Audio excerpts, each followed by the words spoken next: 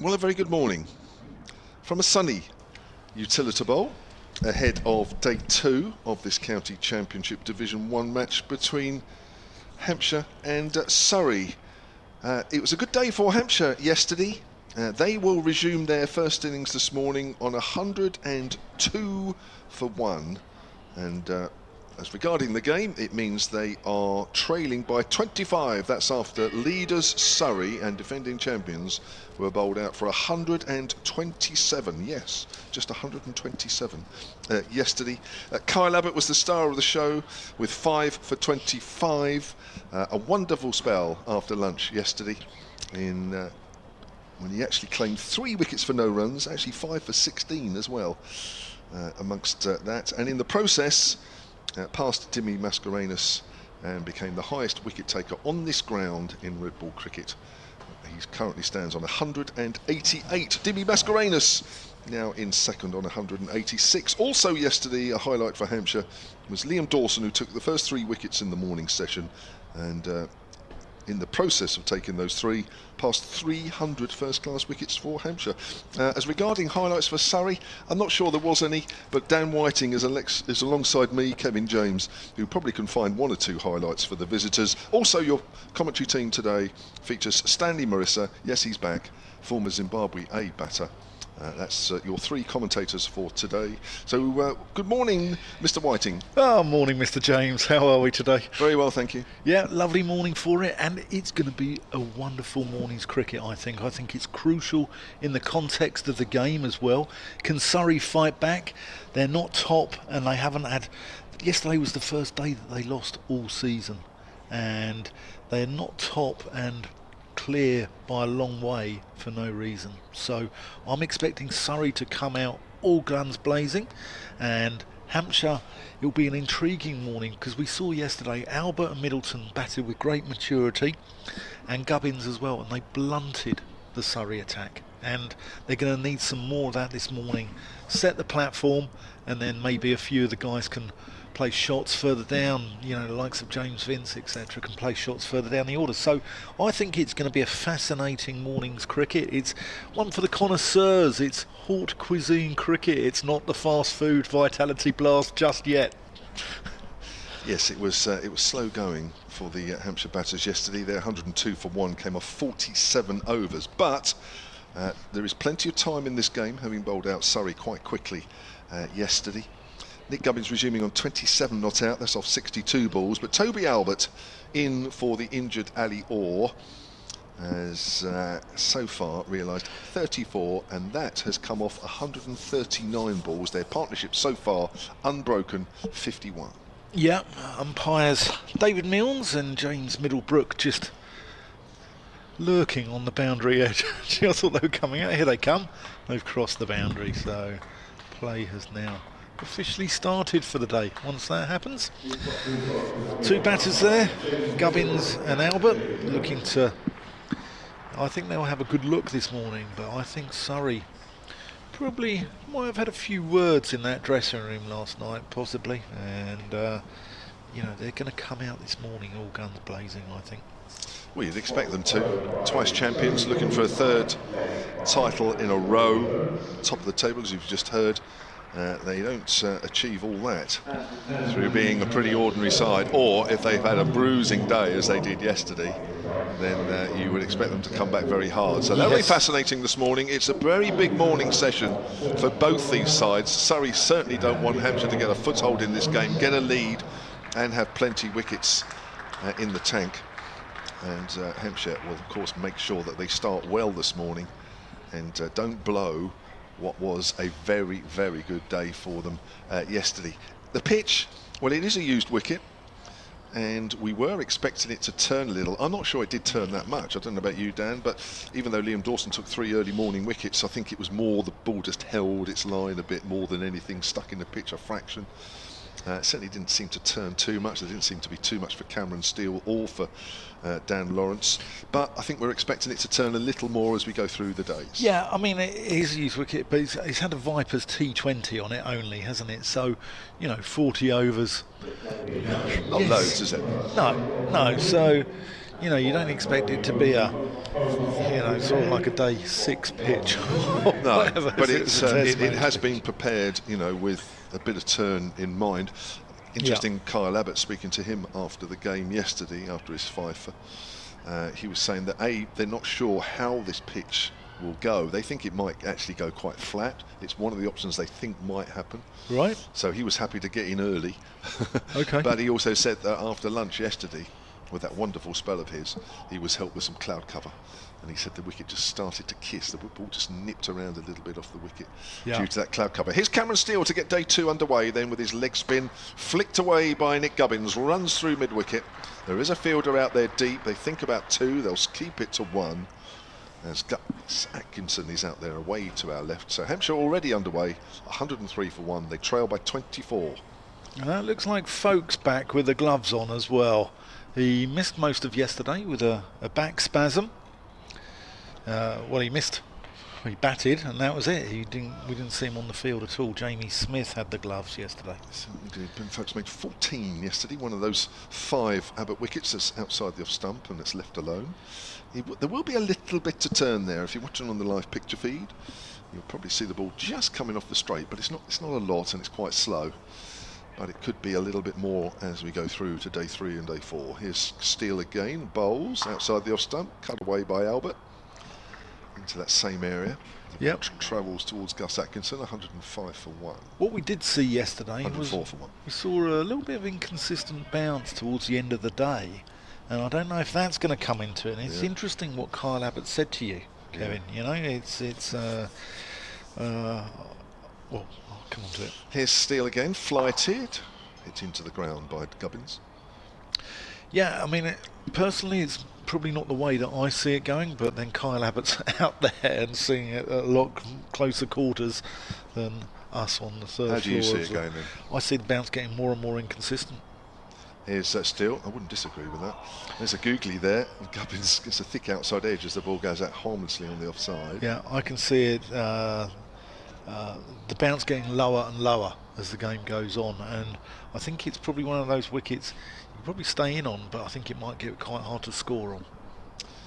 Yeah, that's definitely a possibility. Or a short, pulled away, not timed by Gubbins. You had to get very low on that one because it stayed low.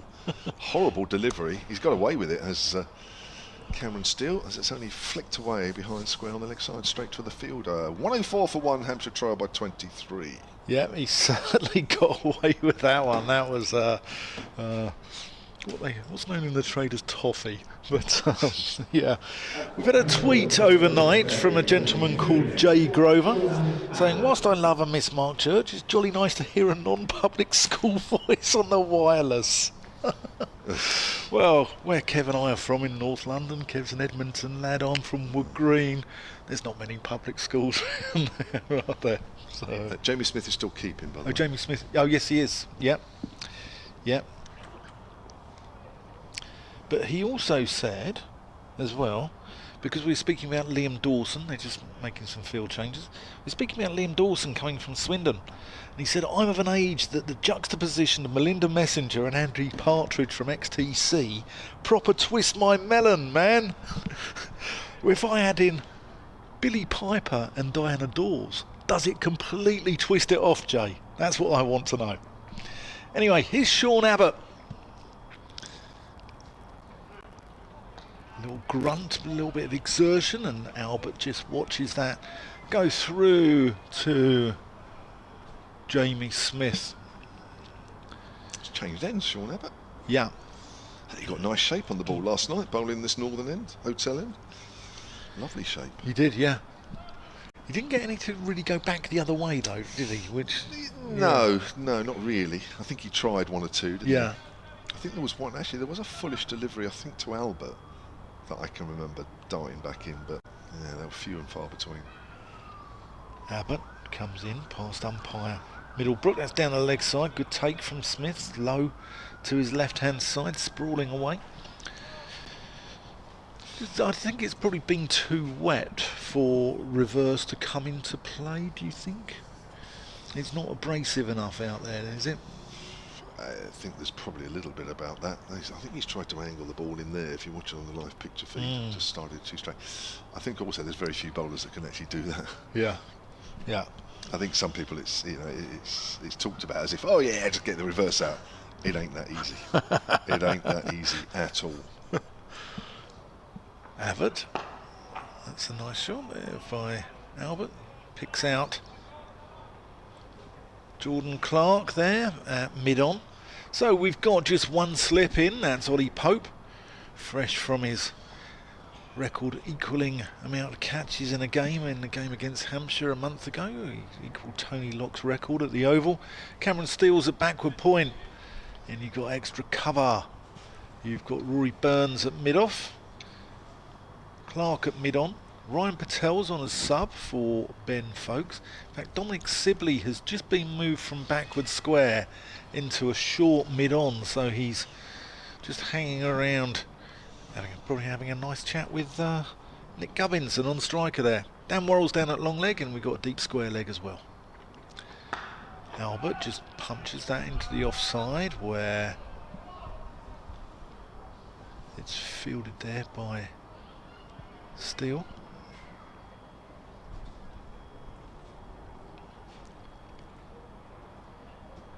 Very pleasant morning here down on the south coast. Promises to be a hot one, I'm told by the people on reception as I walked into the hotel. Ah. Yeah. Well, it was lovely yesterday evening. It was absolutely glorious. Albert just plays that off his legs, goes to Ryan Patel. Trying to see where Dan Lawrence is in the covers as well. Yeah, so it was absolutely glorious last night. I just had my dinner, had a beer with the sunglasses on and the sun beating down. It was just really pleasant, just quiet and nice. Those moments of solitude are priceless in life. Here's Albert. That's just played backward square. Cameron Steele doing the fielding, and Gubbins calls Albert through for a quick single. 106 for one. Yeah, important to keep those singles very much in the front of your mind, because it can be quite easy, as we saw last night, to just get stuck a little bit.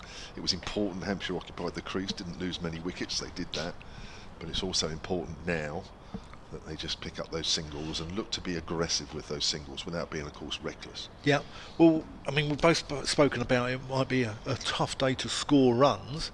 Yeah, I think it might be quite easy to stay there, but it's probably going to be quite tough to score runs. And when they've got a deficit of 22, you know, Surrey's 127, I think every run is going to be crucial. 100%. If come on to it. Got an email here, which I'll read out in a moment, as Cameron Steele bowls and worked up to mid-on by Albert. Just before you come on to that, if Hampshire can get a lead of 100, I think it could be match-defining. I would say in this situation they'll be disappointed with a lead of 100. They will be, but very disappointed. Here comes Steele, flighted. Oh, thick outside edge there. Bit of turn off the pitch, but harmlessly goes out along the ground behind square on the offside. Mark Nanji has emailed solentcricket@gmail.com is the way to get in touch with us today. As always, at Solent Sport on the tweets, or for Dan Whiting. at the middle stump. Driven, again there's a thick outside edge, it's gone to backward a point, this time they'll come through for a single. 106 for one. Mark says, morning all, what a fantastic day of cricket we witnessed yesterday. Kyle Abbott was on fire. I've been a member here for several years and I cannot recall a more exciting and entertaining day of cricket. My enjoyment was enhanced by your wonderful commentary. Oh, it's lovely. Flattery will get you everywhere, Mark. Flattery will get you everywhere, mate. Let's hope for another great day of cricket and hopefully another Hampshire win. That's flicked away on the leg side by the left-hander. And Gubbins will move on to 29, 107 for one. The deficit now is 20. I thought Hampshire were outstanding yesterday, if I'm honest with you. I thought, yes, a few Surrey players will be disappointed in the way they got out. But in the main, they were got out by Kyle Abbott. You know, we saw Folkes, we saw Still bowls. It's driven out. Small runs in the covers here. Sorry to interrupt. Dan. No, sorry. Single takes the total on to 108 for 1. We saw Cameron Steele, get absolute pearlers, and they were actually got out as opposed to actually getting themselves out, and that's credit to Hampshire. Got on a roll, did Toby Albert. Yeah. Helped by Michael Nisa with a couple, and also Liam Dawson with 3. Well forward there is Gubbins, and it goes out on the offside. End of the over. 108 for 1. Hampshire resuming this morning on 102 for 1, so they've added 6, and that deficit now is down to 19. Tommy Vidler has emailed. He emailed yesterday. He's from Norfolk, our friend from Norfolk. silentcricket@gmail.com. If you were listening yesterday or watching, you may remember that he was saying that the only place in Great Britain, England, whatever you want to call it, that's usually drier than the rest is in Norfolk. And why wasn't there a test ground there? Because you could guarantee test cricket when other places, traditional places, it was raining. Well, he's emailed this morning to say, I absolutely jinxed it with my email yesterday because the only place in the UK raining today, you've guessed it, Norfolk. It's Albert from the pavilion end as Albert plonks himself onto the front foot and plays that out to Dominic Sibley.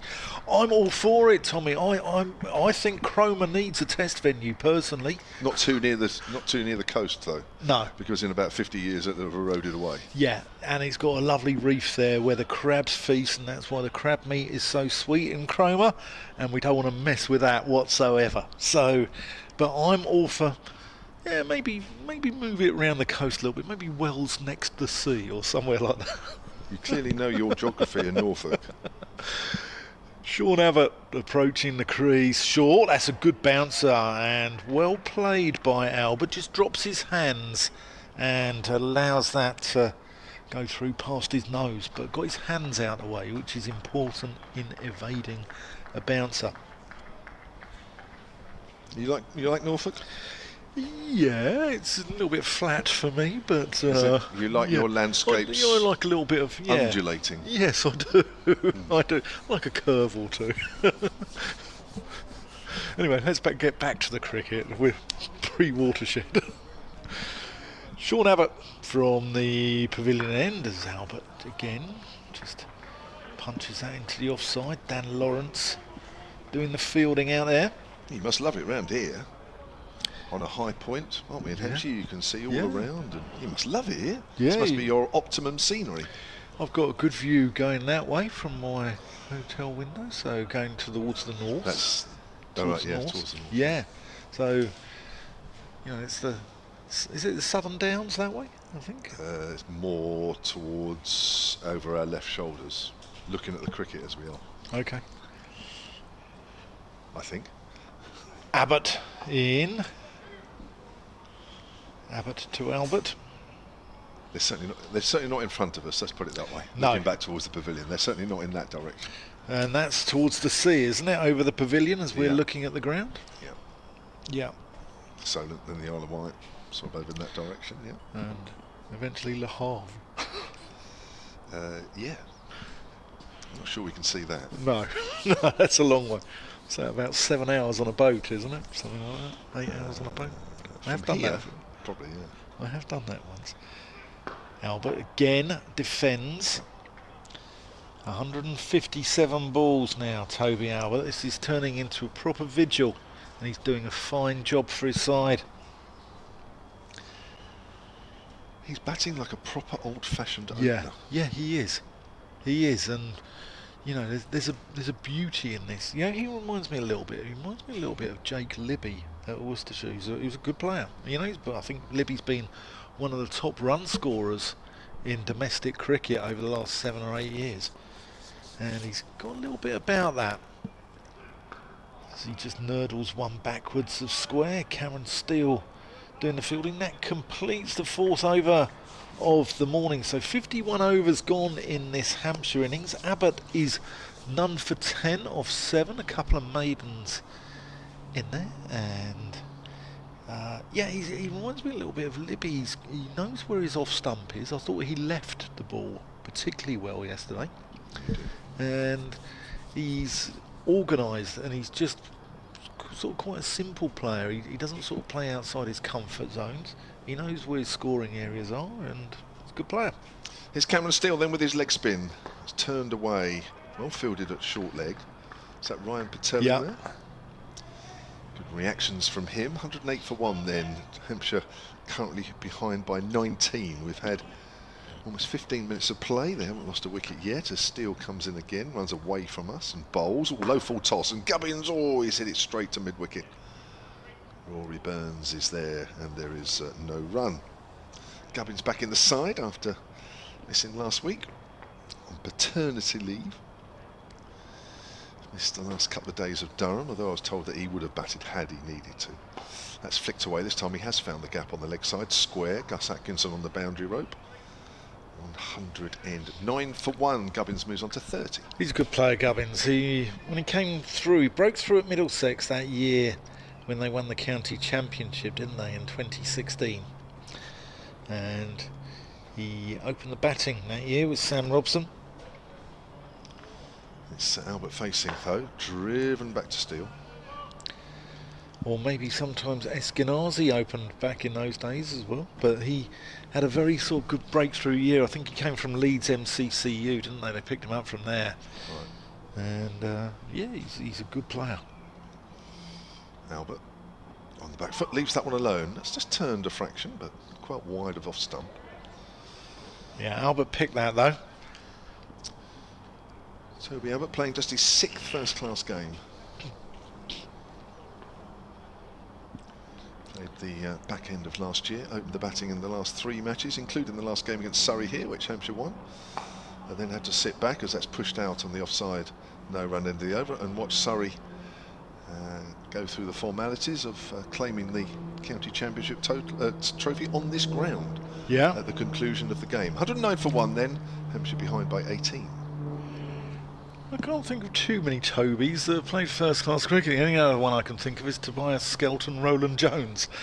Is that his name? Tobias Skelton Roland Jones. Tobias. I suppose Toby, yeah, of course. Yeah. So he goes into my posh 11, Kev. With Oliver Hannon-Dolby in there as well, although Jack Brooks told me Oliver Hannon-Dolby's not that posh because he's from Halifax. So, yeah. So Toby Albert is basically Tobias Albert, you reckon? I mean, I didn't know that. It may not be. It could just be a Toby, a plain old Toby. I'm going to have to look this up. I'm going to have to look it up. We all know him here as Toby. I've never thought of anything other than Toby. Looks like Abbott's going to switch around the wicket to Gubbins here as well. He's looking it up, is Dan. Yep, here he comes in around the wicket, past the umpire. Gubbins just, that's off the thigh pad. Pre-signal from the umpire means it's going to be a leg by. And there he goes up on one leg, like a flamingo. As another one goes on to the total, so 110 for 1 here. According to my sources, he is just Toby Edward Albert. Oh, there you go. Your sources? My sources. There we go. The internet. Basingstoke lad. That's a pleasant shot. That's going to go for 4. I don't think Cameron Steele can stop that. That's very quick down in that part of the ground. We saw it yesterday. And that's a lovely shot from Albert, just waited for that. Yeah, slightly short and slightly wide. Didn't bounce too high, so Albert was able to stay on top of the bounce and keep it down and hit the ball exactly where he was aiming. A little bit of extra bounce, then that gets you in a bit of trouble.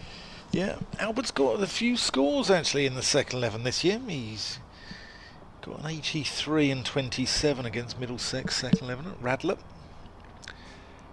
Abbott coming into him, just squares him up a little and the ball squirts out to Cameron Steele at backward point.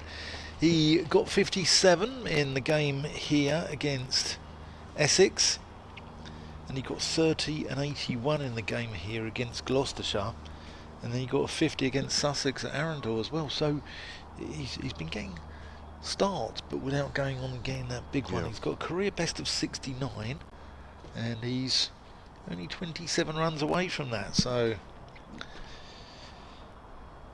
be nice to see him stretch out his career best. Here's Abbott trying to ensure that he doesn't.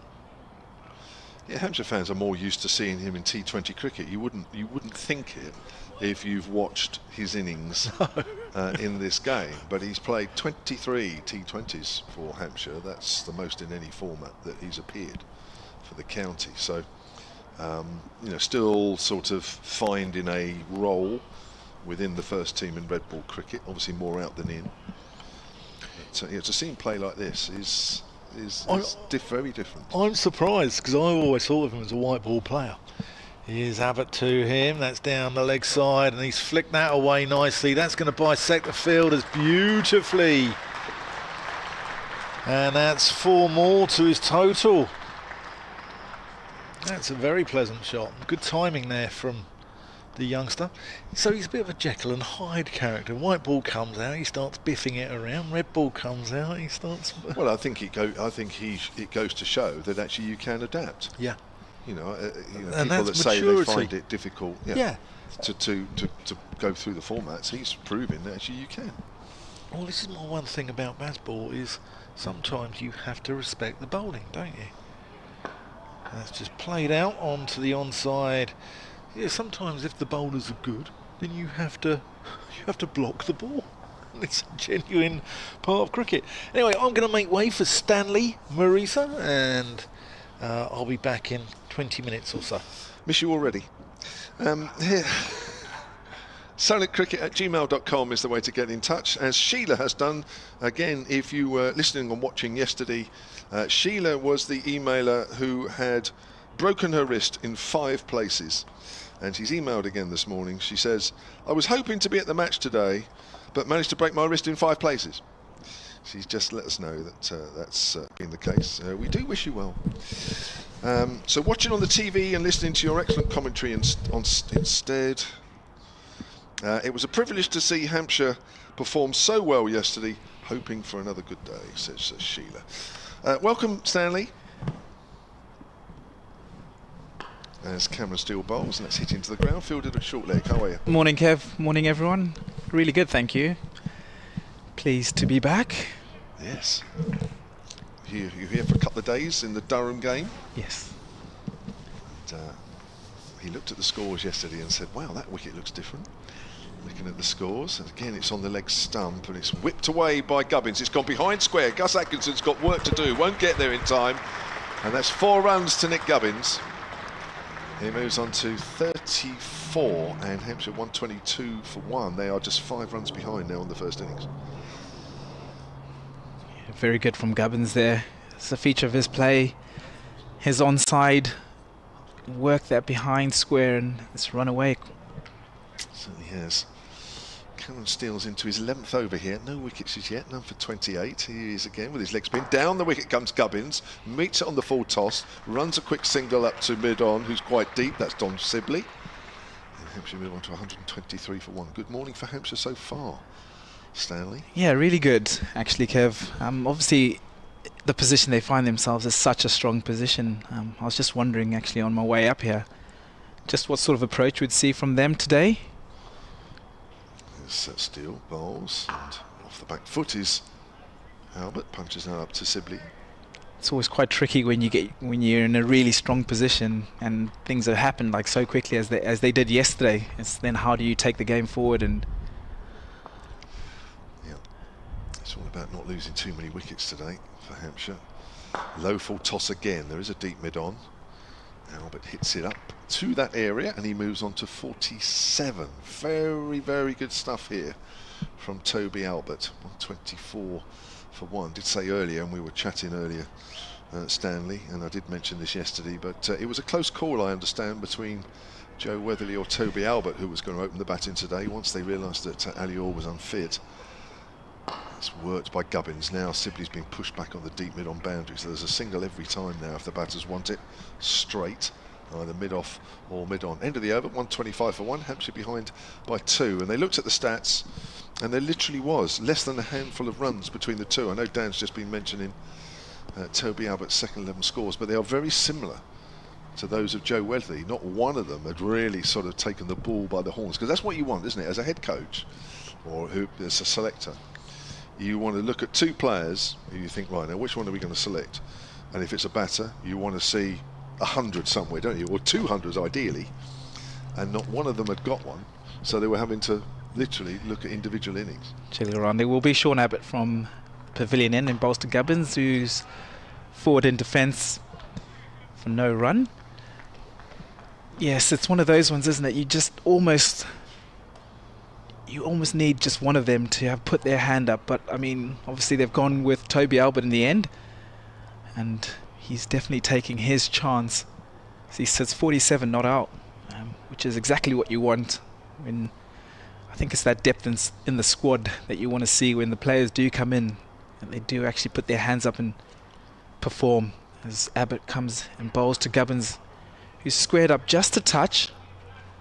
And the ball goes into the offside and there's no run. 125 for 1. So far, so good for Hampshire. Start of the morning on 102. And unscathed as we stand, Nick Gubbins and Toby Albert. So the field as we see it is slightly spread. There's a slip in place, a short mid-wicket, a wideish slip actually, probably standing about third slip. It looks like it's Ollie Pope as Abbott bowls to Gubbins down the leg side and doesn't get anything on it. Jamie Smith does the work. Yeah, good partnership between these two. 74 runs, I make it by my calculations. 51 they came together. I think that is, isn't it? And there it is, if you're looking on the live picture feed. Thank you, I just spoke a couple of seconds too early. I should have waited. 74 these two. 51 opening partnership between Albert and Middleton. Yes, I think the order of the day for Hampshire will just be to bat as long as possible. As Abbott bowls and Gubbins pushes this into the offside and almost sets off for a single, but decides against it. Looking busy at the crease again this morning, Nick Gubbins. So reliable for Hampshire. They would have missed him last week actually, and then with the injury to Tom Prest, that wouldn't have helped. Obviously sad news that Tom Prest is not going to be around for a little while. He was just starting to find some good form, but obviously when you have a player of Nick Gubbins' quality coming back into the side, that sort of makes up for it, and he's looking pretty good today. 36 not out today and yesterday. As Abbott runs in past umpire Middlebrook and bowls again, back of a length, no run. Well, you're right, and I think the more impressive thing about Hampshire's win at Nottinghamshire in a low-scoring game, they did it without one top-order batter in both innings. And in a low-scoring game, you know that you know, every batter, every innings is vital, and to have done it without their number 5, who, as you say, is in reasonable form, and he is, was made that win even more excellent. Yeah, it would have been a bit tricky when they were sort of going into the last day with 5 wickets down, and things can go either way really. As Abbott bowls again, Gubbins. No running, and that will end the over. 125 for 1, Hampshire. Well, few demons in this pitch at the moment. Probably as much to do with the ball as anything. How often is it said that once the ball gets a little softer, then any imperfections are kind of just ironed out until the second new ball comes along, or the third new ball if you're in the field ages, and things start to liven up again. But at the moment, this ball is 55 overs old, and what we've seen this morning is that yes, the pitch is a little slow, but there doesn't seem to be too many problems for the batters out there. In fact, I don't think I can recall a player miss yet. And we've had nearly half an hour's play this morning. So far so good for Hampshire. They're still 2 runs behind though, as Cameron Steele bowls. That's cut away by Albert. He's found backward a point, and there is no run. So Toby Albert is 47, having been 34 overnight. Nick Gubbins is 36, having been 27 overnight. And talk about half an hour plays and what have you. First half hour, Hampshire have safely negotiated as well forward as Toby Albert, and certainly for the next 25 overs until that second new ball is due, you would think we're not going to see too many demons here, and they bat sensibly, keep concentrating. No mix-ups in the run-outs, then Hampshire will have a lead, certainly. Quite what lead, we'll have to wait and see as Albert drives down the ground and moves on to 48, and Hampshire now behind by 1 at 126 for 1. That one wicket last night. Fletcher Middleton, a little bit unlucky. I don't know if you saw it. I did. Sweeping Dan Lawrence, Yeah, and almost off the face of the bat through to the keeper, Yeah. standing up. It's a strangle. Do you see that? Oh, yeah. There's Never, nothing. do you? No. Were you ever out like that? No, I've been strangled down the leg side before, but not in that sort of fashion. No, Not not playing down that shot. sweeping. No, No. that was really unfortunate. Yeah, very, very unlucky. Good catch though from Jamie Smith, and Jamie Smith is back behind the stumps this morning. Ben Folkes suffered a back spasm, we're told, yesterday, so we wish him well. Just trying to get the mid on right here, or maybe Rory Burns is having a chat with Cameron Steele, trying to get a little bit closer to him as he was doing so. Here's Steele then, flicked away by Gubbins. That's an easy shot. That is absolutely meat and drink, isn't it, for a left-hander? That's 126 for 1. The applause is because the scores are now level. Sorry, 127 for 1 are now level in the game, and Hampshire have 9 wickets in hand. We know Surrey will come back hard today, but I think even they'll look at this pitch and say, that looks a bit flat at the moment. There's the googly, but safely negotiated by Toby Albert, because this pitch is quite slow, you can play off the pitch. Yeah. If it's a little shortcut, you can just see it turn. Other pitches where it's a little quicker or a little bit more balanced, you don't have that reaction time, but on this pitch you do. Needs to be a little fuller from Cameron Steele if he's to make that work. That's very short, and that's cut away by Albert, who moves on to 49.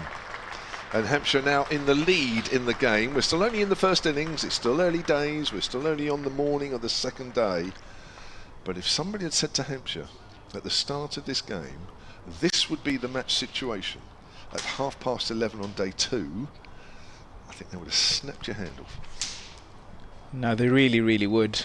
Considering obviously it's a game against Surrey, one of the main rivals, top of the table Surrey. They would have come here. Well, they come here on the back of 4 wins and on the trot, so yeah, to bowl them out for 127 is fantastic effort. But it's now about making sure that you press home that advantage and don't let them back into the game. And like you say, Kev, so far so good this morning. Sean Abbott continues from the pavilion end and bowls to Toby Albert, who pushes this into the onside, and that will be 50. So a really, really mature innings from Toby Albert. He brings up his 50 off 173 balls. So we spoke about it in terms of what you needed in an old-fashioned innings, and he's brought up his second first-class 50. Well played. And there's probably no requirement for him to actually get any quicker. It is a low strike rate of under 29, but it doesn't matter. Second first-class half-century for Toby Albert. Abbott bowls to Gubbins, and Gubbins drives and slightly off a thickish inside edge and no run. Toby Albert, as mentioned, coming into the side for Ali Orr, who suffered a back spasm on Thursday. We mentioned that it was a sort of decision between Albert and Weatherly as to who would take the place of Ali Orr, and they decided to go with Toby Albert, and he's vindicating that decision and taking his chance. 129 for 1 now, Hampshire lead by 2 as Abbott bowls to Gubbins, who defends this into the offside and no run. Ollie Pope comes in to clear up. Yeah, so Kev, pretty good from Toby Albert. Exactly what, as you mentioned, exactly what Hampshire would have wanted, and he doesn't need to change much.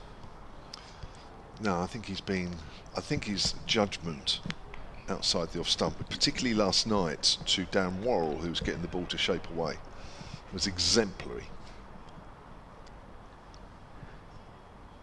Could have quite easily have touched one of those and the ball gone through behind the wicket. As Abbott bowls and short to Nick Gubbins, who gets out the way. Yeah, I was listening to you on the feed yesterday, and you did mention quite a few times his judgment outside off stump and how good it was. We know what Dan Worrell does. He looks to find that outside edge and he looks to shape the ball away, so you have to be tight. Yeah, your judgment has to be good, and by the sounds of it, Toby Albert was spot on yesterday. I would say it's been as good as certainly any batter this season from a Hampshire point of view. From an opening point of view, probably as good an exhibition of leaving the ball outside the off stump as there's been for a while. Abbott runs past umpire Middlebrook, and Gubbins again defends this into the offside. I think that's what you want, right? You want squad depth. You want your squad players to be coming in, and you want them to be asking questions of the people that are actually in the side. You know, so if Albert can come in and score runs, that just makes, I guess, it pushes up the competition in the squad, and everyone's performance levels go up, don't they? It certainly does. Be interesting if he gets 100 here. That's what I was thinking. Mind you, both Orr and Fletcher Middleton have also scored 100. Yeah, they have, but like we say, it's exactly what you want. Is Abbott starts and then pulls away, and umpire Middlebrook signals dead ball. I'm entirely sure what happened there. Beautiful day here. There was a cloud around quite a bit yesterday, especially after lunch, which Kyle Abbott mentioned was maybe one of the contributing factors to him running through that middle lower order of Surreys. But this morning, beautiful. Sean Abbott bowls to Nick Gubbins, and a mirror image of the ball before, and no run defended. That ends the over. It's 129 for one, a good one for Hampshire. Toby Albert bringing up his second half century.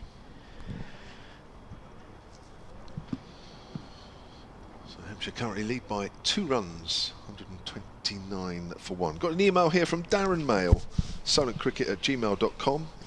Darren, who signs off by saying, enjoying the sun in the Shane Warne stand. It's just up at the far end of the ground to the right as we look. Yesterday in the Northants game against Yorkshire, a Broad bowled a bean. Oh. I looked it up actually. There is a Broad playing for Northamptonshire, because I thought I'd never heard that name. A few years ago, I remember Pepper bowled Salt. Have we any more of these that you or anybody can think of? It's all rather holy here, he says, because we've got 2 Abbotts and a Pope on the thing and on the field, and a Vicar of Sibley, he says.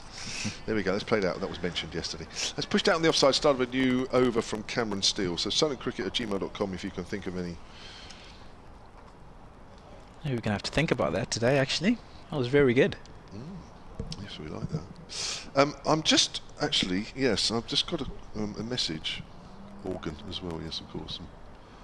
Mahmood Hammond. All right, yes. I've just got a message to say that we're not going out on the BBC Sport website, and I know why. So apologies if you listen live into the live picture feed. I'm going to have to apologise certainly, because in a minute you're going to hear a series of beeps over the feed, because I've just remembered what I've done. And it's a very elementary mistake. I'm not going to say what I've done, because the guys here are going to laugh their heads off. That's driven up to mid-off by Albert. So you might just lose us for a second. In fact, you won't lose us, actually, because I've just realised on the live picture feed you'll still hear us. So you will hear these beeps right now.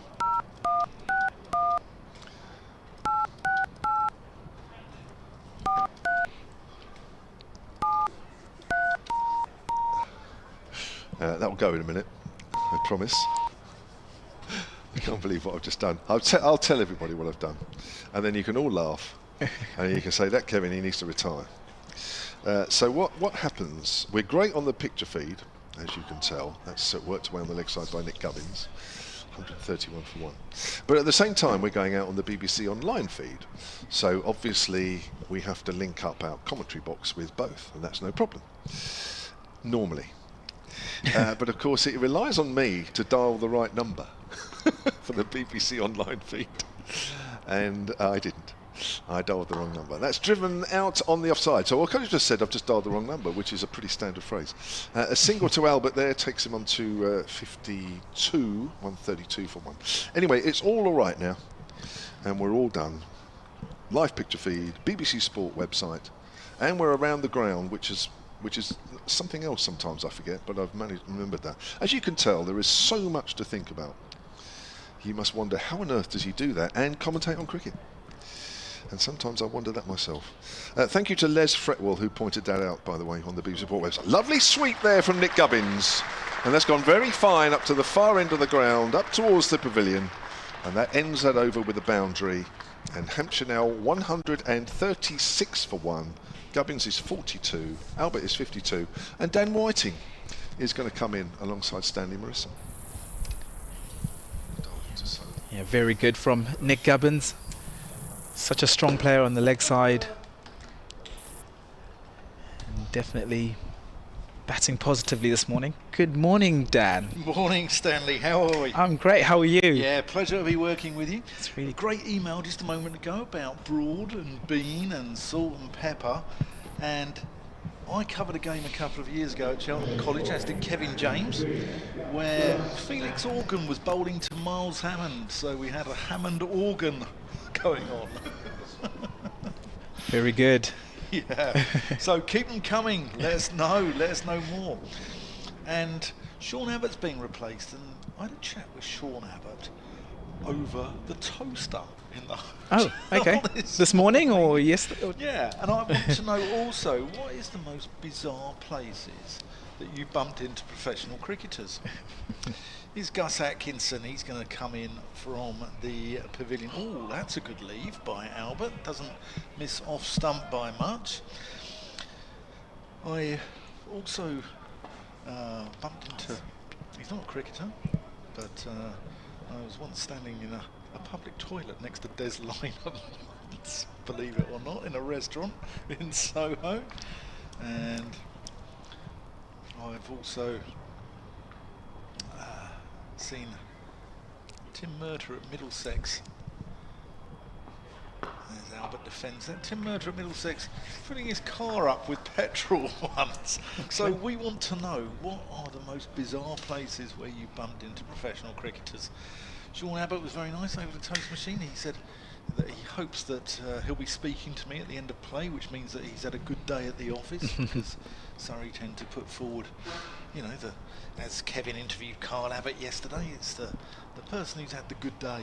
Here's Gus Atkinson in, and Albert doesn't get that where he wants to. He's aiming offside there, and the ball goes out to Jordan Clark at mid-on. Stanley, a lovely day for it. Yeah, really. Oh, it's perfect, isn't it? Perfect from a Hampshire perspective, I guess. You know, the sun's out, the pitch is looking pretty good. It's Zimbabwean weather. It is. Probably, I don't know, maybe 10, 15 degrees less, but yeah. In terms of blue sky, it is. Atkinson. Oh, that's a good delivery to Albert. Bit of extra lift there, extra pace from Atkinson, and goes through. And Zimbabwe cricket is it in a good place at the moment? I think they're going through, I guess, a rebuilding phase for a while. They have been going through that for a while. Actually, they've sort of starting to lose a few of their senior players now, and they've missed out on a couple of competitions. Actually, a few T20 World Cups and the 50 over World Cup as well. They missed out. So Atkinson, Albert gets up on his toes, defends. There's a few good young players coming through. Yeah. But I think it's gonna be a little bit of a phase. I think what you'll probably find is that there's a lot of the players that I actually played a lot of my under-19 cricket with are actually coming towards the end of their careers. So the Brendan Taylors, Sean Williams, that kind of mould of players. And then now you've got quite a lot of young players. So there's not a lot in between, if that makes sense. But Brendan Taylor had a spell at Nottinghamshire, yeah, he did. I think there was an incident where he ended up asleep in a complete stranger's car outside the ground. That's another short delivery from Atkinson. That's just let go through to the gloves of Jamie Smith. And, you know, I think it sort of led to a few jokes going around, because he just used this bloke's car as a sort of a bed for the night. And, you know, I think there were a few jokes going around about Stuart Bed and Broad and Samet Hotel and stuff like that. So, but Zimbabwean cricket, it's, you know, they had that golden era, didn't it, sort of 25 years ago, when you had the Flowers, Henry Alonga, his streak, you know, people like that. The Rennie brothers. Yeah, they did. They did. It was definitely a good time for them. And actually managed to compete quite well. And there's going to be a change of bowling actually from the hotel end. It's going to be Dan Lawrence with his off breaks to bowl to Nick Gubbins.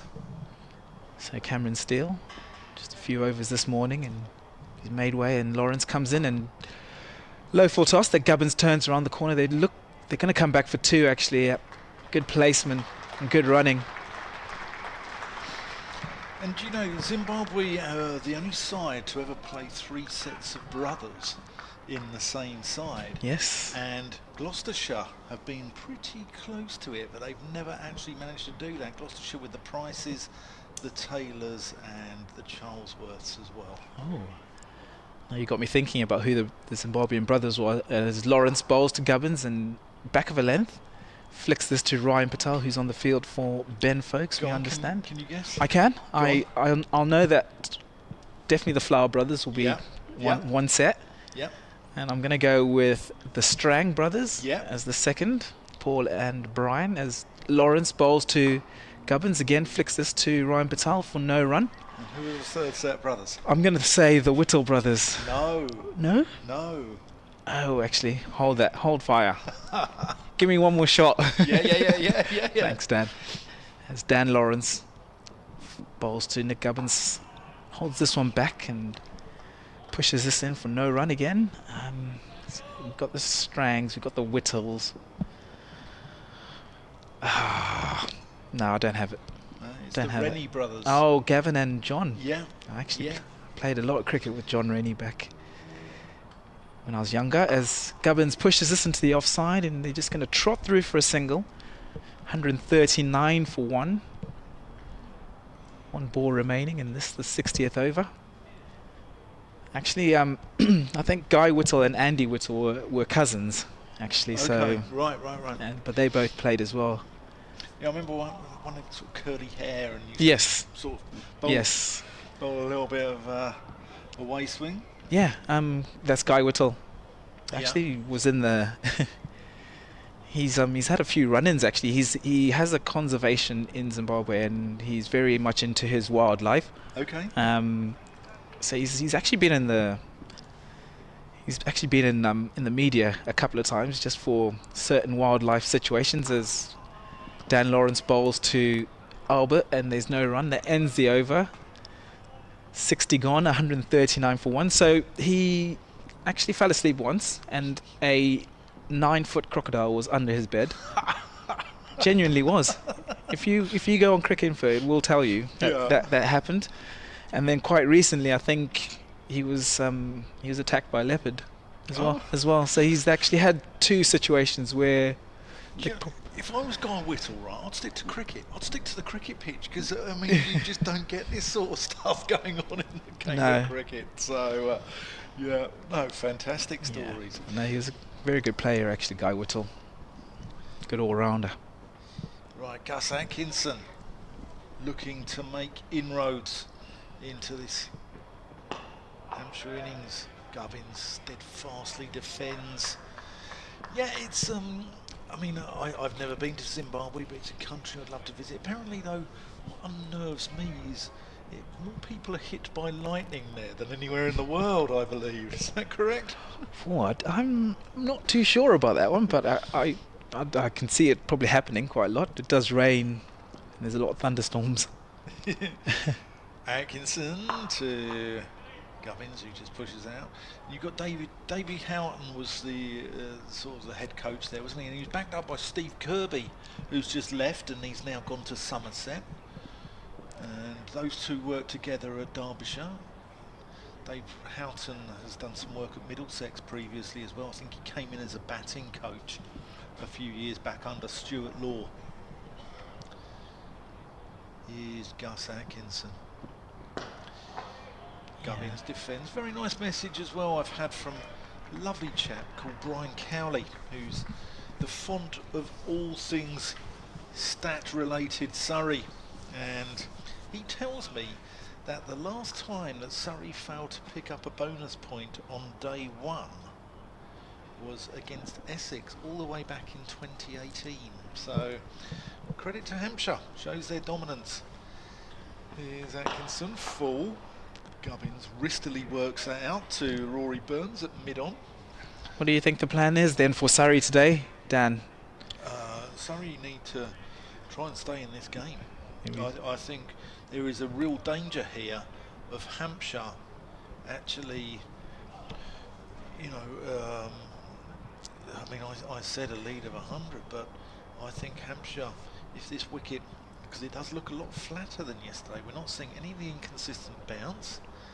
Atkinson comes in, that's just open the face, run back with a square. Gubbins thinks about 2, but Sibley's quick.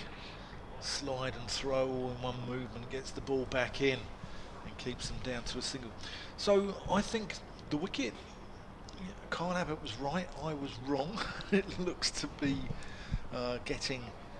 improving for batting. I also think the outfield has quickened up considerably since yesterday as well.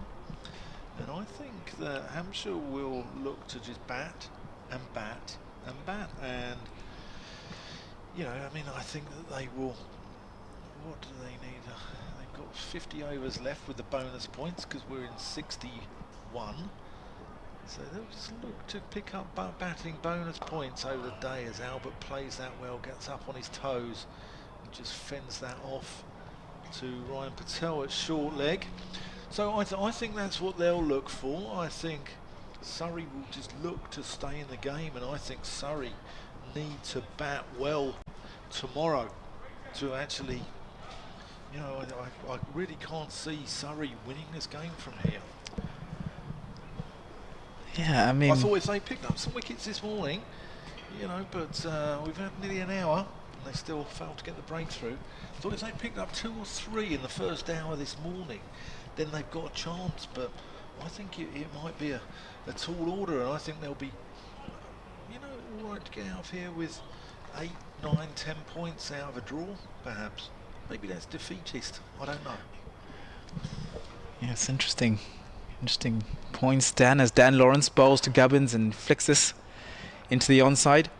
Yeah, it's an interesting point you raise. I'm not sure if, I guess Surrey, knowing the way that they play, they'll probably be looking in a positive manner and trying to maybe get something. Yeah, they were. I mean, I think the sort of the thought process from the team. I'll come on to it after this ball.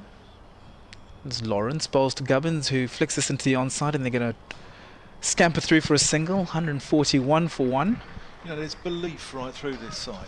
There's belief with Surrey, as you'd expect. They've won the championship twice in a row. They're 18 points clear. There's an easy jet flight, just takes off from the airport over there. Someone on from their holidays. But yeah, there's real belief. There's real belief in this Surrey side. You can probably hear the jet going off as Lawrence bowls to Middleton, who drives nicely and picks out mid-off. Yeah, so, but I do think it's going to be a tall order. I mean, I can't see how they're going to win the game from here now. Dan Lawrence bowls back of a length and Toby Albert back. Yeah, it's interesting you raise the point about the pitch and how it's probably maybe changed from what you saw yesterday. Yeah. What we tend to see here is that the pitch actually gets better as the days go on, and probably gets a bit flatter as Lawrence bowls and Toby Albert pushes this into the offside. So that's actually going to be interesting on a Hampshire perspective in terms of how they sort of try and take the game forward. Obviously things happened quite quickly yesterday, and they managed to bowl Surrey out within 47 overs. So they bought themselves a bit of time, but I'll probably think that they will try and press the scoring on at some point today, as Albert pushes this into the onside, and no run.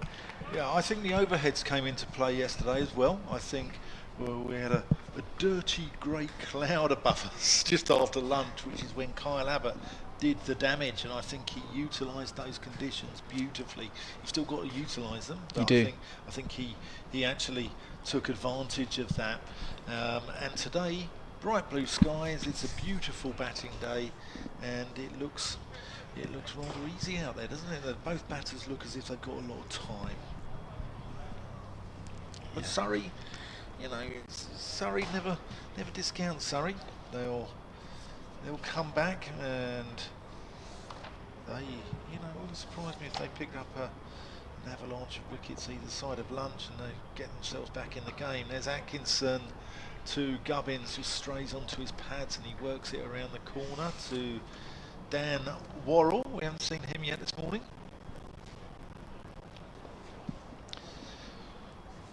Yeah, so that's the only way I can see Surrey actually giving themselves a chance is by picking up, 2 or 3 before lunch, and then 2 or 3 quickly after lunch, and keeping Hampshire's lead to around 100, and then batting and batting and batting, and then if they get 400, setting Hampshire a rather difficult 300. Atkinson to Albert, who nudges that into the onside. Jordan Clark doing the fielding there. But as it is, the lead's 15. There's still 9 first innings wickets in hand for the hosts. So, I can see Hampshire's lead here today, maybe by the end of the day, possibly being 200, 250 maybe. Atkinson, sure, Albert again plays that well, but there's no real pace in the wicket. I mean, even Atkinson, who's the quickest bowler on display in this game, he's trying. He's working hard. He's trying to bang it in, but Albert's just rocking onto his back foot and playing it into the ground quite comfortably, isn't he? Yeah, I think that last delivery is probably a good example of. Without a shadow. Yeah, without a shadow. Here he comes. Albert again gets on the front foot. So, but I think Hampshire, likewise, Surrey won't bat as badly as they did in the first innings. I mean, that's harsh. That's actually taking something away from Hampshire, because I thought Hampshire bowled very well. But a couple of Surrey players will be disappointed in their shots. But I don't think Surrey will be 127 all out in their second innings. I'd be very surprised. Atkinson, bouncer, Albert evades it, goes through to Jamie Smith. Yeah, but it'll be interesting. Yeah. I think it's beautifully poised, this game. It'll be interesting to see what way it goes. Yeah, well, it's certainly advantage for Hampshire, and they will look to press on for sure and bat themselves into a really strong position and try and bat Surrey out the game, I guess. Yeah. Yeah, I think that's their modus operandi. That's just played into Ryan Patel at short leg on the bounce, and Hampshire 142 for 1, Albert's 52. He's batted for 3.5 hours now, and Gubbins is on 48. He's faced 103 balls. Dan Lawrence, the only Surrey wicket taker, he's 1 for 31 off 12, having had Middleton really well caught, actually. I know Middleton was unlucky to get out, but Jamie Smith, it was still quite a reasonable edge, and he had to move his gloves quite a long way. So it will be Dan Lawrence to continue from the hotel end, and bowls to Gubbins, who drives nicely, and they scamper through for a single. At one point, Cover was about to probably cut that off, but good placement and good judgment. Yeah, simply attacked that well.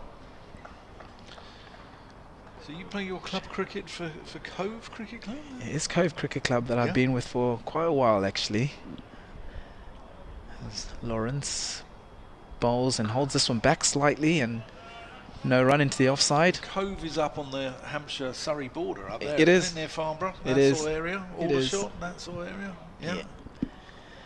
Yeah, so at the moment my work commitments are sort of limiting my weekends, so it's just trying to find the time.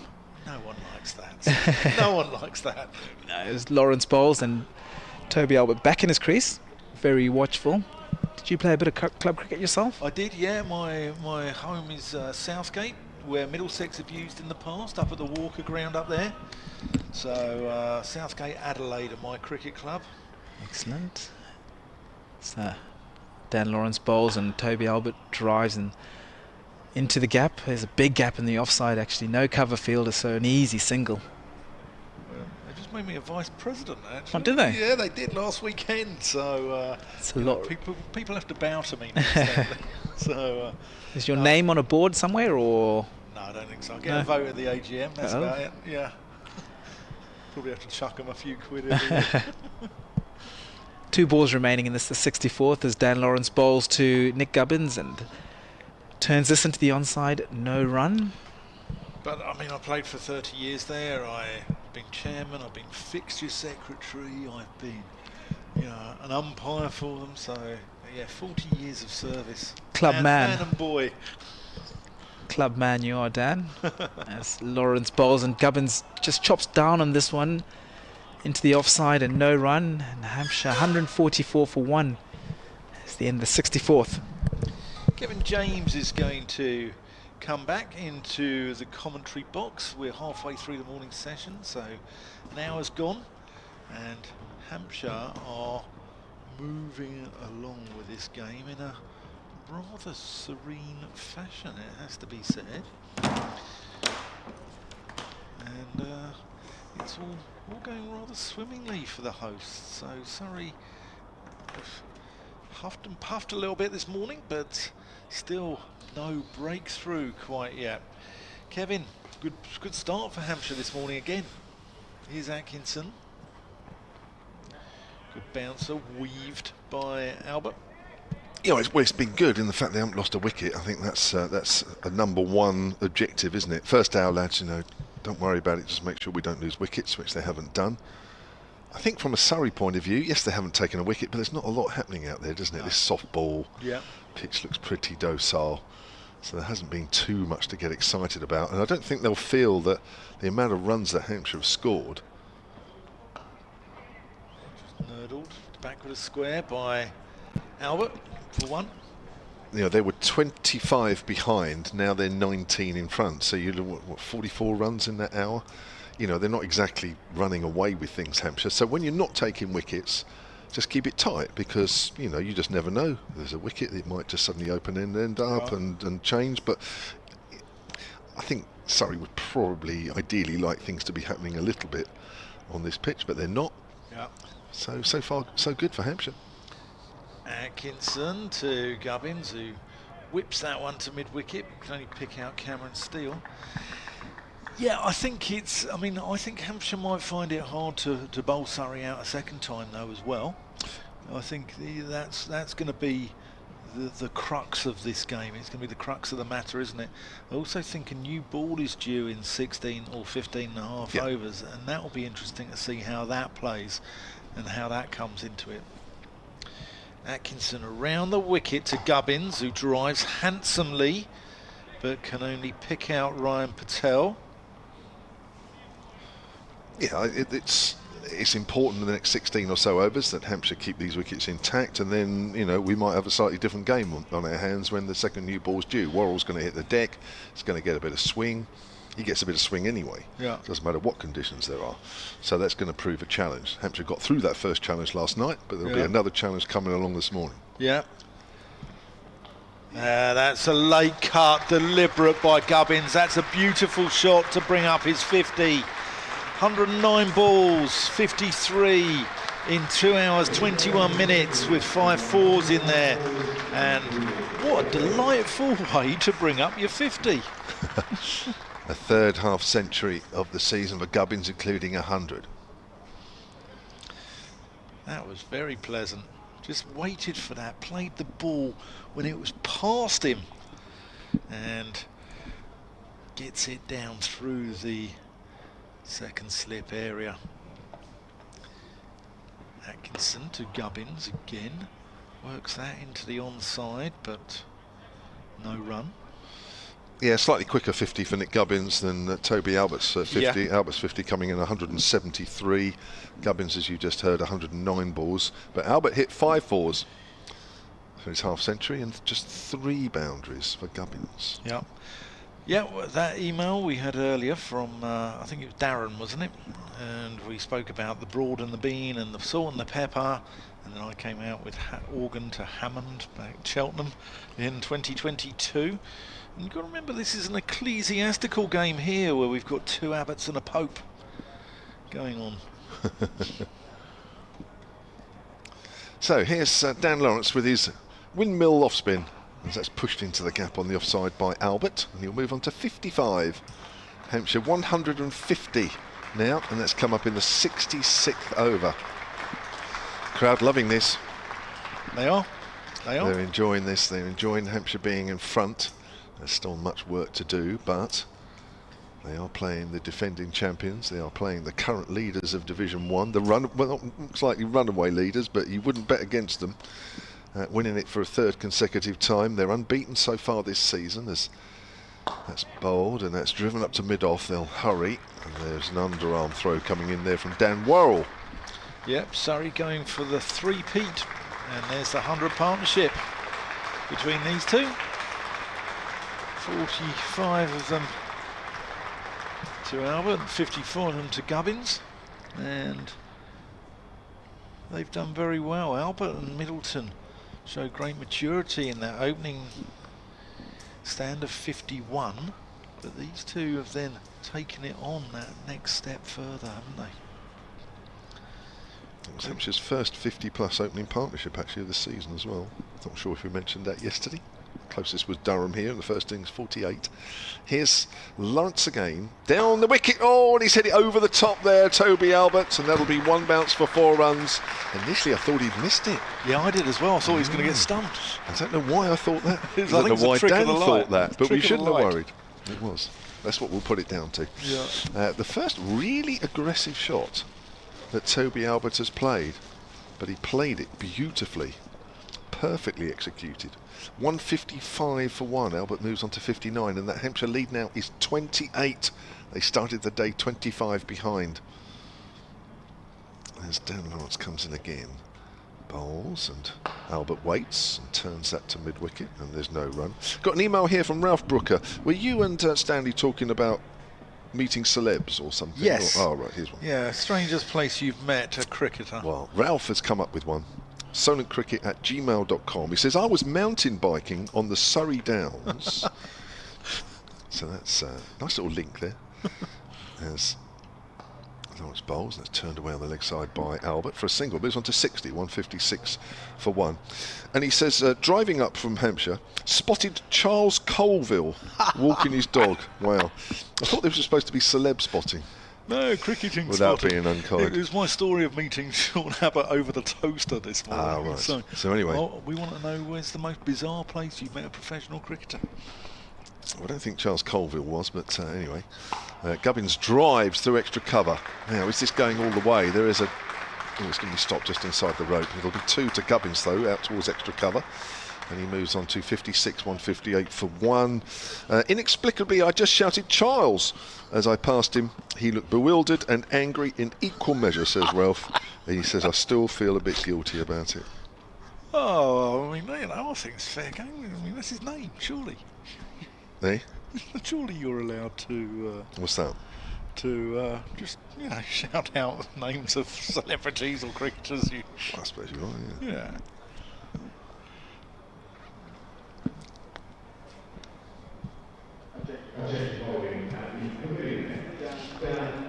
Great email from Ralph there. Superb email. This made me chuckle.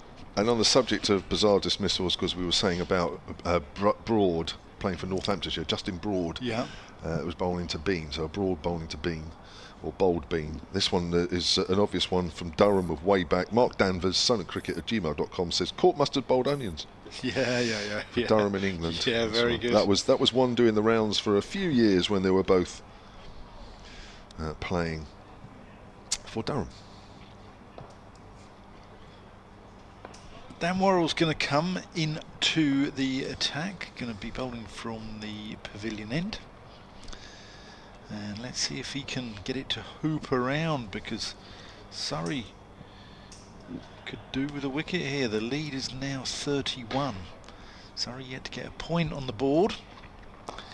As that, again, the shape takes that off the outside edge towards Dan Lawrence at Gully. He was tidy in his first spell yesterday, wasn't he? 10 overs, Yep. none for 11. Got the ball to swing away mainly to Toby Albert. We've already talked this morning and last night about how well Albert left the ball just outside the off stump. Maybe much to the frustration of Dan Worrell. But even for Worrell at this stage to be wicketless is something. Yeah, it's not often. You've seen him this season without anything in that last column of his bowling analysis. Bowls to Albert again, who defends gun barrel straight, and the ball hits the stumps at the non-striker's end.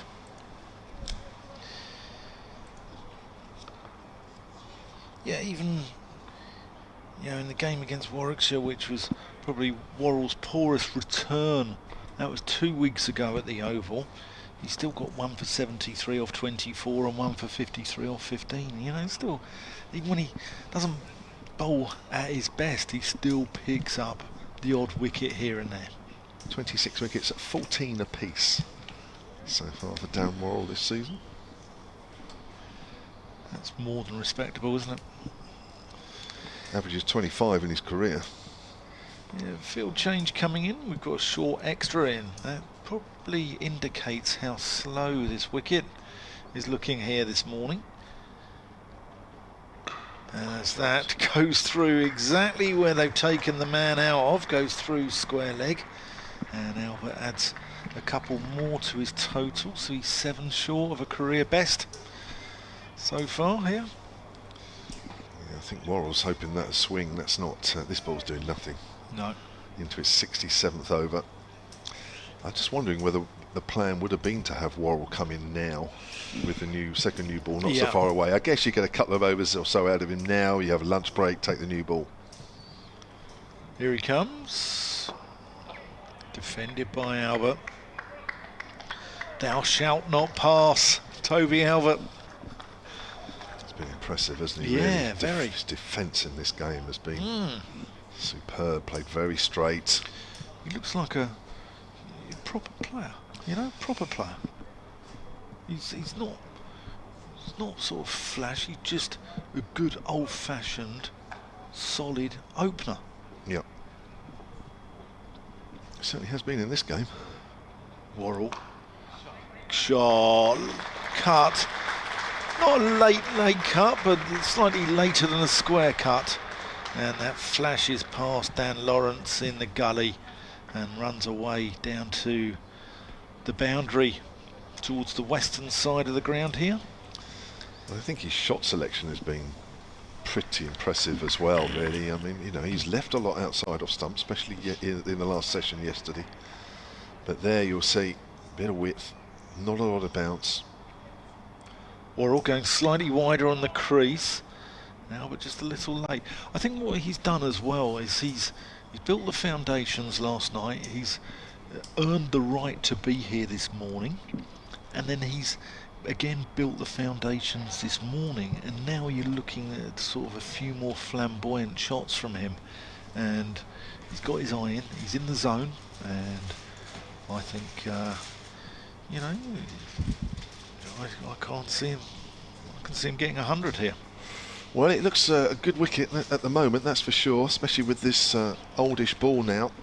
Whether it stays this way, I think after lunch we'll get a slightly different game with that second new ball. But until then, Hampshire are going along nicely. They are 37 in front now. Dan Lawrence is just trying to place his deep cover fielder in the right position. He's round the wicket to the left-hander Gubbins. He's bowling off spin, of course. Comes in again and bowls. Gubbins cuts it away. It's gone out to the fielder in the deep, 165 for 1. I'm not sure if you had a look at the other scores around the country so far this morning. No, we haven't, no. Durham taking on Somerset. Somerset were bowled out for 171. Durham in reply have a lead. They have 251 for 9, having resumed this morning at 177 for 6. So they have lost 3 wickets, but they lead Somerset, who currently sits second in the table, by 80 runs with 1 first innings wicket remaining. David Beddingham there, I believe he didn't get 100 in the first game, which was more or less a washout. He's got hundreds in every game since then. Got 100 against us. Yeah. 2 weeks ago, yeah. Or, yeah, 2 weeks ago. Here's Lawrence again. He's round the wicket. It's hit hard out on the leg side, behind square by Albert, who moves on to 67. Essex still batting on the second day in their game against Kent. They're now 377 for 4. They haven't lost a wicket this morning. They started 287 for 4. And Jordan Cox is 94 not out. And Michael Pepper, who was mentioned in an email earlier, he is 81 not out there for Essex, who sit third in the table. Driving is Gubbins. Oh, he thinks about a single. He has to hurry back here. Toby Albert dives in. The stumps are broken at the bowler's end. Well, Gubbins was off. Albert was accepting the call, and almost immediately Gubbins said no. And fortunately for Albert, he was back in time. That was a little bit of a worry. He did well there. Albert could have so easily have slipped. It's very green just off the main wicket here. But Albert managed to keep his feet and turned, and he's home. Having one or two microphone problems. Joe from saying coming through a little bit quiet. Here's Lawrence bowls. That's turned away by Gubbins, square on the leg side. 167 for 1. Warwickshire, Lancashire, there was very little play yesterday. Warwickshire were 89 for 3 overnight. They've moved on to 120 for 4. And they're just underway now between Worcestershire and Nottinghamshire. No play yesterday. Worcestershire 31 for 4. Those are the Division 1 scores, and you're up to date. Ben Redwood working for Surrey. He's not down here at the moment, but he said he had a great interaction with James Bracey in the sea off a catamaran in Malta in October 2021. He was lovely as always. There you go. Cheers, Ben. That made me chuckle. We've got another beauty here from Brenda. I think it's the same Brenda that was having a guess at Dimmy Mascarenas yesterday in our quiz. Suncricket@gmail.com. She says, sorry, there's no break. There's a break in play. They're just trying to get the field right here. Does getting a kiss from Matty Hoggard outside our hotel in Barbados after he got a hat-trick count? Of course it does, Brenda. Of course it does. How lucky were you? Yeah. Quite a few changes in the field here. Rory Burns, has he put himself at first slip? Yeah, he has. That's unusual. I don't think I've ever seen him field at first slip before. No. And Pope's gone into leg slip. 167 for 1 then. We've had an hour and just over an hour and a quarter's play this morning. Hampshire moving on from 102 for 1, so they haven't lost a wicket. As Lawrence is round the wicket, Albert's forward. That goes out to mid-wicket. I think this goes to show the turn there, because Rory Burns has left the covers open here. Lawrence is going around the wicket, and if it's turning a lot, I think he's looking to possibly spin one back through Toby Albert's gate. Once again runs away from us. Bowls and pushed forward there. Albert can take a quick single. Gubbins was slightly on his heels. Accepts the call. Comfortably home in the end. 168 for 1. Gubbins moves on to 58. Albert is on 68. Hampshire's lead is 41.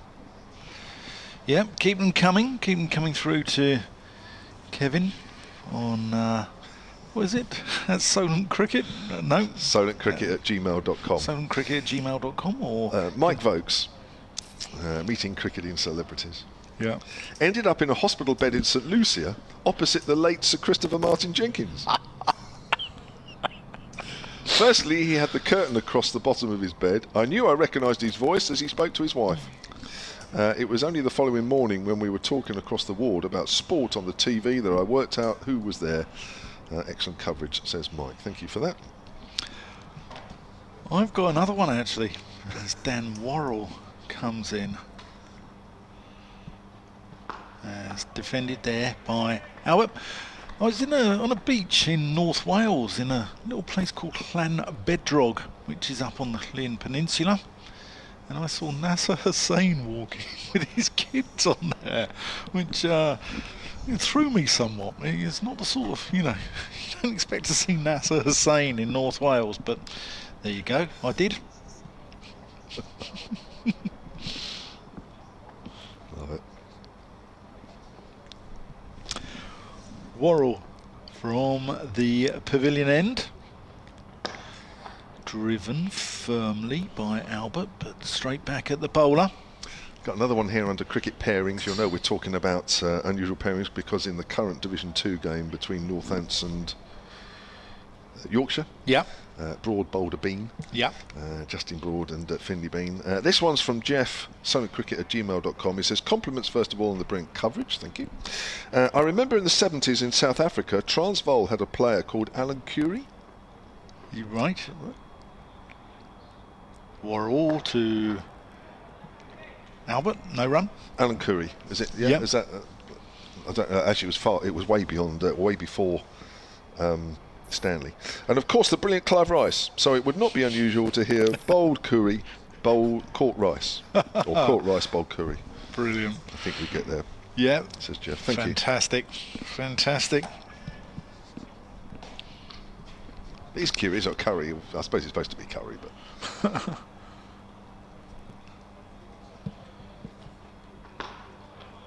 Defended, no run, and didn't we have, I think in the 81 Ashes, didn't we have Lilly caught Willie bowled Dilly?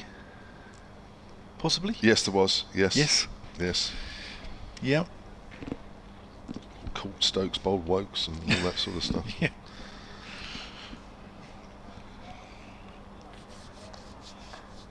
Yeah. In the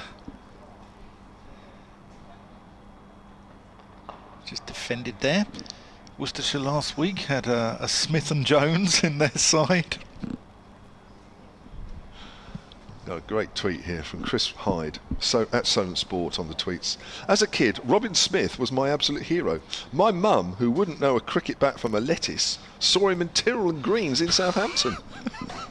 That's now John Lewis, by the way, and other department stores available. And recognised him from the poster on the wall in my room. She nabbed him for an autograph, which I still have, says Chris. Wonderful, wonderful stuff. Here's Dan Worrell. Just tickled round the corner there by Albert.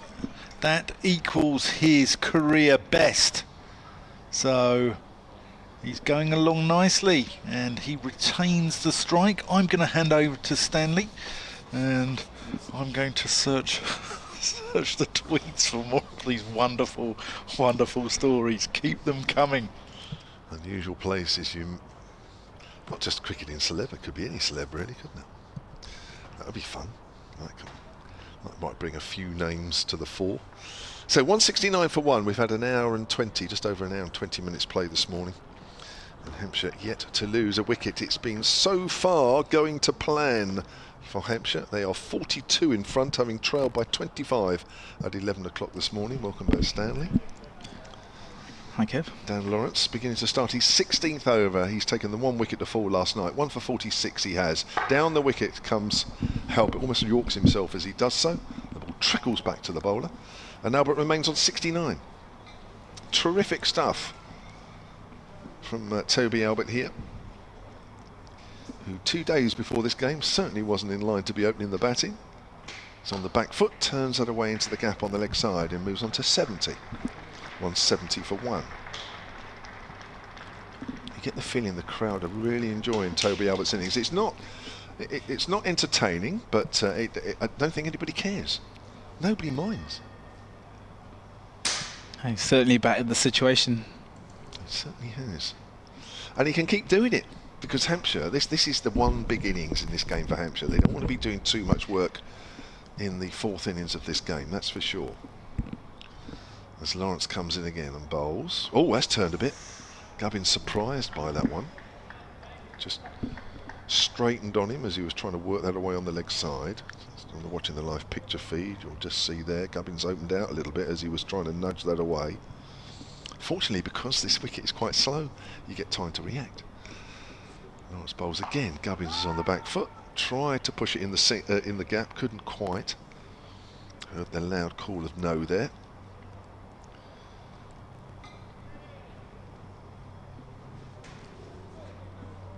Lawrence again just got the one slip in at the moment.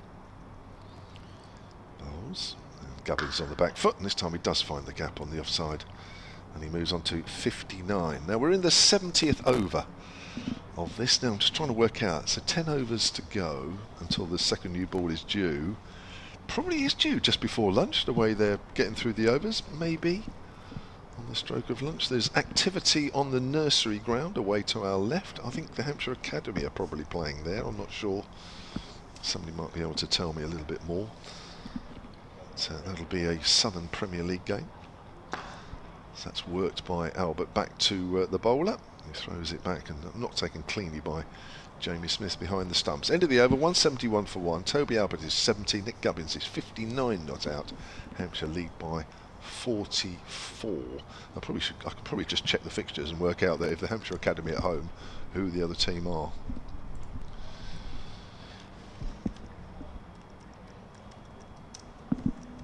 Will be a team in blue by the looks of it. Whoever they are, they're in blue. It's obviously a white ball round, I guess. Must be. So it's going to be Frankie, or should I say Dan Worrell, sometimes known as Frankie Worrell actually to his peers. He's going to continue operating from the pavilion end, having a little conversation with Rory Burns, his captain. I think it's something that we're probably going to see a lot today, Kev, in terms of what Surrey are going to have to do. They're going to have to be a bit more inventive with their fields, and they're going to have to try and think about how they're going to get this wicket, because you know, so far from what we've seen, there's not too much assistance from the pitch, laterally or in the air or off the pitch. So expect to see Rory Burns tweaking his field as we see him actually speaking to a sort of backwards square leg, probably for that Gubbins flick off the hip that we see quite often. And there's a gully, so it's very tight, actually tight offside field, as Worrell just moves everyone round a little bit squarer, which probably suggests actually that the pitch is probably slightly slower as he comes in past umpire and bowls to Gubbins, who wraps this one into, I don't know, into sort of mid-drift area. No run. Just came back a fraction, didn't it?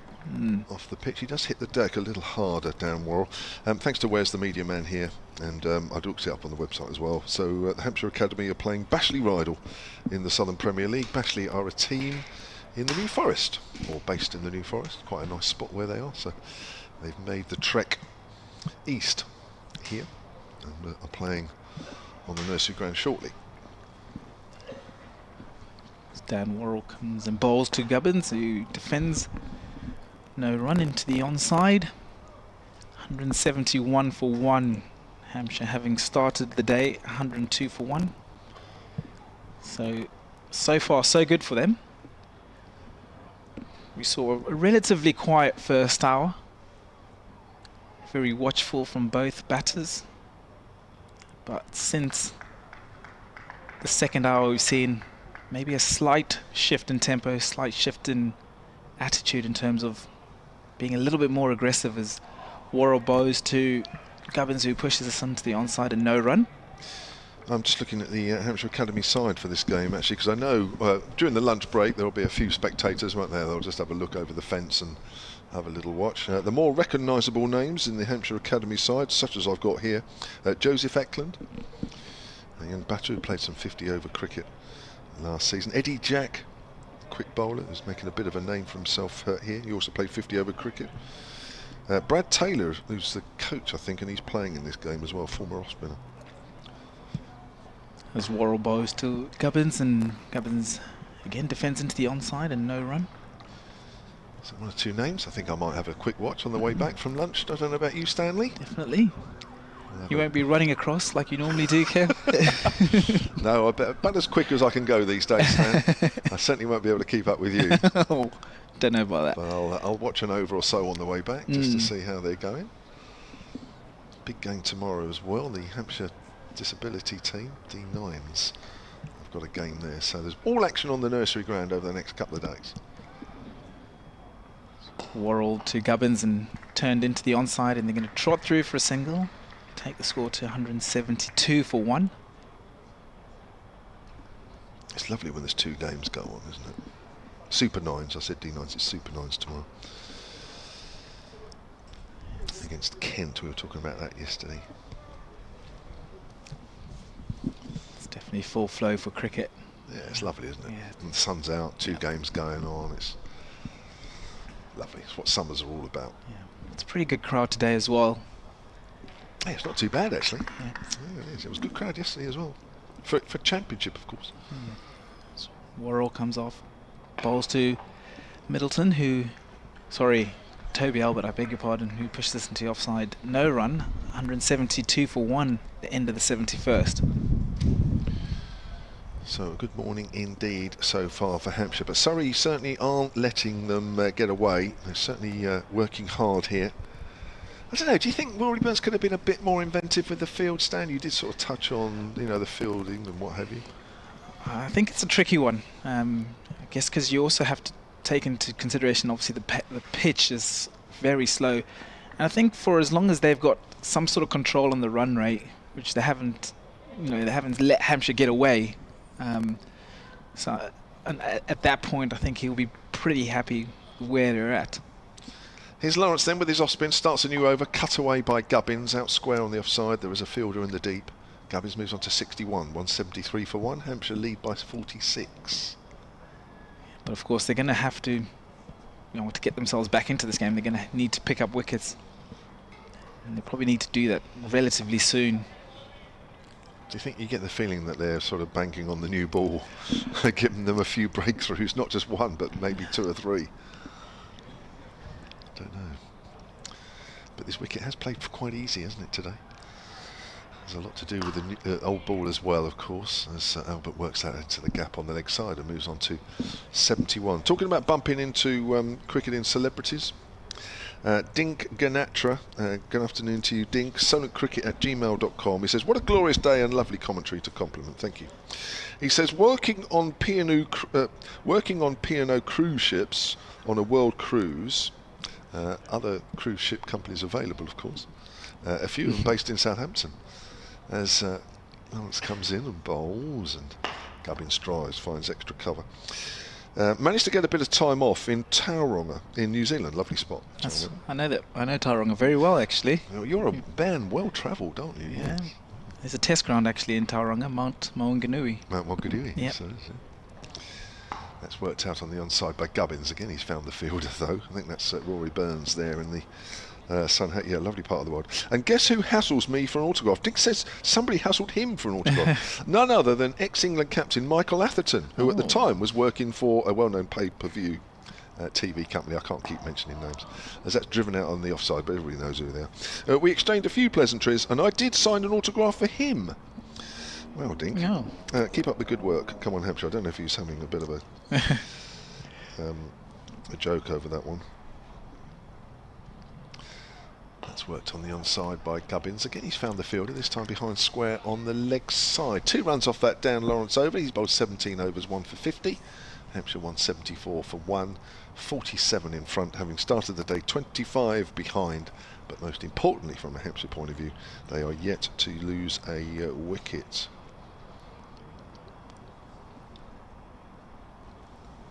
Yeah, really good from these two.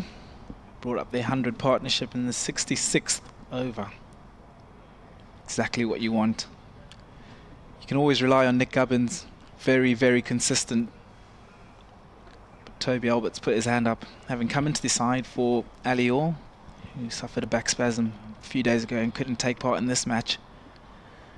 And Toby Albert has certainly put his hand up and taken his chance. He'll be starting to maybe think about that 3-figure score on 71. As Worrell comes in from the pavilion end and bowls slightly leg side and pushed into the onside for no run. Ryan Patel on the field for Ben Folkes, who is another casualty of the back spasm. I'm not sure if there's something happening down there. Yeah, be careful. Be careful today. We don't want any more. Dan's a prime candidate, but not you.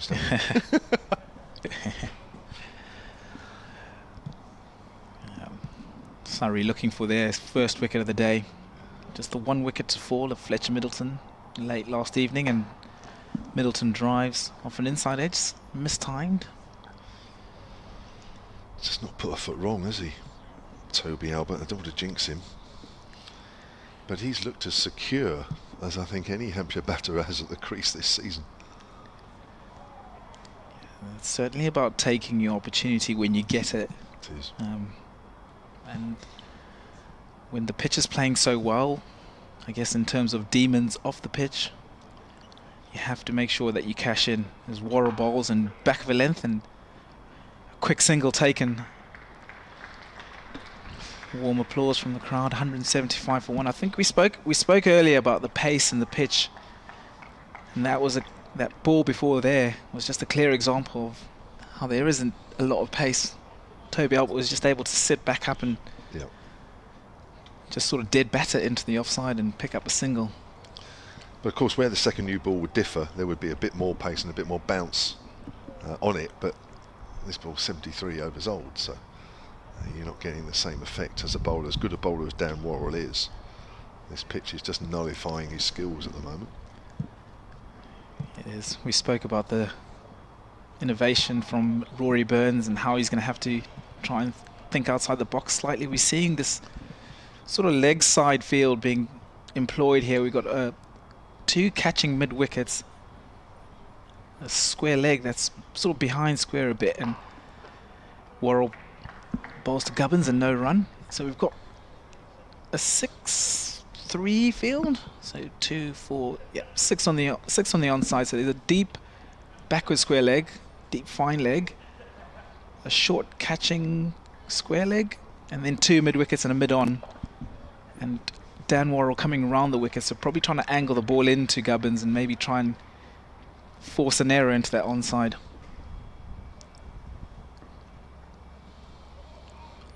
So he runs past umpire Middlebrook and bowls, and Nick Gubbins flicks this into the onside and no run. Yeah, we've seen this in previous championship games here this season, isn't it, where you get a slow pitch and fielders deployed close in on the off and leg sides, catching for the shot that's just pushed by the batter. So the ball hasn't quite come on as quickly as the batter would expect. They go to push the ball, just go for it a bit, and the ball just travels in the air for a little while. Worrell bowls to Gubbins and forward in defence, no run, solid, ends that over. 73 gone, 175 for 1 Hampshire. Mark Danvers has emailed silentcricket@gmail.com, and he's under the cricketing sort of names we were talking about earlier, and dismissals, and how some of it rhymes and it all sort of goes together. We've had Lily caught Willie Bod Dilly, we had all that. The mustard and onions. There's one here, this is a link to a website that actually printed an article about all these rhyming dismissals. Lee caught Lee, bowled Lee. Oh. It was a championship match at Lord's in June 1933. There we go, that's why we can't remember it. Middlesex batter Harry Lee caught by his brother Frank off the bowling of another brother Jack. Oh, that's a bizarre dismissal. We've had Curry and Rice, or Curry and Rice. Butcher and Baker. Here's Dan Lawrence. That's turned away behind square by Toby Albert, no run. Surrey in the 1970s often fielded teams including both Alan Butcher, the batter who later played for England and now coaches and bowler, and fast medium bowler Ray Baker. Marks versus Spencer we've had, or we haven't had, but this is a new one. Playing for Oxford University against Sussex. That's worked away behind square by Toby Albert. Should be at least 2. He's gone for 4. Nicely played by the youngster. And he moves on to 76 now. Or is it 72? Maybe I'm already ahead of the scoreboard. 72 he's moved on to. 76, there we go. Just ticked over. 179 for 1. Playing for Oxford University against Sussex at the Parks in 75, the future England Osprey Vic Marks was dismissed in each innings.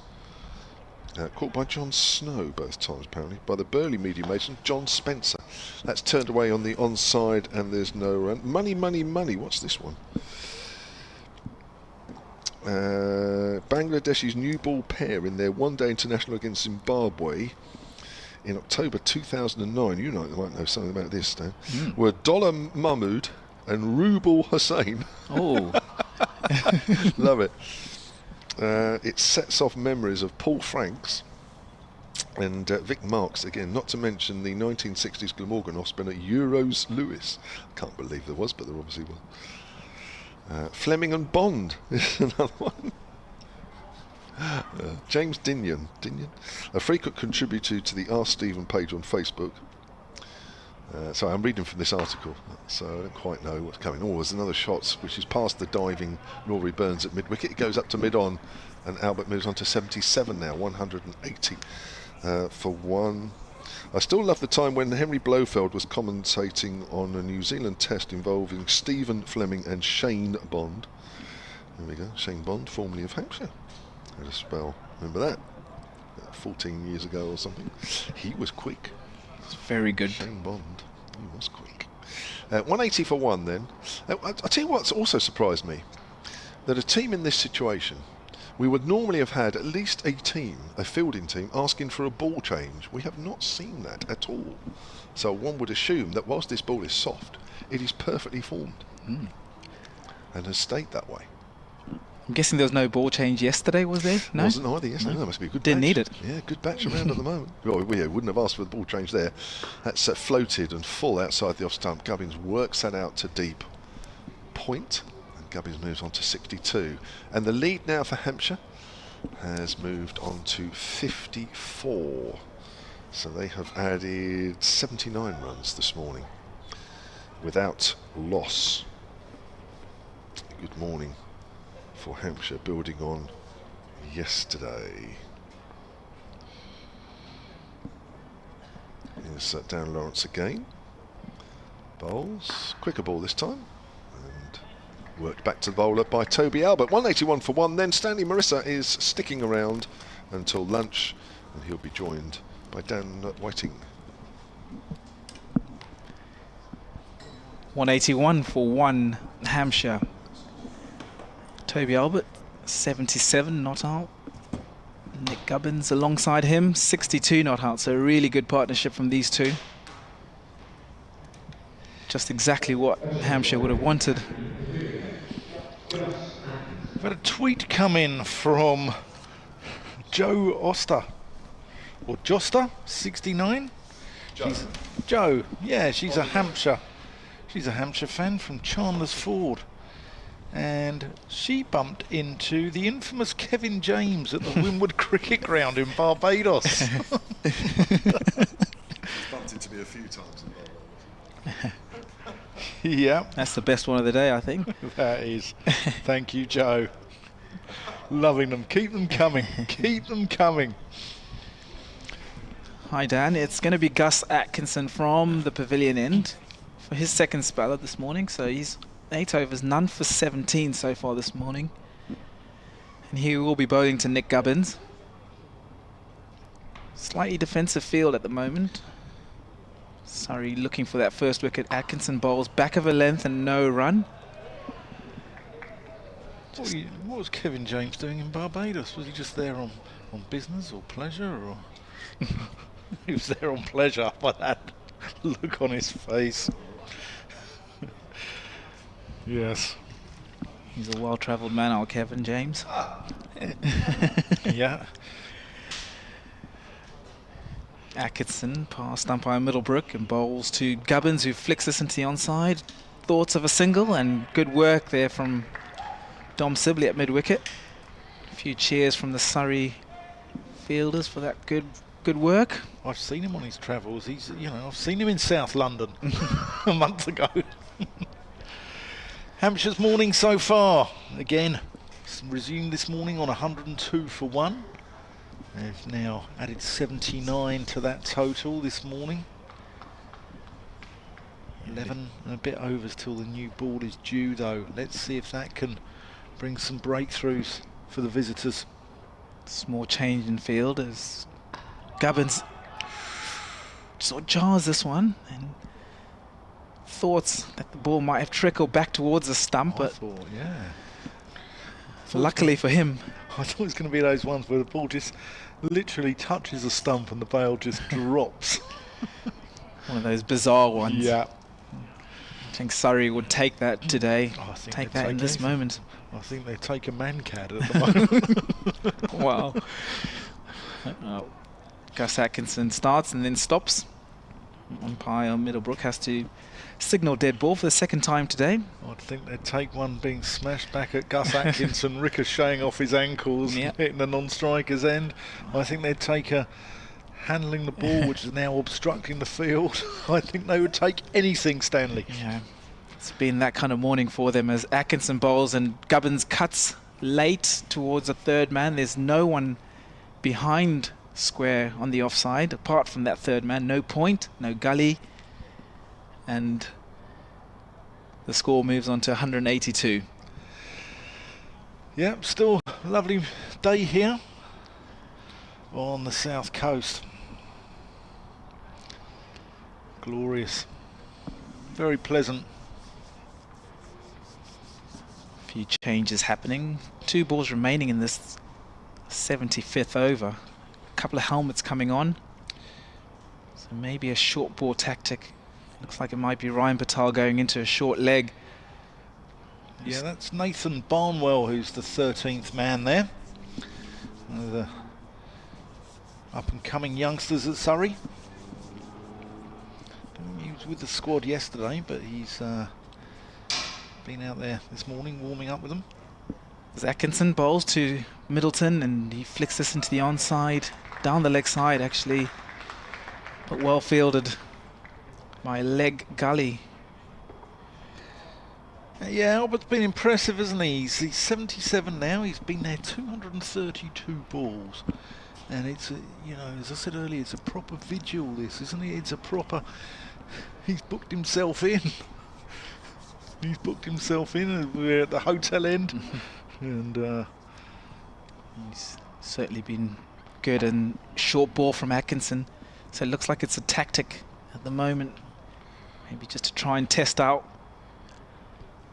Albert's defences, but he's done well there, and it's an end of another over. 182 for 1, Hampshire. Yeah, a bit of leg theory going on here. So Burns is trying stuff.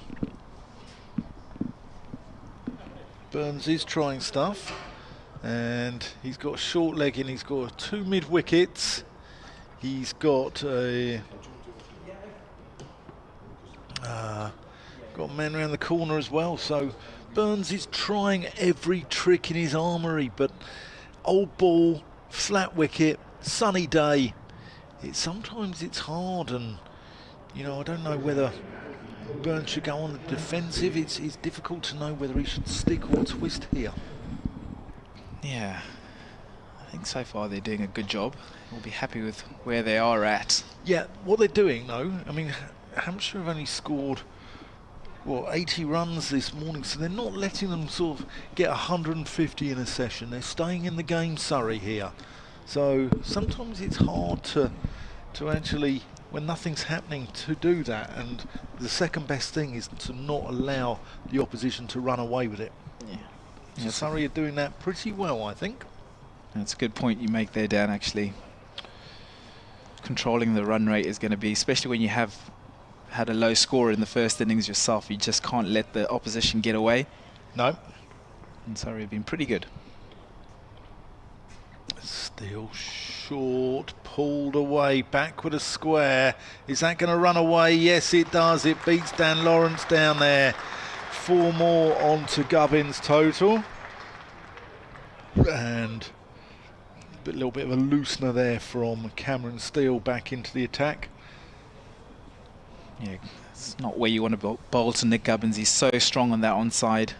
And I think this will be a bit of a worry for, not a worry I guess for Surrey, but they would want Cameron Steele to make some sort of inroads. Flighted, that's a better length. Gubbins uses feet, but almost yorks himself and just plays it out to Dominic Sibley at short mid wicket. 1 of 2 in there with Ryan Patel. 1 slip. Gubbins just turns that one around the corner. No run. Got a few emails to go through. Yeah, go for it. Charlie Smith has emailed in, said, "Hello crew, it's Charlie Smith here listening to the commentary. Released his new EP yesterday, so now has a busy Saturday trying to promote that. He'll be listening in today, looking forward to seeing a lot of batting." Steele, driven, no run. And says maybe we could up the tempo a little bit. Maybe that's from a Hampshire perspective, but yeah. Either way, it feels good to be on top against Surrey. Well, good luck with the EP, Charlie. Hope it goes well. One of my favourite musicians is from this neck of the woods, actually, a gentleman called Frank Turner from Winchester. Up the road. Yeah, just up the road. Steele almost gets one through Gubbins there. Oohs and ahs from the fielding side, but still no breakthrough. Here's Steele, last ball of the over. Comes in past umpire David Mills, and that's driven beautifully. A bit too much width there. Gubbins takes full advantage of that and caresses it to the cover boundary. 190 for one, 10 minutes to lunch. Albert 77, Gubbins 71, and they're building a monster of a partnership here. Yeah, they've definitely capitalised on anything that's been loose. We saw a quiet first hour, and then we saw a flurry of boundaries in that second hour.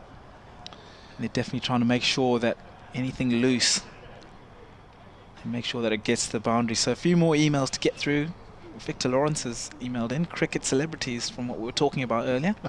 On with one here, on with Stanley. On with Stanley, he's a cricket celebrity. So he says, trying to rival my wife Brenda, we were travelling home and sitting at a table in Bangkok airport. Started talking to a gentleman with an accent that he recognised. Turned out to be the West Indian commentator, the late Tony Cozier. Oh, what a legend. Atkinson bowls to Toby Albert and short again and pushed into the offside for no run. Whoa, one of my favourite commentators of all time, Tony Cozier.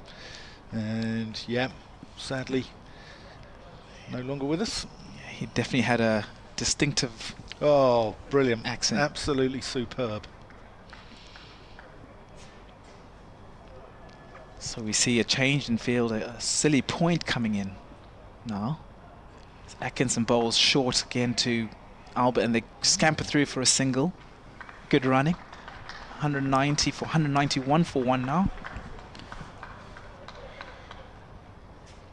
We read a few more emails. It's Darren Mail. He says, me again, glad we're getting some responses to the names. Earlier on this year, West Indies had an opening pair of King and Charles. That's very good. Yep. Very good. Brandon King and Johnson Charles, I believe it is. Yeah. It's a good one. That is a good one. Oh, it's great, isn't it, being back at the cricket? Sunny day, immaturity shining through along with the sun. Gubbins punches and punches beautifully through the offside. Picks up another boundary that's timed to perfection. Slightly wide from Gus Atkinson, but you mentioned how these two Hampshire batters are capitalising on anything loose. They've both been at the crease for a couple of hours today, so they'll be seeing it nicely. Score moves on to 195 for one. So we see more field changes. Short square leg has gone back to deep backward square leg, so 3 on the onside deep. Gubbins flicks and unfortunately doesn't make any contact, and through to Jamie Smith. So the field as we see it, we've got a mid-on, 2 mid-wickets, a deep sort of square leg in front of square, then a deep backward square leg, and then a fine leg as well. So maybe it is the short ball tactic that they are looking to employ, the field would suggest. Yeah, can't have more than 2 behind square on the leg side. It all changed after the bodyline series in the 30s. Just defended there by Gubbins, but something to do with Bradman not being able to play the short ball, I believe, you know. So yeah, it's a good tactic on slow pitches, but also you do need a little bit of pace behind it to make it tricky. Atkinson's one of the quickest in the country, and I think it just goes to show the lack of pace in this wicket. Yeah. As he comes in past umpire Middlebrook and short again, and Gubbins decides to get underneath this one and through to the keeper. No run. 195 for 177 gone. Who else have we had? Stanley? Who's come in? We've got Paul Griffiths here. He says, hi Kev, I remember John Arlett commentating on a match when we had John Rice and Andy Murtagh, the Irishman, playing for Hampshire. Yeah. And John came up with Rice Bowls and Paddy Fields. Best wishes as always, Paul. That's very good. Yeah. And Austin Roberts saw the above in cricket whites during lunch, having a pint in the old Civil Service Club in House Road behind Northlands Road. Excellent commentary, thank you. Who did he see? Butch White. Butch White. Do you know Butch White?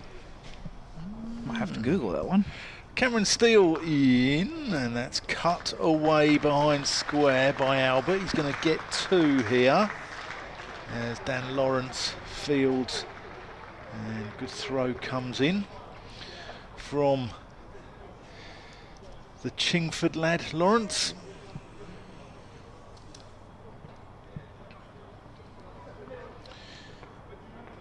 Steele looking for that breakthrough. That's well bowled.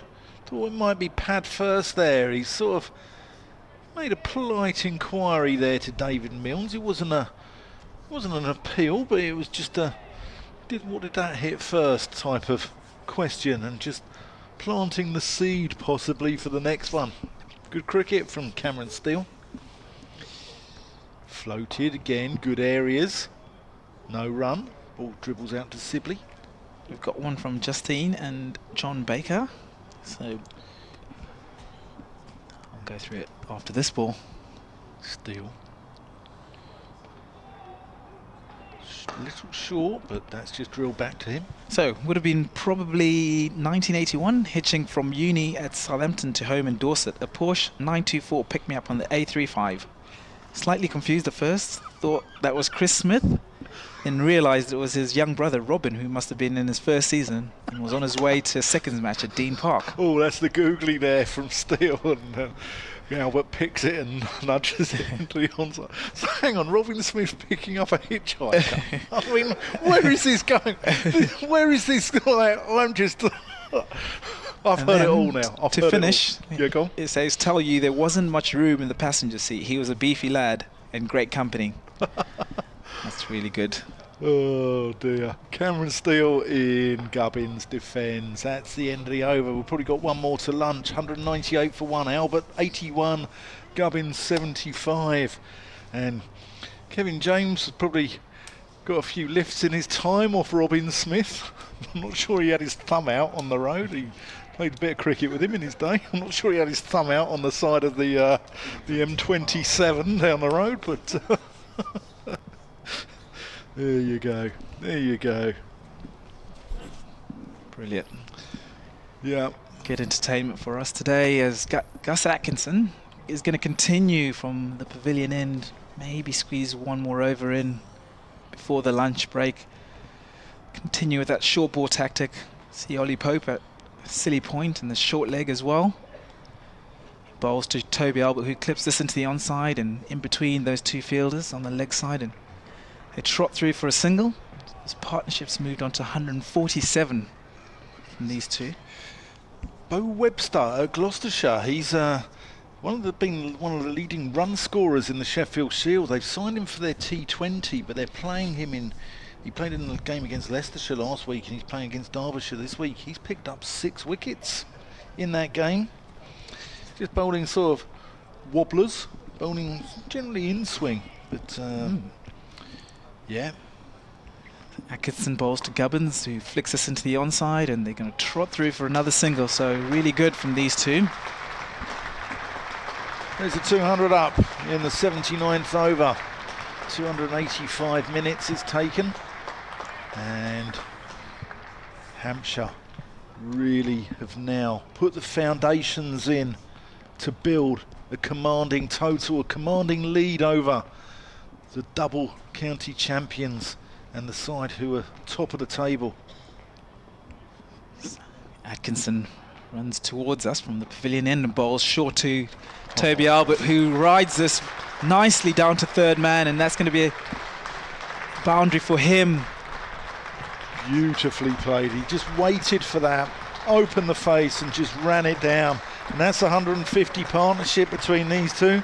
Both of them have scored exactly 76 as they've put on 153 runs, 325 minutes. Yeah, they've been 325 balls. So really, really good from Albert. been excellent. As Atkinson is a little bit more behind this one. Just needs to make sure he's there after lunch. He comes out for the afternoon session and he goes on and makes a deserved century. He's going to have one eye on that for sure. 14 away from what would be his first class century. He's deserved one. But still a long way to go, and he'll know that he has to face every ball and be watchful still. And Atkinson bowls and he's back in his crease and no run. Yeah, I think Rory Burns is trying things here. I mean, he's got the silly point in. He's got Ollie Pope in there at silly point. He's got the short leg. He's tried leg theory. He's tried using spin. He's tried using pace. But Hampshire have had the answers, whatever he's tried. I know it's difficult. Old ball, slow wicket, but Hampshire have had the answers. Been good. So Albert leaves, and that will be the lunch break. So definitely Hampshire's morning started on 102 and they go into lunch 204 for 1. Toby Albert bringing up his second half century, and Nick Gubbins soon followed, continued his stellar form so far this season. So it's Hampshire 204 for 1, a lot to do for Surrey. Not too much coming out of that pitch, but Hampshire certainly on top, and they'll look to come after lunch and push on. Yeah, the bowling figures for Surrey, as Albert will resume on 86 not out, Gubbins on 76 not out, and the bowling figures for Surrey: Worrell none for 20 off 14, Jordan Clark none for 23 off 11. We haven't seen him yet this morning, or do we see him at the beginning? No, I don't think we have. Dan Lawrence 1 for 56 off 18, Sean Abbott none for 19 off 10 with 3 maidens in there. Gus Atkinson 11 overs, 1 maiden, none for 29, and Cameron Steele 15 overs, no maidens, none for 52.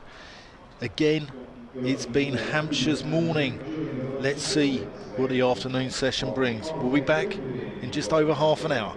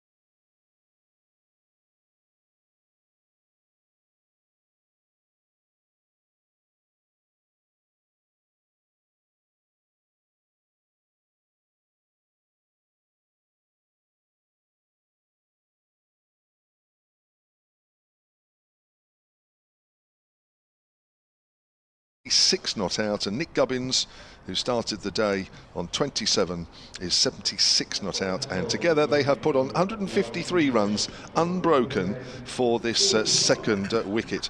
The 79 overs have been bowled in this innings, so we are 1 over away from the second new ball being available. Your commentary team this afternoon, as was this morning, Stanley Marissa, the former Zimbabwean A batter, is with us, but it's myself, Kevin James, and from BBC London, Dan Whiting. Afternoon, Kevin. What a pleasant lunch I had. Hammock and chips, very pleasant. It looked lovely, I have to say. Here's Jordan Clark then to get things underway. He's round the wicket to the left-hander Gubbins. It's outside the off stump, and that is left alone. So a good session for Hampshire. All the chat overnight and this morning would have been, don't lose any early wickets, don't lose any early wickets. They certainly have done that. And there, whilst they could have been accused of being slightly slow yesterday, those 102 runs overnight were scored off 47. The actual 102 they added this morning was scored off 32. So they have got slightly quicker. Yep. Here is Clark again running away from us. Gubbins works that to mid-wicket, and there is no run. Yeah, a few people in the crowd just filtering back, having spent their, well, not their lunch hour, but their 40 minutes at lunch, probably propping up a bar, if I know the majority of the Surrey travelling support. And they're enjoying themselves. Bank holiday weekend, the sun's shining. Why not? Yeah, you can see the Surrey, well, some of the Surrey contingent away to our right. They've got the flags out, haven't they? Yeah, the Peter May boys over there. That's around sort of deep point to Nick Gubbins. There is a field change already. Looks like somebody's coming out on the drive on the offside, or maybe going a little bit nearer to the extra cover area as Jordan Clark comes in again. Gubbins gets a slight leading edge there. I think he's trying to work that up to mid-on as it goes out to mid-off. Sean Abbott it is that's come across. No, it's not Sean Abbott, is it? It's Dum Sibley. Quite interesting at lunchtime that out in the middle, having a coaching lesson, was Cameron Steele with Gareth Batty and co. Gareth Batty waving his arms around, obviously talking about where the ball was going off his bowling this morning. Here's Clark again forward, his Gubbins, nice tight bat and pad close together. It was quite interesting. Obviously he was having a chat about what happened this morning with Cameron Steele bowling. I mean, it wasn't, he didn't bowl badly, but he didn't really put any pressure on. 15 overs, none for 52, Cameron Steele. So he bowled 8 overs for about 30 odd, which is nothing bad in itself, but I think he didn't look threatening, did he? Not really. There isn't a lot in this pitch for him, to be fair. Gubbins drives now. He's found the gap through the covers. Has he got enough on it? He has. It's gone for 4. Bit more of a flow of the arms there from Nick Gubbins. Slightly wider delivery there from Jordan Clark. This is a bit of a loosener for Clark, isn't it, before the second new ball will be taken. One assumes by Worrell in the next over. Yeah, but you've still got to put them away, and Gubbins did with aplomb there. Certainly did. Moves on to 80, and the Hampshire's lead now is 81. I just got the feeling that, is that usual, having a coaching lesson at lunch in the middle of a game? Full, driven out towards mid-wicket, fielded by the substitute Ryan Patel. And that is the end of the over. I don't know, it doesn't strike me as being normal. I'm just wondering if Surrey now are maybe just starting to think, look, hang on a minute, we need to just think about this a little more, because maybe they were expecting wickets this morning. The wicket has played pretty dead, it has to be said, although, of course, we had an old ball to bowl with this morning. Yeah, and Rory Burns has taken the new ball there. The umpire's just showing it to the batters and tossing it to Burns. So they've taken the new ball as soon as it's available. And Dan Worrell is going to take us away from the pavilion end. First over after lunch from that end. I'm still chuckling from that story of Robin Smith picking up a hitchhiker. I mean, I just can't believe it. Yes, we had the stories this morning, didn't we? We did have some wonderful stories. Unusual. Some lovely emails from both Surrey and Hampshire fans, actually. Unusual ways of meeting cricketing people, or unusual situations. That was the most unusual, wasn't it? It was bizarre. Very good. Yeah. 208 for 1. Albert's gonna resume on 86, just 14 shy of what would be a maiden first class 100. And I think he deserves it, actually. I think he's showed a lot of maturity, but first he's got to get through this new ball. And Dan Worrell immediately gets shape there. But sometimes the new ball goes quicker off the bat as well. So if you don't get it in the right place. But it was one of the finest exponents of swing and seam with the new ball. 4 overs for 9 before lunch when he had a spell with the... He's been tidy. Yeah. He's been tidy. I don't think Worrell's bowled badly. But again, no one has really looked threatening. No one's like... Pitch has gone dead. Yeah. Here he comes. Again, Albert leaves that one, goes through to Jamie Smith, deputising for Ben Folkes, who's got a back spasm and hasn't been seen on the field since he batted yesterday. Folkes got castled by Kyle Abbott for 14 and we haven't seen him since. Here's Worrell with that famous curved run. Again, Albert leaves. That's 3 out of 3 that Albert's been allowed to leave. Is it the old 4-card trick? Is the next one going to bend back into him? Well, we were waiting for it yesterday. Yeah, we did. Not sure he quite got the inner going yesterday, did he? No. No. But I spoke to one member of the coaching staff on the way back from lunch, and we were chatting about Toby Albert, and without prompting, they said, left well, didn't he? Yeah. About last night, he did leave well. That's exactly what we've said, hasn't it, all the way along? Yeah. Worrell. Albert again leaves. Great leave. That is a good leave. That is a good leave. Because Worrell works on angles. He works on... that. He works on... You know, curved run, comes in wide of the crease, angling the ball into the right-hander and moving it away. Yeah. And you've got to, you know, if Worrell works on geometry, you've got to know your geography of your off stump. Yeah, something perhaps they were guilty of a little bit in the first game at the Oval between these two. Yeah. Here's Worrell. Oh, that's turned Albert a little. Yeah, in fact, it's something that a number of the Hampshire batters in that game at the Oval were guilty of. I mean, the amount of catches that were caught in the cordon, the slip cordon, not by James Corden, that is, but yeah. But he wouldn't have held on to any of them. Well, I don't know. I don't know what James Corden is like in the cordon, actually. Promise you, Kevin James and I have not been to the bar at lunchtime. Worrell. Oh, Albert. There's a little fish at that one. And didn't need to. We're talking about him leaving well. And he could have left that one alone. Just losing a little bit of concentration there. That's a maiden for Dan Worrell. Isn't it always the way, isn't it? Just as you talk about how well he's left. And it's probably the first mistake he's made outside off stump. Just watching that again as well. That's really wide. And look where that front foot is as well. It's not even over towards middle and off. No. Front foot literally has gone down the line of middle stump at best. And the bat is a long way away from the body. And that's not the way to be playing a swinging ball. That is his first mistake in 251 balls. He's probably allowed one. But he well, would have been... I don't know. I think you've got to be harsh on the lad, otherwise they don't learn, Kev. They don't learn. He'd have been absolutely beside himself if he'd got out doing that. Yeah, he would. And so often in your career, you can make one mistake, and that is it. That might be his wake-up call. That might be his wake-up call to knuckle down now. Here's Jordan Clark then, following from our commentary in the northern end, bowling to Gubbins outside off stump. Gubbins leaves that one alone. Umpire James Middlebrook, like yesterday, actually it's Milnes at the end, isn't it? Like yesterday, in the afternoon session, they fluctuate between point and square leg. He started off at point there to the left-handed Gubbins. He's gone across the square leg. Perhaps a change of scenery, change of view.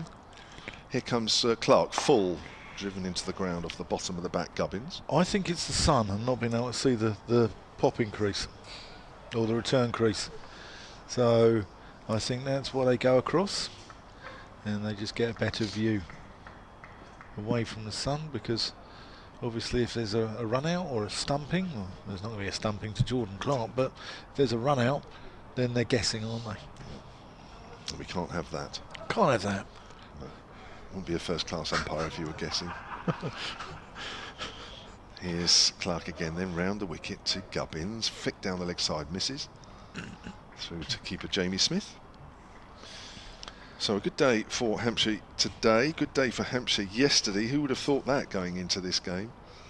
With Surrey unbeaten this season, drew their first 2, won their next 4. Top of the league. Hampshire only experiencing or only tasting a victory for the first time last week. And here they are, giving the champions a run for their money, but need to keep that going. That's pushed by Gubbins out towards extra cover. But these 4-day games are very long games, and you might win the odd session, you might win the odd day, but you've got to do it consistently, because so often the game can be changed in just one session. Yeah, certainly can. Here's Jordan Clark again, 2 slips wait as he bowls to Gubbins. Again, he's leaving that one alone, which is good to see at the moment. This second new ball, we're still trying to evaluate it, aren't we, really? And the batters will be doing the same out in the middle. They'll know that this wicket has gone a bit dead. That was Kyle Abbott's words to me yesterday. Was sort of they weren't fearing it, but they weren't quite sure how this wicket would play as we moved through days 2 and 3. He said there is a fear that it might go dead, so this is why this innings counts. There's a very loud jet. It's driven back to Jordan Clark by Gubbins. Loud jet somewhere, I think it's behind us. Can't quite see it. Let's go around the country and update you with a few scores. Up at Chester Street, Somerset have made a bit of a pig's ear of their response. They're 27 for 2, still trailing Durham by 67. Durham ending up with 265 there. Essex 466 for 6 in the Thurrock Bridge Derby against Kent. Is it the Queen Elizabeth Bridge Derby? Well, it might be. It might be. But if you're from Essex, they call it Thurrock Bridge, and if you're from Kent, they call it the Dartford Bridge. Yeah. Oh. Albert drives pleasantly up to Rory Burns at mid-off. Warwickshire in that game against Lancashire at Old Trafford, they're 166 for 4 off 72 overs. Sounds a little slow going up there. Worcestershire on their return to New Road have been bowled all out for 80 by Nottinghamshire. Just blame it on the pitch and the floods. I know there was problems yesterday, wasn't it? Because the floods come from under the ground, don't they, at Worcester? Worrell in, slashed away by Albert, and that's going to race away backward a square. And Albert moves into the 90s, just 10 away from 3 figures.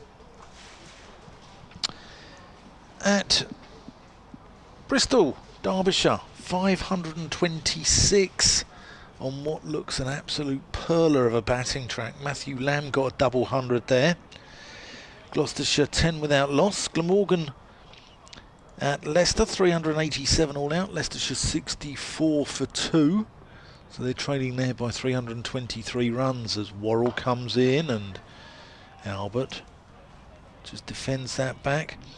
Sussex, they're turning the screw on Middlesex. Top of the table clash there. Sussex 400 for 5. Hundreds there for Cheteshwar Pujara. And on his return to Middlesex against his former side for Sussex captain John Simpson. And then the good shoemaking folk of Northampton have seen Yorkshire amass 362 and Northants 93 for 1 in response. Worrell in. Albert defends.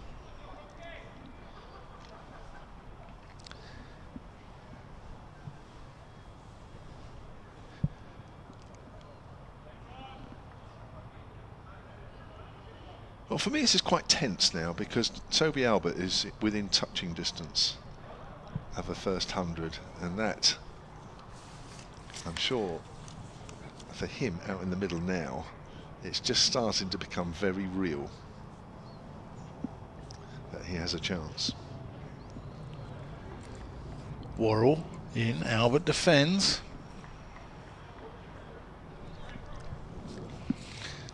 No run, leaves that one alone, goes through into the gloves of Jamie Smith. Worrell none for 24.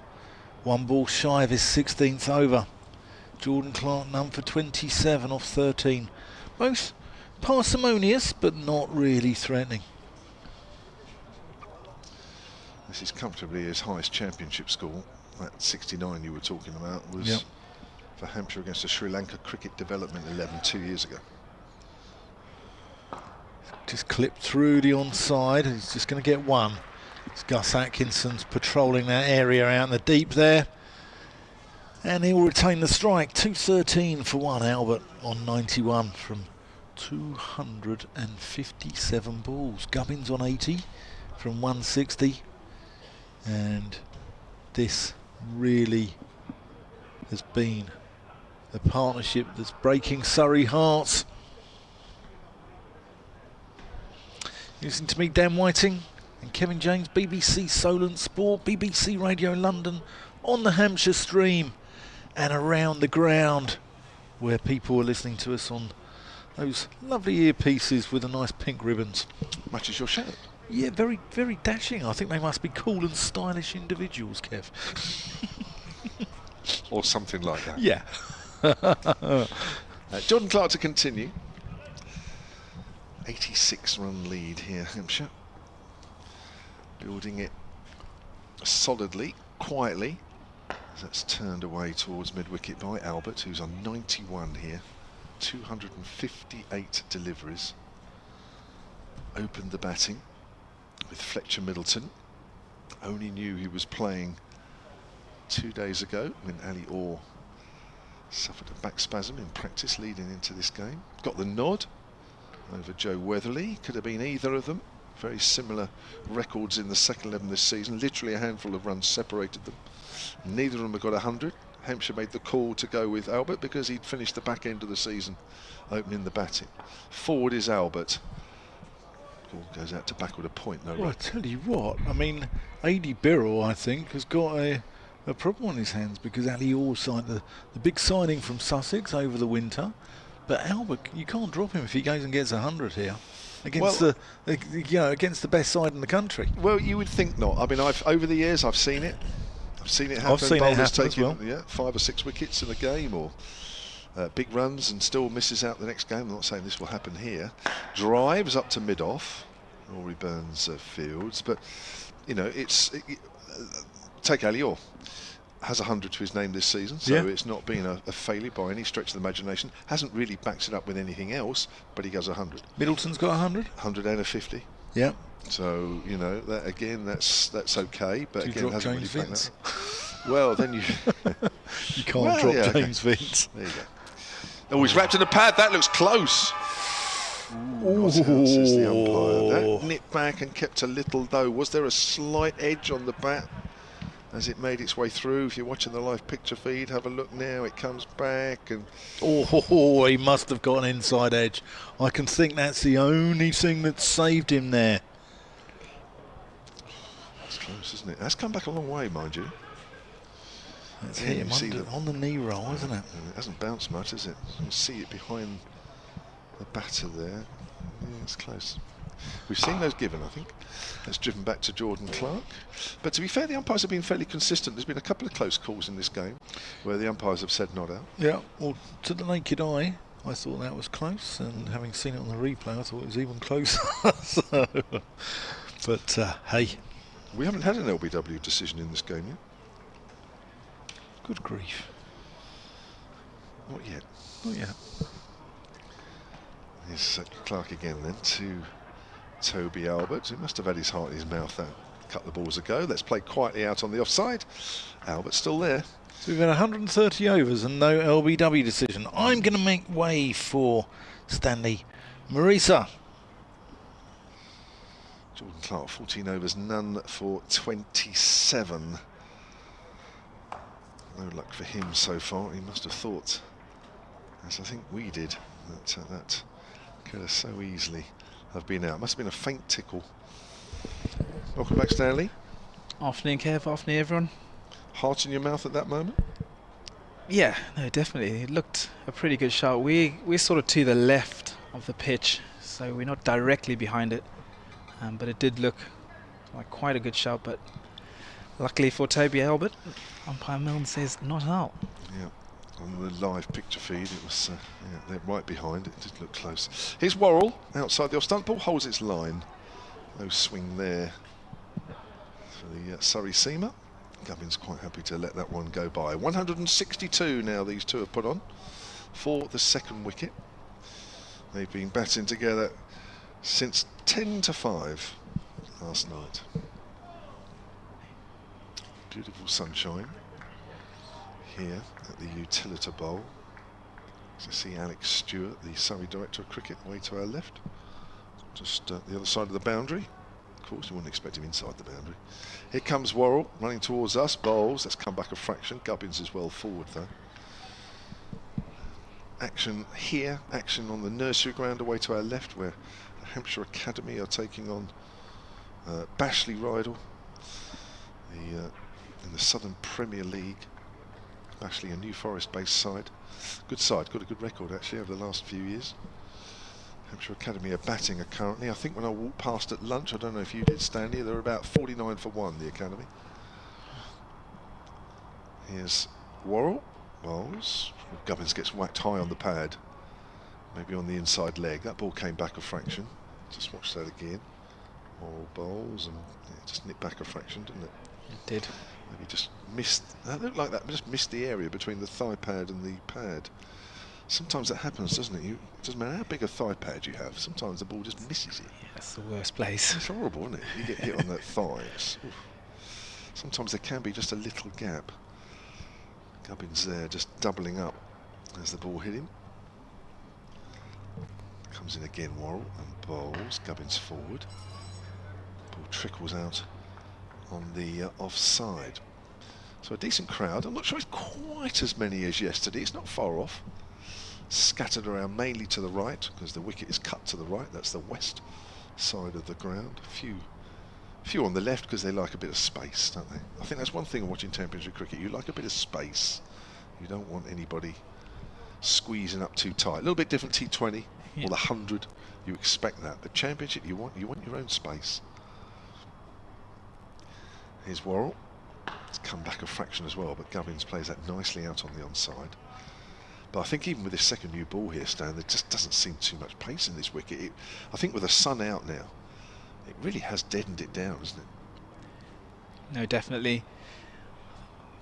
We were keen to see if the new ball would offer anything. I mean, if anything, it's probably offered maybe just a bit harder, I guess, a harder ball.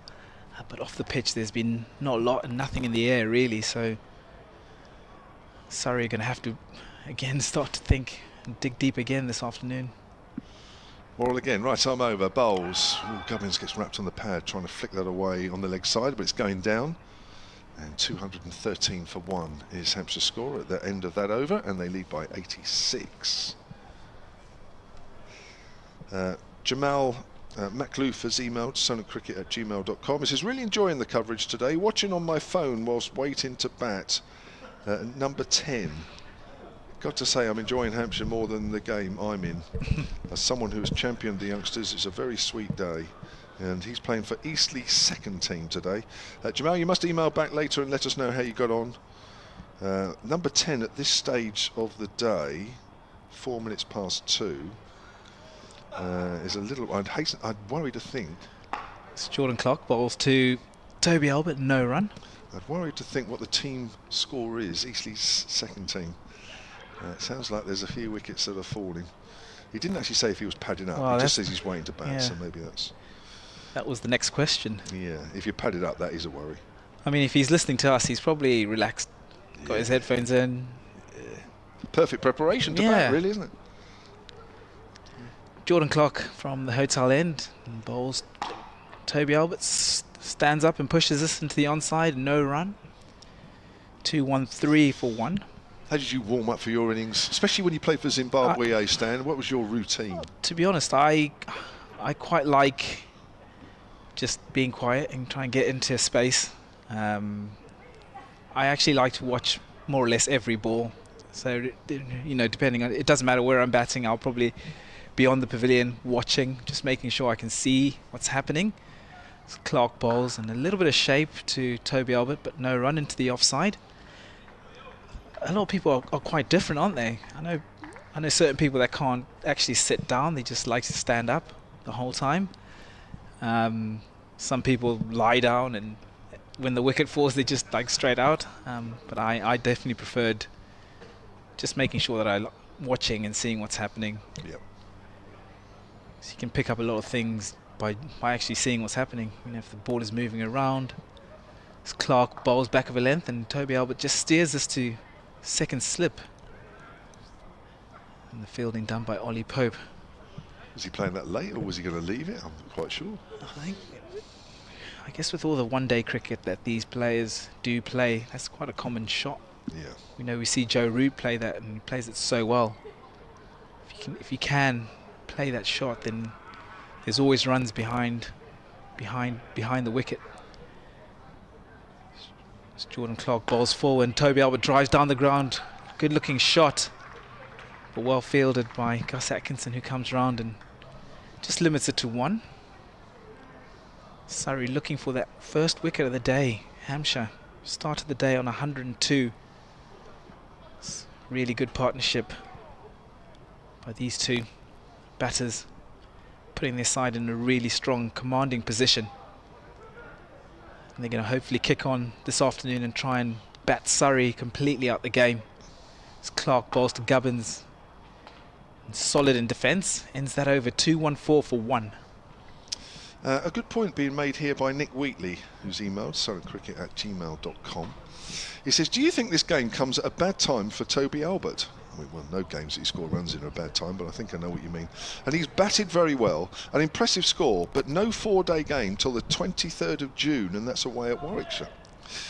Could be a space for him in the T20 side, however, and I can see Weatherly, with his experience, being in and around that T20 side as well. There's every chance he'll play in the 50-over competition. That's Albert, but that doesn't begin until the 26th of July. That could be a long time without a first 11 game after such a good performance. It's a good point. It probably delays a very difficult selection for the Hampshire hierarchy. They're probably relieved there's no championship game for a while. But he's not there yet, although it's been a good performance whatever happens from now on. Here he is facing down Warrell. Is it me? I can't remember. So it worked up to mid-off and there's no run. It is me. Only commentary, nothing. It's not about me anyway. But I think everybody knows what we mean. 87 the lead then, but that's a good point. It's, you know, when you have done well, as Toby Albert has, obviously we all wish that he gets at least 3 figures, maybe a bit more, but it does put a bit of pressure on the next time a side is selected, no doubt about it. But as we've just discussed with Dan, you know, it's not like the openers have not got runs and they've both got 100 already this season. Here's Worrell bowls. Albert just steers that out to point. It's a good bit of fielding. Moving to his right. Who's that there? Oh, that's Sean Abbott. Single to Albert though. He's inching closer to those 3 figures. He's on 93. I think though Hampshire will be really pleased, Kev, because that opening position's been a little bit tricky for the last few years. So to have, you know, 3 openers so far, I mean obviously Toby Albert hasn't as yet got to 3 figures, but if he can, you know, 3 openers this season having reached the century mark is a great position to be in. And if you go purely on stats, and of course you can make stats support any argument really, as Gubbins is forward to Worrell, that there was no partnership so far this season, or there has been no partnership so far this season for Hampshire, that has put on 50 runs. And the average over the 9 innings going into this game was just 15. And yet here we are with a different opening partner, and they put on 50. 51 for the first wicket. It's only small gains, but it's you could make an argument. But as I say, the Fletcher Middleton and all have done pretty well anyway. Edged, now it's just bounced in front of second slip, not taken cleanly. I think that's Ollie Pope. And they'll pick up a couple of runs as the ball makes its way down to third. I don't think it carried. Ollie Pope looks a little bit disappointed. I'm just thinking it's more disappointing he didn't pick it up off the turf, but we'll watch it again. It's bounced, isn't it? Yeah, definitely. Bounced well, a couple of yards. Probably caught one on the finger by the looks of it. Yeah.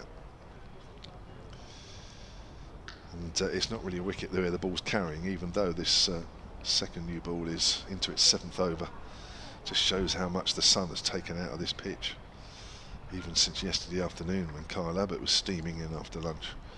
Down the leg side, great diving stop from Jamie Smith. Two-handed into the gloves and stuck. Jamal's back on the email suncricket@gmail.com. Remember, he's the one waiting to bat for Eastleigh second team. He says we're 63 for 3. Regrouped after an early flurry of wickets. Well, he's at number 10, so I don't think he'll be padded up quite yet. But 63 for 3. I'm sure they've had better starts. It's perfect though. Club cricket, win the toss, choose to bat on a day like this. Yeah. Just didn't soak it up. Gubbins cuts, although the ball just got a little closer to him as it straightened. Didn't quite get the angle he wanted. It's gone out to backward a point. End of the over. So Gubbins has an 82, Albert has 93, and Hampshire are 217 for 1. They lead by 90 runs. They have not lost a wicket at all today. This morning they added 102 runs. Well, these two did, off the 32 overs that were sent down. Starting the day at 102 for 1. Really impressive from these two. Be interesting to see what the plan is, or if there is a shift in, I guess, tempo at any point this afternoon. Fine margins. Hampshire will know that they need to score big as Jordan Clark bowls to edged, and this is 4 runs through that vacant slip area for Toby Albert, so handy runs for him. No third slip present. That's flashed past Ollie Pope at second slip. Just bounced a fraction, didn't it? Did. Tried to keep it down. Oh my word, he's 97. Toby Albert. 3 away. On the balance of it, he's definitely played well enough to deserve to get to that. But he knows he's going to have to concentrate as he picks up a single into the onside. Moves to 2 away. 2 for 1. Toby Albert. He's got to, isn't he, really? He can't let anybody down now, can he? He's played so well. He's made one mistake that I can think of. Had a little flash at Worrell outside the off stump with the second new ball. Apart from that, the 271 balls, the other balls that he's faced, he's hardly put a foot wrong. No, he hasn't. He's been brilliant. He'll just be super keen to get over the line as Jordan Clark runs away from us and bowls a little bit of shape outside the off stump. We've seen maybe 1 or 2 move slightly, but that shaped nicely away from Nick Gubbins. 2 slips in place, looking for that outside edge. Surrey on the hunt for that first wicket. Tough work though for them today. Yeah, it's a completely different wicket than the one that we played on at the Oval, where the Surrey bowlers banged it in and got bounce and a bit of pace. Nothing like that here. As Clark bowls again across Gubbins and pushes this to Ryan Patel at point. It's a good last couple of balls there from Jordan Clark, isn't it? He's just tried to get the ball to shape away from Gubbins, and it has a fraction. But he has got that ball that will come in. I wonder if we're going to see that in the next couple of deliveries in this over. Just feeling his side there a little bit, Jordan Clark. Hopefully he's all right from a Surrey perspective. So She runs up past umpire Milnes and bowls, and this one holds its line slightly. So Kev James spoke about some consistent bowling from Clark, and that's a good follow-up. Play and a miss from Nick Gubbins. I think Gubbins was also aware, wasn't he? He was looking for that ball coming in. Yeah, he is, yeah. He knows that Jordan Clark can bowl it. He knows it's coming. Sometimes with those brand new balls, it takes a few overs for them to start actually doing something. Maybe it could be that time. Gubbins in behind this one and no run. Ends the over 2-2-2 for 1. Lead of 95. Simon Hill has emailed silentcricket@gmail.com. He says, watching the game at Schiphol Airport. I'm sure everybody knows where Schiphol Airport is. Amsterdam. Well done, Dan. Waiting for a flight to Southampton, ready for tomorrow's playoff game. Of course, Saints in the playoffs against Leeds at Wembley. Great to see Albert taking his chance up the Saints, says Simon. Well, could this be the over? Albert on 98 not out will face Dan Worrell. Could it happen in the next 6 deliveries for Toby Albert? The slips are spread 2nd and 4th. Here's Worrell, then runs towards us, bows to Albert, forward. Quietly plays that out on the onside. I think that the slips are spread for that little dab shot that Albert plays down towards 3rd. We've seen it a couple of times. And we saw just before lunch, actually, didn't we? They sort of crowded him a little bit on the leg side and tried to bowl short, Gus Atkinson. But with an old ball, the ball wasn't really coming off the surface at any explosive pace. And Albert was able to get on his toes more often than not and just play it into the ground. Here's Worrell again. Bowls to Albert. Albert's forward. Plays that back up the pitch, up towards mid-on. Remains on 98. Tense stuff. I get the feeling the crowd are tense. Local boy here, Toby Albert. Basingstoke's local. It's in Hampshire, that's what it's all about. Here's Worrell again. And past the umpire and bowls. Lovely shape, and that's another good leave there from Toby Albert. There's no rush. If those 2 runs take another 15 minutes, they take another 15 minutes. What was your method, Kev, when you got close? Were you get it done sort of person, or? I could hardly hold the bat, my hands were shaking so much. I was just pleased to hold the bat. Yeah,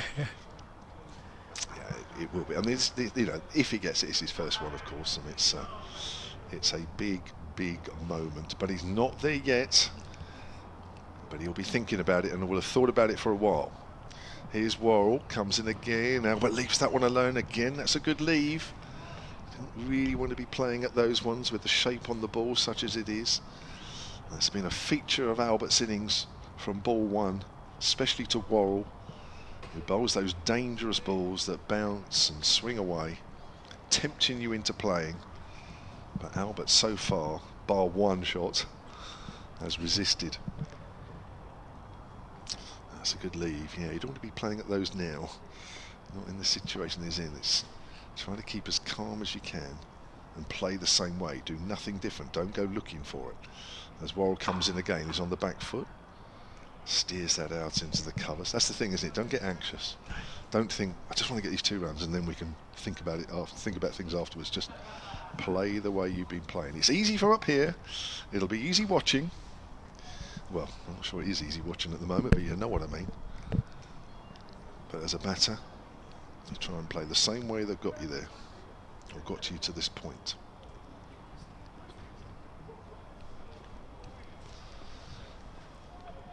And again comes Worrell. Bowls, and Albert leaves that one alone, outside of the off stump. That's okay, we don't mind. It just keeps the tension going for a little longer. 2-2-2 for 1. Hampshire's lead is 95. It does. I mean, I feel tense watching it myself. You do. You feel like you're living the innings for him. That was good stuff though from Dan Worrell.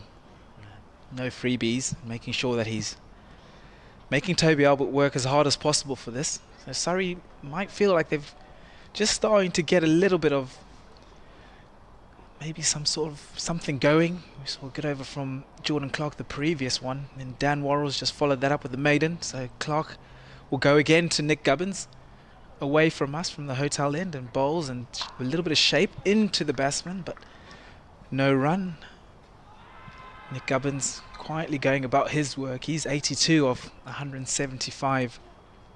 So consistent for Hampshire this season, and in past seasons as well. Just your number 3 that you can rely on. And he'll be wishing well for Toby Albert, making sure that he can get to his 3 figures as Clark bowls again, pushes this one across, but no run. Nick Gubbins. So Hampshire 2-2-2 for 1. Going along nicely. Just adding 18 from the lunch break. 2:04 they were. The new ball was taken at 80 overs by Rory Burns, and Surrey, to be fair to them, have been good since then. And Clark bowls again to Gubbins, forward in defence. No run.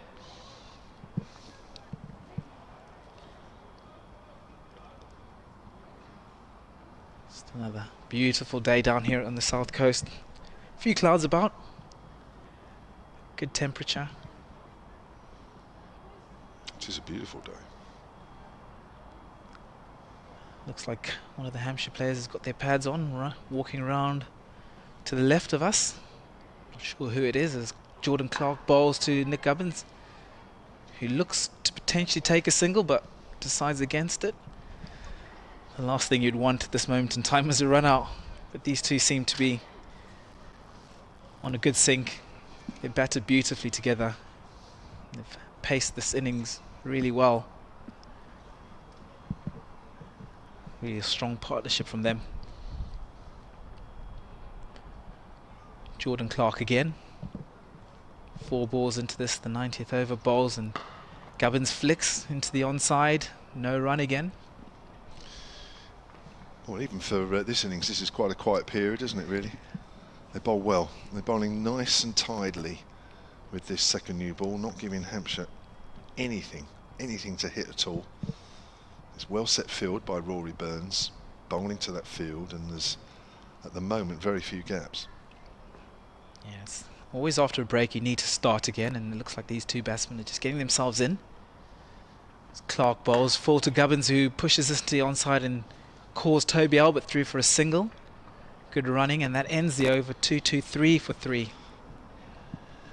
And another chance for Toby Albert in this next over to reach the 3 figures. Dan Worrell, of course, will be making sure that even if he can't get Toby Albert out, he'll prolong the agony for a little while longer. Worrell still wicketless, 19 overs, none for 28. He's got good shape on the ball throughout the innings. Not really given the batters anything to hit, and will be slightly disappointed he hasn't picked up a wicket or 2. He's certainly bowled some decent deliveries, but at the moment the batters have stood firm against him. So coming into this game, taking his wickets at 14 apiece. So he's used to taking wickets. So he's bowling to Nick Gubbins currently as he comes into the left-hander. Gubbins is forward. Ball just goes out a couple of yards on the onside. It just looks as though Hampshire are just very keen to weather this new ball. Hasn't really produced anything alarming, has it? No, not at all. Which bodes well. And yeah, this wicket does look as though it's dying a little bit. It does look as though it's getting a lot easier. Very sluggish in pace, but this is why Hampshire have to make this innings count. Have to. And they are certainly trying to do that. Here comes Worrell again. Gubbins gets that ball, which just comes in a fraction, and that's pushed up towards mid-on. It's almost too much time for Toby Albert. Do you think there can be too much time to think about it? Oh, definitely. I mean, if we're thinking about it up here, you can imagine that he's definitely thinking about it. I mean, when you get towards any milestone, you just want to get there. but you still have to make sure that you're playing the situation. So it's all part of it. I'm sure he's done it a few times in his life. Worrell in again to Gubbins. Oh, as Gubbins flicks that away. May got an inside edge onto the pad. It's going down towards fine leg. What's the umpire signalling? Looks like it's going to be a leg by, or is it? No? Yes, it is. A leg by.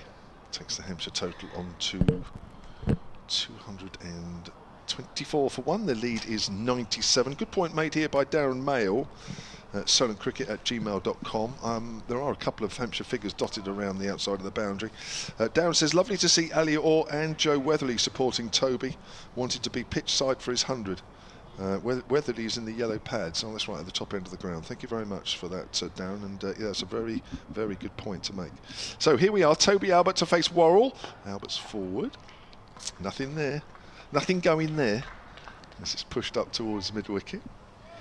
Oh gosh, can our nerves stand it, Stan? Did you get twitchy for your fellow players when they were getting towards any milestones, or you? For other players, yeah. Well, it's a team thing, isn't it? Yeah, of course. It's a team thing. I think, yeah. I mean, obviously Joe Weatherly's in competition with Toby Albert, but I think it's nice the fact that he's there. Yeah, you know, it's easy to say, well, you know, that could have been my spot. It could have been this, but no, Joe's not really like that. It's nice. Now, Rory Burns is having a word with Joe Worrell. Not sure what they're thinking about changing things. Don't think they can do much else at the moment as Worrell comes into Albert. Albert drives, it goes out to point. Now there's one. I don't think he's going to take the throw on. He comes in, he's there, he's home, dives in, and there's his 100.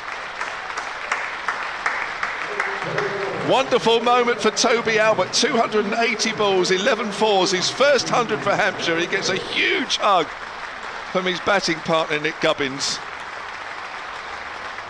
Right, listen to that. Around the ground, everybody applauding the youngster.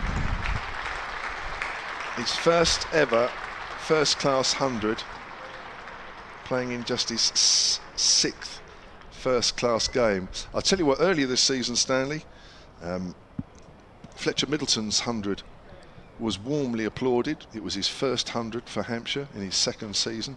Ali Orr's 100 here earlier in the season was warmly applauded in his move from Sussex. His first 100 for Hampshire. And Toby Albert, that was every bit as moving. No, it really was. It was a special moment for the young man. I think we speak about this crowd, and they're a very knowledgeable crowd, and they're super aware of how their young players are performing. And they'll be so pleased that another milestone's been reached. And we heard it, that warm applause. It's fantastic for Toby Albert. Fantastic moment for him. Dan Worrell bowls to the Centurion and short, and he ducks under this one, and that's the end of the over. So 226 for 1. Toby Albert just going to 3 figures there, Dan. Yeah, from Aldershot to Alton, and from Basingstoke to Bournemouth, they'll be cheering that one. Even I was here as a BBC London correspondent covering Surrey, and I wanted him to get that because he deserves it. He's batted really well, and he has left the ball really well, and it's a proper old-fashioned opener's innings. And yeah, I'm chuffed for the lad, properly chuffed. But this partnership now is moving towards the 180 mark, and Surrey desperately need a wicket. They really do. They need something to happen here. Hampshire just batting, and Surrey have only got 19 overs to pick up 2 wickets. Otherwise they're going to get no bonus points out of this game. If they lose this, they could be going back up the M3 with no points whatsoever.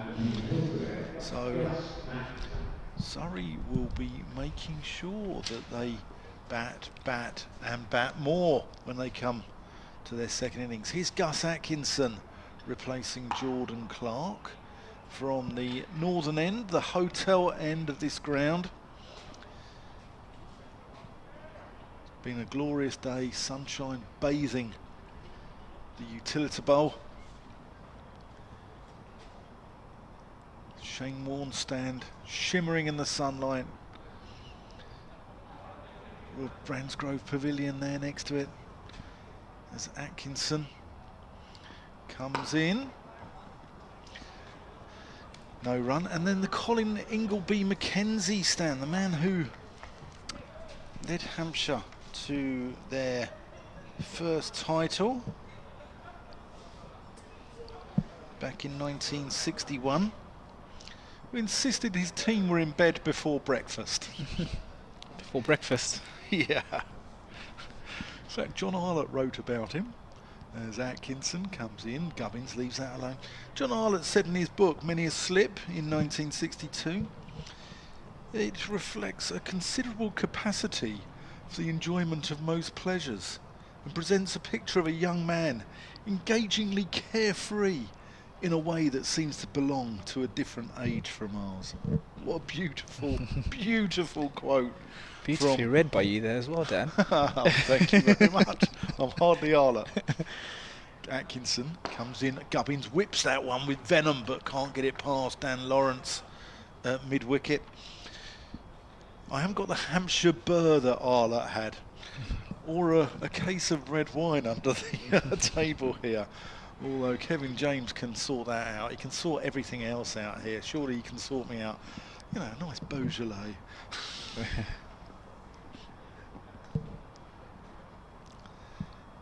Atkinson with that pigeon-stepped approach to the crease, and Gubbins not in control of that really.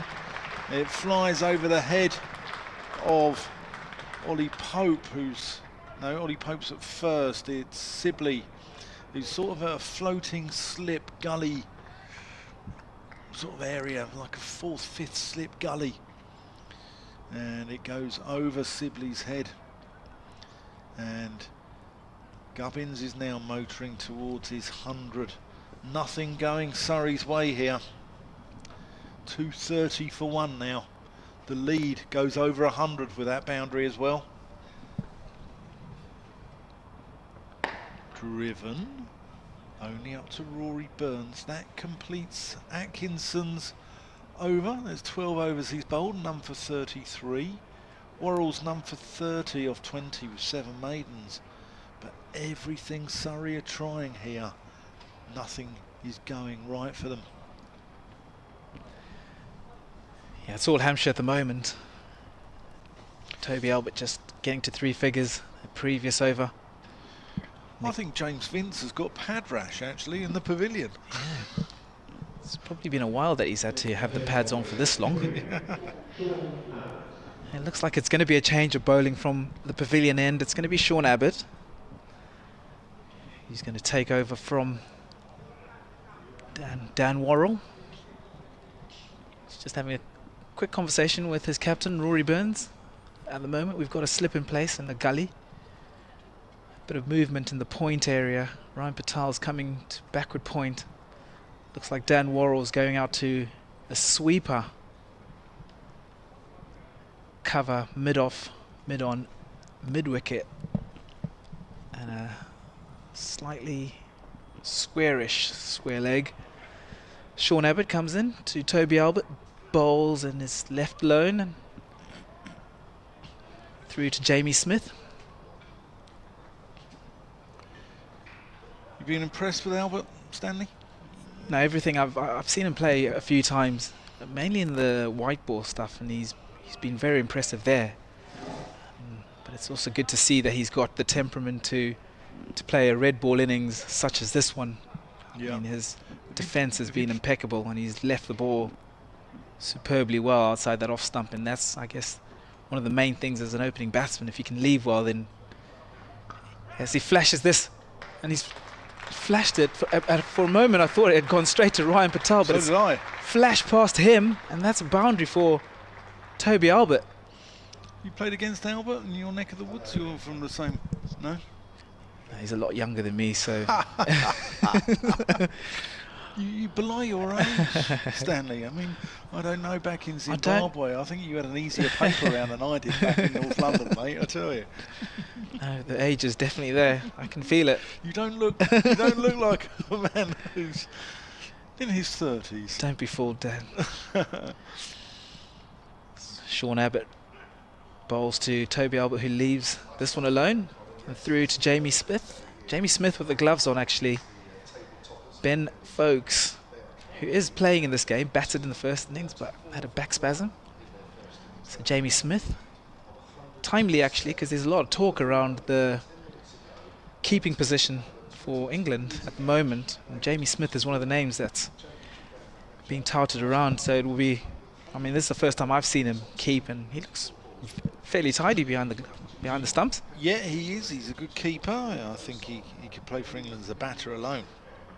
Abbott bowls to Albert, and Albert defends, and no run. I think he's that good, Jamie Smith. I think he's England material, and I think he is absolutely perfect. Talking of England, they've just started their T20 against Pakistan up at Edgbaston, and they are 8 without loss after 7 balls. Phil Salt and Joss Butler opening up there.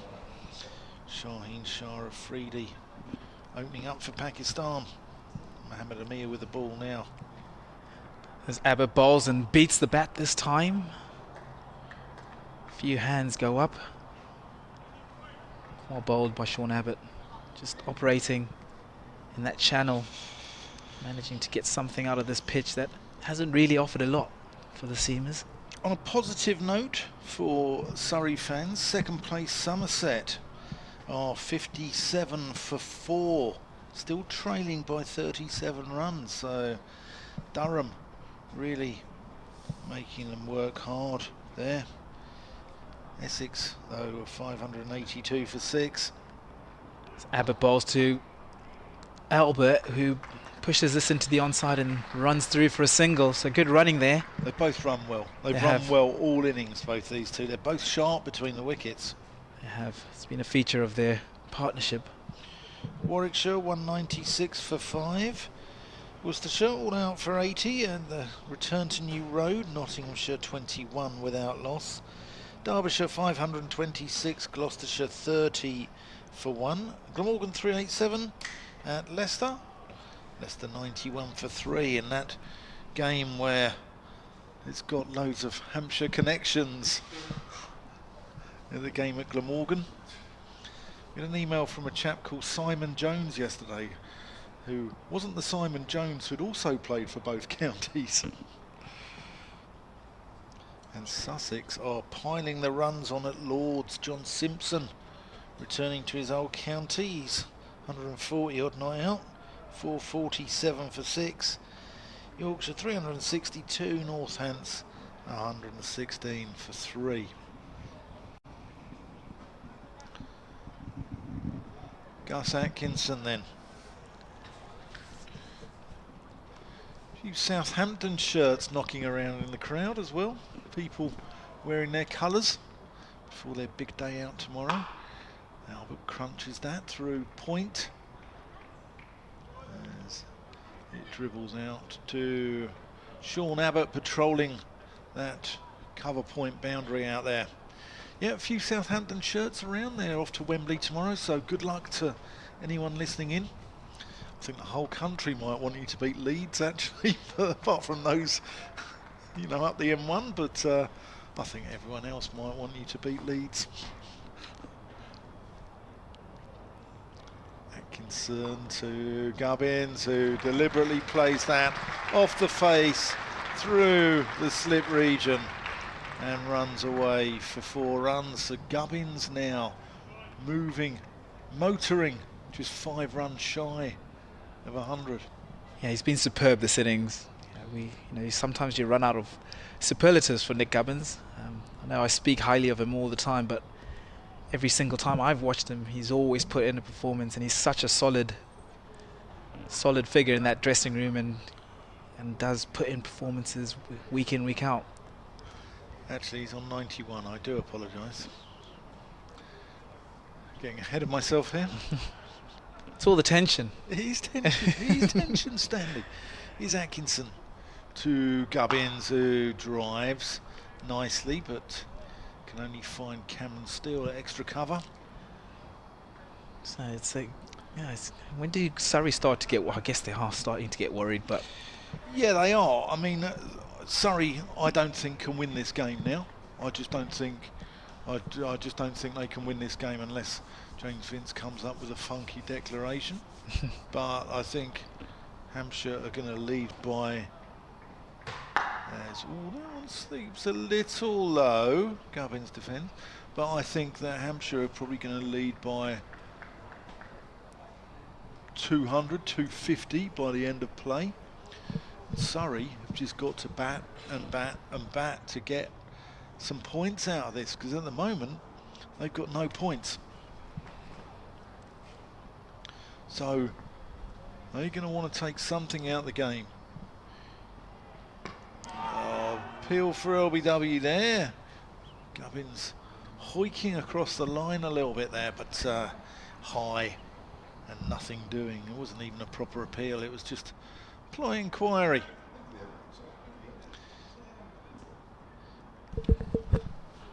running away from you, Dan. You won't be the first, Dan. Or the last. Atkinson. Left alone. Good carry though through to Jamie Smith. That completes the over. So there's 49 overs remaining in the day. We've got 17 until tea. So we should get tea on time, roughly about 3:40-ish. And I am delighted to welcome back to the commentary box the man, the myth, the legend, Kevin James.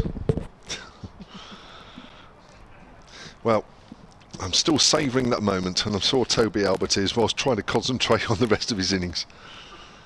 What a lovely moment that was. It was. How much was that ground willing, or this ground willing, him to get three figures? Albert pushes that into the covers. Albert is into the attack. He's into his 12th over. 240 for one.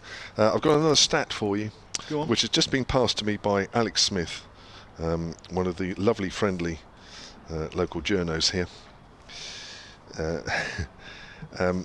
He tells me it's now the highest second wicket partnership for Hampshire against Surrey, this one. It beat previously a record set in 1961, 180 between Roy Marshall and Henry Horton at the Oval. Yeah.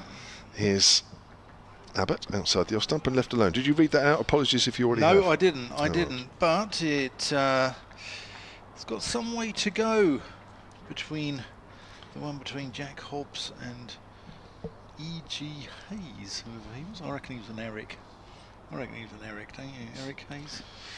I reckon an Eric. Hobbs got 205, Hayes got 276, and they put on 371 in this fixture back in 1909 at the Oval. What, second wicket?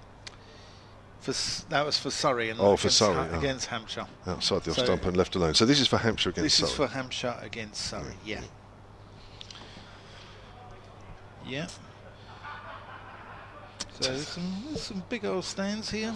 Well, that's why I'm quite surprised actually to get the text. I mean, I was thinking, oh yeah, this is a decent stand. I'm just trying to work out what this stand is now actually. I'll do a quick calculation unless it comes up on the screen. 189. 189, so yeah, 9 runs better. But I must admit, I thought that would have been higher. I mean, I was sort of thinking, well, I might have a look in about half an hour. Albert guides that into the covers, but Ryan Patel is there, and I thought, well, I'll give it a little while because it's probably well over 200, but I'm surprised that it's actually below that. Yeah, the biggest opening partnership, which for Hampshire, is 267 between Paul Terry, him of the broken arm in 1984, and Fletcher's old man, Tony Middleton. Yeah. They put on 267 back in 1992, that year where Tony Middleton went off like a train. I might have played in that one actually. Here comes Abbott from the pavilion end, wide, just works that out into the covers. Just Toby Albert has to reach for that a little bit. 241 for one, and Albert moves on to 107. So you can't remember sitting around the pavilion for 2 days with your tracksuit on, Kev? Or, I can't remember. Let me have a look at it. I'm sure I played in that one. Let me have a look. The third wicket is David Turner and Richard Gilliatt at the Oval in 1969, which is 209.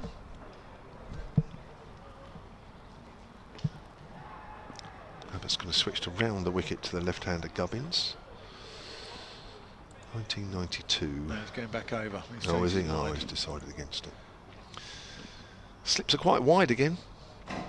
Sort of second and fourth. Albert comes in. There is nothing in this pitch now for the seamers. It really has flattened out. Just to repeat that Kyle Albert was saying they feared this might happen. Yeah. And it was important, wasn't it? My word. Maybe not in hindsight a great decision by Rory Burns to bat first, having won the toss. Of course, it's always easy when you see what's developed in front of you, but looking back now, it would have been better to get Hampshire in and then be batting in these conditions. Hindsight's a wonderful thing though, isn't it? It's a wonderful thing. Yeah. But, you know, there's me as well. I'm hardly Mystic Dan. I thought this pitch might sort of start snaking around, and it's not. It's got better and better. Here's Gus Atkinson from the northern end. Oh, that just nips back a little on Albert, but he gets back on it and pushes it out in the offside. That's Nathan Barnwell on there as the 13th man. So Ryan Patel, no, he's gone down to third. So Surrey have got 2 men off the field. They've got Ben Folkes is one of them. And I'm just looking around as Atkinson comes in. I've just looked up that game in 92. Did he play? Yeah. Did you get any runs? 35. Batting at 4. Oh, What's that doing batting at 4? that's nosebleed territory. 34. So Paul Terry got 131. Tony Middleton got 221. They're sending him for a whack up the order, aren't they? Hampshire got 552 for 9 declared. Whew. Surrey 184 all out. Oh, Gubbins is late on that as he dribbles through to Jamie Smith. And Surrey, you know, you do make your own luck in cricket, but they're not getting any at the moment. And that could have easily just gone back onto the stumps. I think Dan Lawrence is off the pitch. I think he's the man who's off the pitch at present. So Nathan Barnwell on. Young lad who's come through the academy. Just pushed out into the covers there, no run. So Hampshire won that game by 10 wickets. It was in May 1992. Hampshire 552 for 9 declared. Surrey out for 184. Malcolm Marshall 6 for 58. They then followed on, all out for 369. Martin Bicknell top scored with 88. Wow. Atkinson as Gubbins square drives, but Sibley does the fielding there. Raj Maru is another man who followed you down the M3 from Middlesex, isn't it? 3 for 56 in that follow-on innings. And then Hampshire needed 2 to win. Tony Middleton 1 not out. KD James 1 not out. Oh, red inker, good for the average. There you go. Nathan Barnwell through Caterham School. Just whipped through mid-wicket there by Gubbins. He's going to get 2. He's placed that quite nicely. There's a good throw comes in there from Dan Worrell at the non-striker's end. Keeps Albert honest there. Yeah, so Barnwell is 21-year-old. Made his debut for Surrey against the Sri Lankan Development 11 back in 2022. Yeah, they were doing the rounds, weren't they? Yeah, they also made a List A debut for Surrey against Middlesex. He's played 1 first-class game. Averages 22 with a bat and has taken 1 wicket. He's a Crystal Palace fan. And he's been part of the Surrey pathway since under 9 level. Here's Sean Abbott to Toby Albert. Short. Albert's trying to help that away on the leg side. Albert's doing a very good impression of an appeal as he runs down the wicket. Nobody's convinced. Barnwell's also played for England under-19s as well against the West Indies back in September 2021. So he's got a promising future ahead of him. So he's at what, mid-wicket now? He's a mid-wicket, yeah. Abbott slowly walking back to his mark. I'm just looking at the Surrey over rate. It's okay, it's +2. Phil Andrews has emailed soniccricket@gmail.com. We'll come to that after this delivery because Abbott's at the top of his mark. Comes in. It's just one slip now, about third slip at the moment. There's a short ball. That's nicely helped around the corner by Toby Albert. Keeps it along the ground. All very neat and tidy. And he moves on to 109, 245 for one. Hampshire's leader's 118. Phil Andrews says, great performance so far. Would you be tempted to put James Follett or Keith Barker up the order to hunt for some bonus points? Says Phil. Oh, it says Phil Cook. So it's Phil Andrews' email, but it's Phil Cook. Maybe he changed his name for some reason. Yeah, I would. Would you? People only do that in change the name. I thought you about putting people up the order. Extraordinary circumstances. No, wait, but What, somebody chasing you for money or something? Yeah, well... Here's Abbott, length ball. Gubbins plays it back to the bowler. That can often be the way. For a variety of reasons. So a friend tells me, Kevin. Yeah. So, yeah, I would, because you've got, 13 overs left to maximise your bonus points, and as yet you're 5 short of your first batting bonus point. So, yeah, why not? I think, if you can get 100 runs in the next 13 overs, which I don't think he's going to be on, but why not go for it? Here's Abbott. Oh, he's had a play and miss out there. Outside off stump there, Gubbins trying to chop that down. Why not go for it? Why not try and get yourself 3 batting points to go along with your 3 bowling points? And if you win this game, you're going to walk away with 22. As it is, if you draw it, at the moment, you've got you're probably going to get up to 300 by 110 overs. 245 for one at the moment with 96.4 gone. So you're probably going to get up to 300 definitely. So I can see the theory behind that. Abbott bowls, comes back a little bit at Gubbins, who flicks that away down to backward of square leg. Abbott can't believe that somehow Gubbins worked that away the way he did. 246 for one. Gubbins moves on to 94. However, James Vince is a good cricketer. He knows when to score quickly. He knows when to grind it out. And so I'd keep Vince in there now, but who's due in at 5? Dawson, Ben Brown. Maybe maybe Fuller or someone like that. Just give it some long handle at 5 after Vince. Sean Abbott into Toby Albert. Albert works that away. Oh, a good diving stop at short leg. Otherwise, that was 2 or 3 runs. Short leg at square leg. There have been another couple of runs otherwise. And Albert would keep the strike. 247 for one. Albert moves on to 110.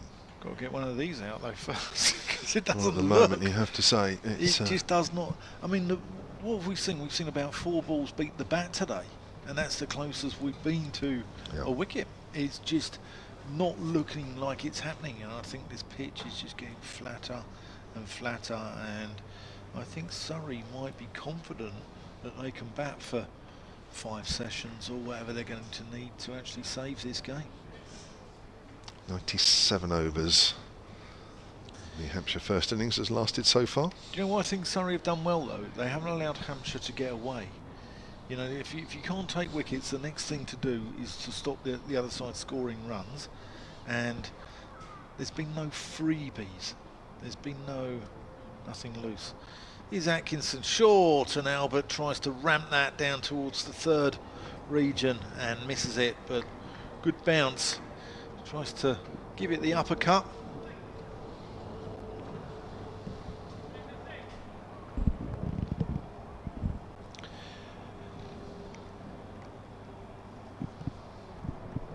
Very pleasant day here down in Howard's Way country. Just played into the offside there, no run. I saw the actress from Howard's Way, Jan Harvey, once in a pub in Putney. I was going to a game between my beloved Barnet and Fulham. And there's a pub right by Putney Bridge Station. I think it's called the Six Bells or the Eight Bells or something like that. And she was in there on a Saturday lunchtime. Atkinson in, that's chopped backward a square, but can only find Cameron Steele. That should have been one for earlier when we were talking about coming across your idols. Or Well, Jen Harvey from Howard's Way probably isn't, you know, she's got nothing to do with cricket. I wanted to keep it cricket related. So, yeah. And I met a bloke called Kevin James at the Oval in a commentary box about a month ago. that's nothing to write home about. Played out 2 extra cover. I'd keep that quiet if I was you. Funnily enough, I've met him down here as well. I keep seeing him around. Keep seeing him around the traps. Can't get rid of him.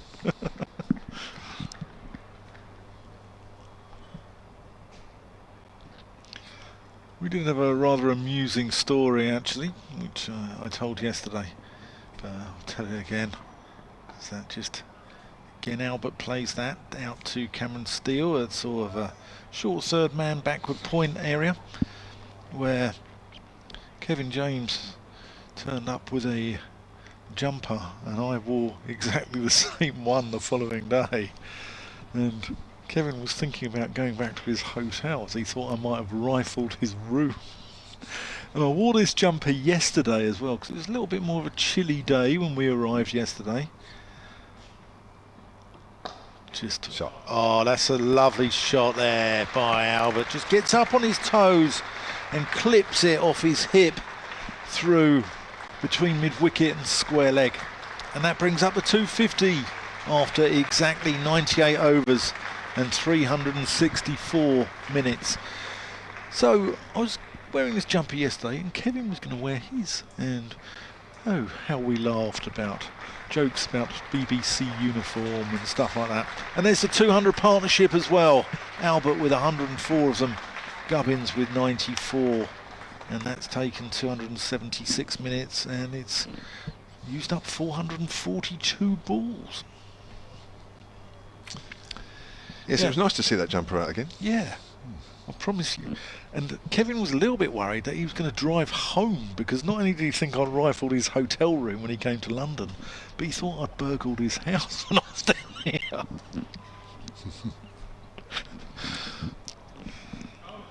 It's like Sean Abbott is going to continue from the pavilion end then, bowling to Nick Gubbins, who's on 94. Comes in right arm over, Gubbins drives up to mid-off, and there is no run.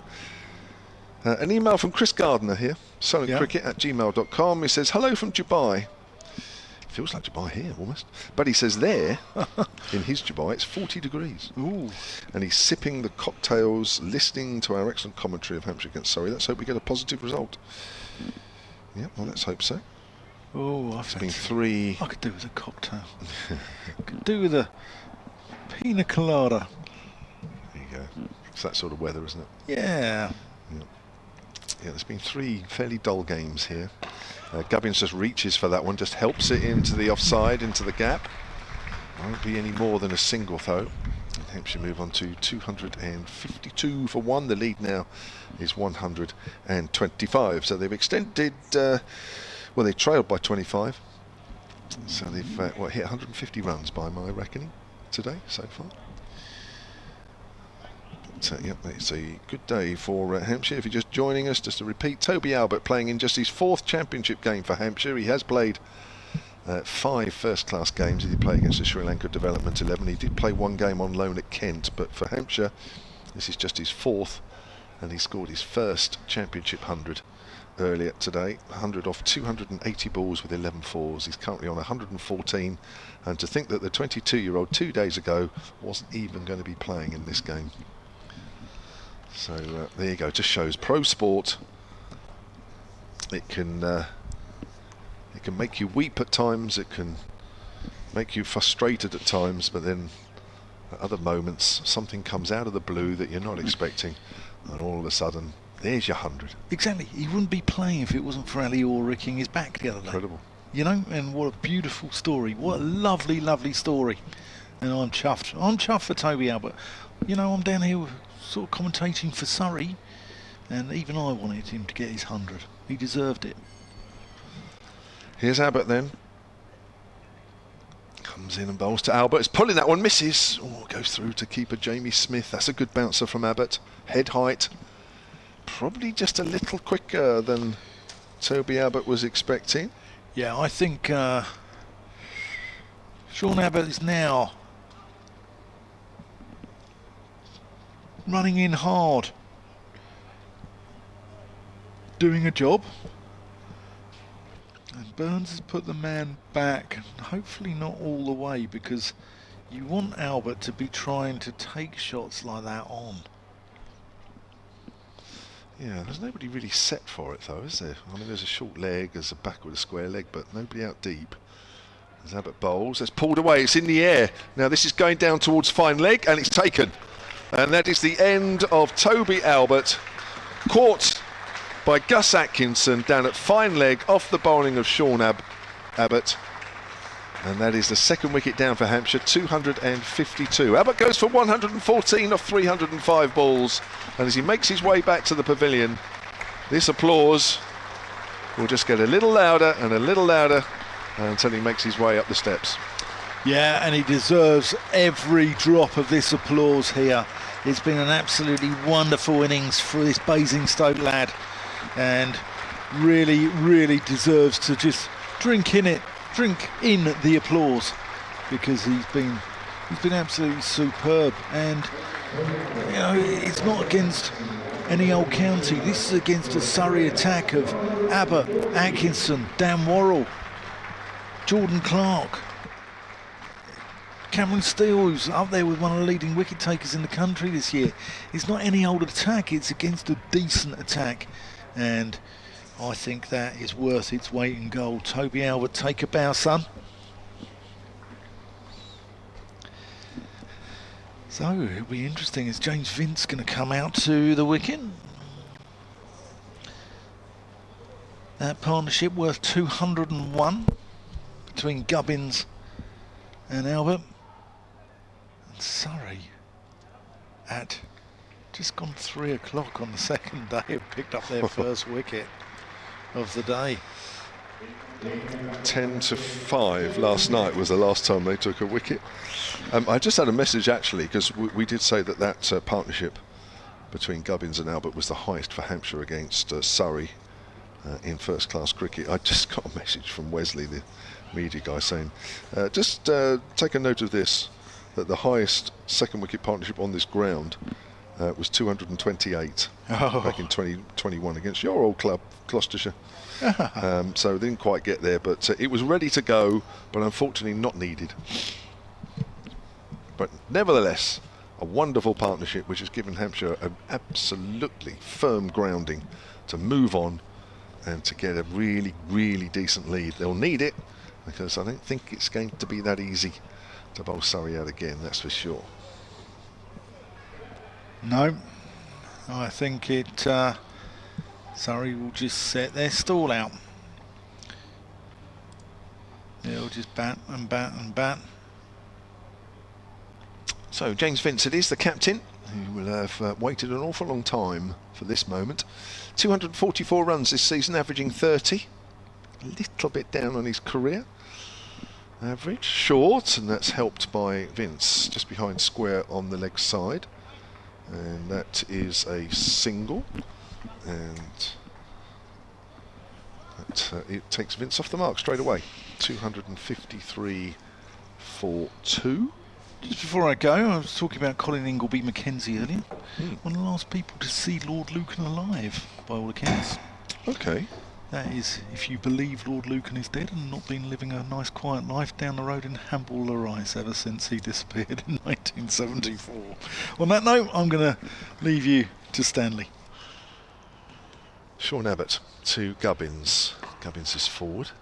Plays that back to Abbott. Wesley's just messaged me again to say it was the third highest second wicket stand on this ground, behind Fletcher Middleton and Nick Gubbins against Warwickshire earlier this year. So that's not bad, is it? I know this ground only started hosting first-class cricket in 2001, but even so, that's still a fairly hefty period of play and a number of matches. To sit third is a pretty decent effort. And yes, in that game, Nick Gubbins got 119 and Fletcher Middleton got 116 in the first innings. Welcome back, Stanley. Hi, Kev. Hello, everyone. Good stuff from Hampshire, isn't it? But Dan's right. You know, Surrey have not let things slip at all. They've kept very high standards with the bowling all round. Maybe Cameron Steele is probably the one bowler that's just let Hampshire off a little bit off the hook in terms of just allowing the scoreboard to tick along a little bit more than it has been doing. Hence why you got a coaching lesson at lunchtime on the side of the pitch. Atkinson bowls to Vince, and Vince drives nicely. James Vince new to the crease. Only 2 balls into his innings. Replacing the Centurion, Toby Albert, who top-edged one to fine leg in the previous over from Sean Abbott. But he batted beautifully for his 114. Atkinson runs away from us and bowls to Vince, who gets a thickish outside edge, and that's going to run away down to the third man boundary for his first boundary. 257 for 2, Hampshire move on to.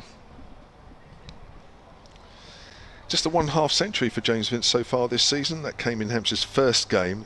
Their first game, we all remember, scheduled first game was at Durham, which was rained out, so their first game was against Lancashire here. Made 56 in the first innings. That's his only 1/2 century so far this season. Yeah, I think this situation should actually suit James Vince, because he can probably play more naturally, and we know he's a positive player. And Hampshire in such a strong position that he can actually play his natural game. It's Atkinson bowls, and Vince back in his crease, pushes this to backs the bowl, no run. I think it's been a very long time since James Vince at number 4 has come in the 98th over. It's a long time. That is a long time. I've seen him come in about the first or second over quite a few times, but never this long. Yeah, but he's out there now. Joins Nick Gubbins, who's on 95. Atkinson bowls full, and Vince drives nicely, and Atkinson fields off his own bowling and no run. So what did you like about Toby Albert's innings then, Stanley? Okay, to be honest, everything about it was just really good. Mainly the patience. As an opening batter, I guess part of your main job is to actually occupy the crease. As we see the first potential ball change, Rory Burns has just thrown the ball to umpire Milnes. Said, "Can you have a look at this, please, for us?" And he's converging with James Middlebrook. But back to that Toby Albert innings, and the way he left the ball outside that off stump. He ran really well, accumulated the singles, and mixed it in with a little bit of aggression. Actually, we saw a few times he went over the top, but he just showed some really good maturity. Was really deserving of that century. It looks like it might be a no-go for the ball change. Rory Burns is questioning. He's still talking to umpire Milnes and saying, "Can you have another look, please? Are you sure?" Is the gauge faulty? Yeah,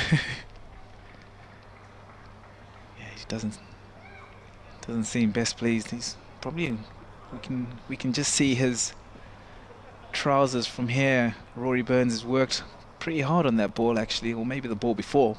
He's got a big red patch on his leg. Atkinson bowls to Vince, and Vince back in his crease. They're running hard and into the offside and just settle for a single. So clear that the intent from James Vince so far this innings is to push things on and just try and be proactive in such a strong position. The field is well spread as well, so he can actually get into his work quite easily. I think realistically, 300's in sight, isn't it, in the 110 overs, but he can't push it any more than that. No. Atkinson bowls to Gubbins and play and a miss from Gubbins outside the off stump. No damage done, and that ends the over. 2-5-8 for 2, Hampshire. I've seen that a couple of times actually from this end going towards, the hotel end actually going towards the pavilion end. Maybe there's some inconsistent bounce coming in, Kev. Have you noticed that from... There was a bit last night, actually, which, if anything, it hasn't really... It almost became obvious last night that some of the balls were keeping low, but today, yeah, I mean, the odd one, and maybe not as pronounced. If anything, it's... even that seems to have disappeared a little bit out of this pitch. Everything's disappeared out of this pitch. There wasn't loads to start off with, just the cloud cover yesterday afternoon when Toby Albert was on that fabulous run of 5 wickets for 16. He admitted the cloud cover just helped him a bit, but since then this pitch has slowly become more and more docile, and Hampshire have had the best of the conditions, absolutely no doubt about that. Here's Sean Abbott from the pavilion end. Bowls to Vince, is pushing forward out towards mid-wicket, so we have 10 more overs in which both these sides can claim more bonus points. Surrey will want at least 1 more wicket to claim their first bonus point of the game. Hampshire currently have 4 and will be looking to get to around 300. We'd expect to pick up their 5th bonus point of the game. I think that's probably realistic. I think Surrey, well, they might think, well, we'll get 6, but I think realistically another one for them would be about right. Vince drives pleasantly up to mid-off. These two are teammates for the Sydney Sixers in the Big Bash down under. Played together during the winter. Sean Abbott and James Vince. Still the sun shines. Still the crowd enjoying the warm weather. And Hampshire in a very good position, enjoying that. They certainly are. As Abbott bowls, Vince clips that away on the leg side for a single, moves on to 7, 259 for 2. I don't think Hampshire are going to find this particularly easy to get to 300. I don't think they'll be reckless about it. I don't know what you think, Stan. I would hope they aren't, because they've worked very hard to get into this position, and yes, it would be nice to get another bonus point, but is that really the be-all and end-all? Might become the end of the season, who knows, but I think in terms of the game, setting up the game, they have to get a long way ahead of Surrey. They have to, if they have any chance of winning this, because this is not going to be easy to bowl a side out again on this pitch. Abbott bowls. Gubbins pushing forward, as he has done many times, with a straight bat out on the offside. He's on 95 currently, Nick Gubbins. Nice to see him back in the side after spending a week and a half or so with his newborn baby girl, Utilita. Obviously, not too many sleepless nights the way he's been playing. Clearly, I was going to say that actually. He's obviously doesn't affect if he has any sleepless nights. It's clearly not affecting his form or his technique. Maybe he's not on the night duty. Yeah, he's in the other room. Lock the door. Yeah. Gubbins gets one. It keeps a little low, but he's playing nice and straight.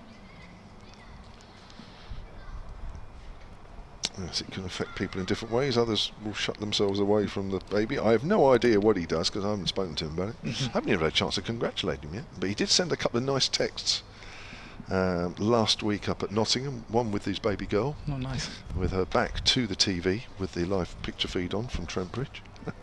Lovely photo. Is that his first, do you know? I think it must be. I think it must be. I think it might be. Here's Abbott. Gubbins flicks that away. He's found the gap through mid-wicket. And this is running away. That'll go for 4. Just a little bit shorter there from Abbott and a little straighter. Just allowed Gubbins to work that away. And he now is very close to his 3-figure score. He moves on to 99 at the end of that over. And Hampshire are 136 runs now to the good on 263 for 2. Yeah, good shot from Nick Gubbins. We know how strong he is in that leg side. Anything that's slightly loose and slightly straight, he will pick it off. It's a good shot. Looks like we could potentially have a change of bowling from the hotel end. It's going to be Cameron Steele with his leg spin. Going to find out if that coaching session at lunchtime has paid off. On the side of the square, away to our left as we were looking. We were back here from lunch, and there he was out there in the middle with Gareth Batty, the head coach, who of course was a spin bowler himself, off spin bowler, and you could definitely see the way Batty was talking, that he was either talking about the fields or where the ball was going, and too many areas that he was getting picked off. So whether he can put that right a little bit, because currently Steele has 15 overs, none for 52. 21 wickets for him so far this season, and he's obviously a very big part of what Surrey have done well so far in this season and previous season. So they need him to be on the money in this spell as he bowls to James Vincent, cuts, and he's going to get a thick outside edge, and that's going to run away down to that boundary towards the pavilion. So not the start that Cameron Steele would have wanted. Slight false shot from Vince, went to cut it and just got a thickish outside edge, but 4 nonetheless, his second boundary. It's always one of those ones, Kev, as a bowler. What you want to do is just your first ball in a new spell, you just don't want to go for any runs, and especially when it's like that, when you've actually induced a slightly false stroke and it still goes for 4. It's just, yeah, it's not really what you want. So the pressure will be back on Cameron Steele as he bowls to James Vince, who cuts this one and hits it with a lot of venom towards Sean Abbott as a cover. Yeah, he definitely timed that really nicely. Slightly short from Cameron Steele. No run. Balls, and Vince gets an outside edge again, and that's going to be 4 more down to that boundary. So he induced the outside edge the first ball, and 2 balls later sort of tossed this one up, and a false stroke from Vince and got an outside edge and another boundary for the Hampshire captain. Well, you can understand his positivity. I mean, that ball is out there, isn't it? I mean, if he's not going to go after something like that, then what is he going to go after? But yeah, got lucky a bit there. Yeah. So this field is spread. It's a sweeper long off as Vince pushes to that fielder down. It's Rory Burns himself stationed at long off, and they trot through for a single. Yeah, I think the positivity is coming just at the right time now, isn't it? Toby Albert's done a job. This is a very similar game to the one at the Oval, where Rory Burns played the anchor role and then allowed Jordan Clark to come in and thrash the ball around, which really did put Hampshire under massive pressure. Be nice if Hampshire can do something similar here. Yeah. Does bring Nick Gubbins on strike, and he faces up to Cameron Steele on 99, and he just pushes this into the onside, and that will be yet another 100 for the run machine that is Nick Gubbins. Missed out last week on paternity leave, but he's come back and picked up exactly where he left off. His second century of the season. Strong applause from this crowd. They appreciate all the work that he does. Fantastic innings. A little signal for his young child as well, which is really cute. And James Vince pushes this into the offside, and they're going to push for 2, and they're going to come back quite easily. So really good running from Hampshire. Good over that. 12 from it. It ends now. 275 for 2.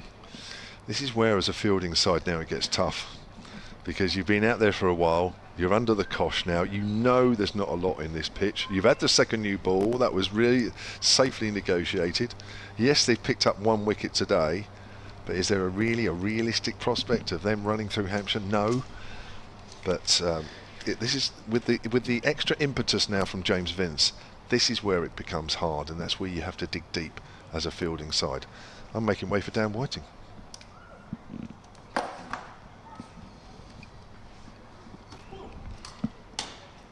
Sean Abbott will continue from the pavilion end, and he's going to bowl to the recent centurion, the second centurion of this innings, Nick Gubbins. Bowls, and Gubbins in behind this one, no run, as Dan Whiting joins us. Hello, Dan. Oh, Good afternoon. Good afternoon. It's been a tough day for Surrey, hasn't it? It really has. It's been a tough 2 days for Surrey. Hampshire showing really what a good side they actually are. So It's been... yeah, Hampshire have been there or thereabouts last few years. They've been third, I think, last 2 seasons. As Albert bowls and Gubbins flicks this into the onside, potentially could have snuck in for one, but they decide against it. They've been third last 2 seasons in the county championship, and they have proved here what a good side they actually are, and they've easily have been the best side that Surrey have played this year. Yeah, make no mistake about it, Hampshire have pushed Surrey for majority of the last few seasons as Abbott bowls and Gubbins drives, and this time they come through for a single, so good running. It's been a feature actually of this Hampshire innings, the way they've run. Yep, certainly has. Rotated the strike. But more to your point, Surrey have won the championship the last 3 seasons, I think. 2 seasons. 2 seasons. Yep. But Hampshire have definitely been probably the main competitor, I guess, in those seasons, and pushed Surrey all the way. Barring 1 or 2 poor results from Hampshire, they probably feel like they should have at least won one of those championships in the last couple of seasons, so they'll be keen to make amends here as Vince pulls nicely, and good work out there it was good work. It was good work from Gus Atkinson, diving to his left, made the initial stop, but unfortunately parried the ball towards the boundary and just couldn't get there on his second attempt.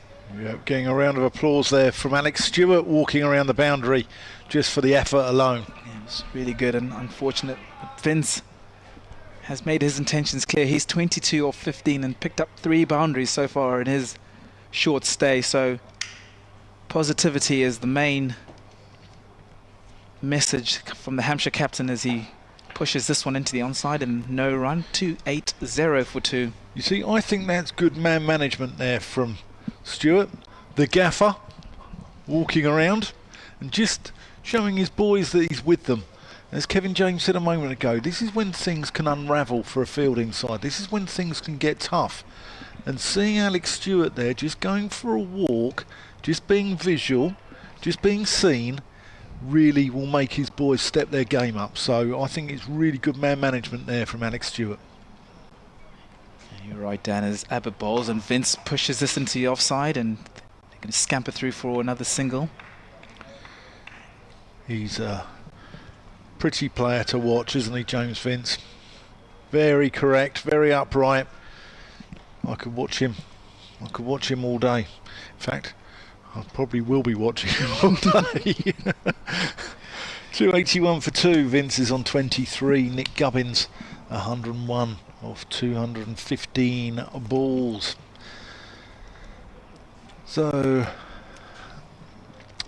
I think the plan for Hampshire is just to bat and bat and bat, and I think possibly they're looking at maybe tomorrow lunchtime-ish.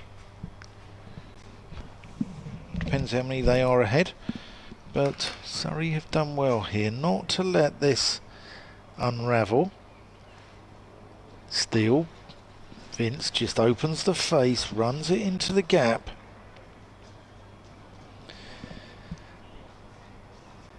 So the forecast tomorrow is may have a little bit of rain around in the morning.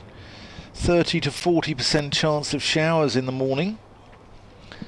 And then possibly from 3 to 5 o'clock as well. That's drilled up to Burns on one bounce. It's one of those ones on the weather map where they've got a cloud with the sun poking out of it with one raindrop on the bottom. So contrast that one. I mean, I call that hedging my bets somewhat.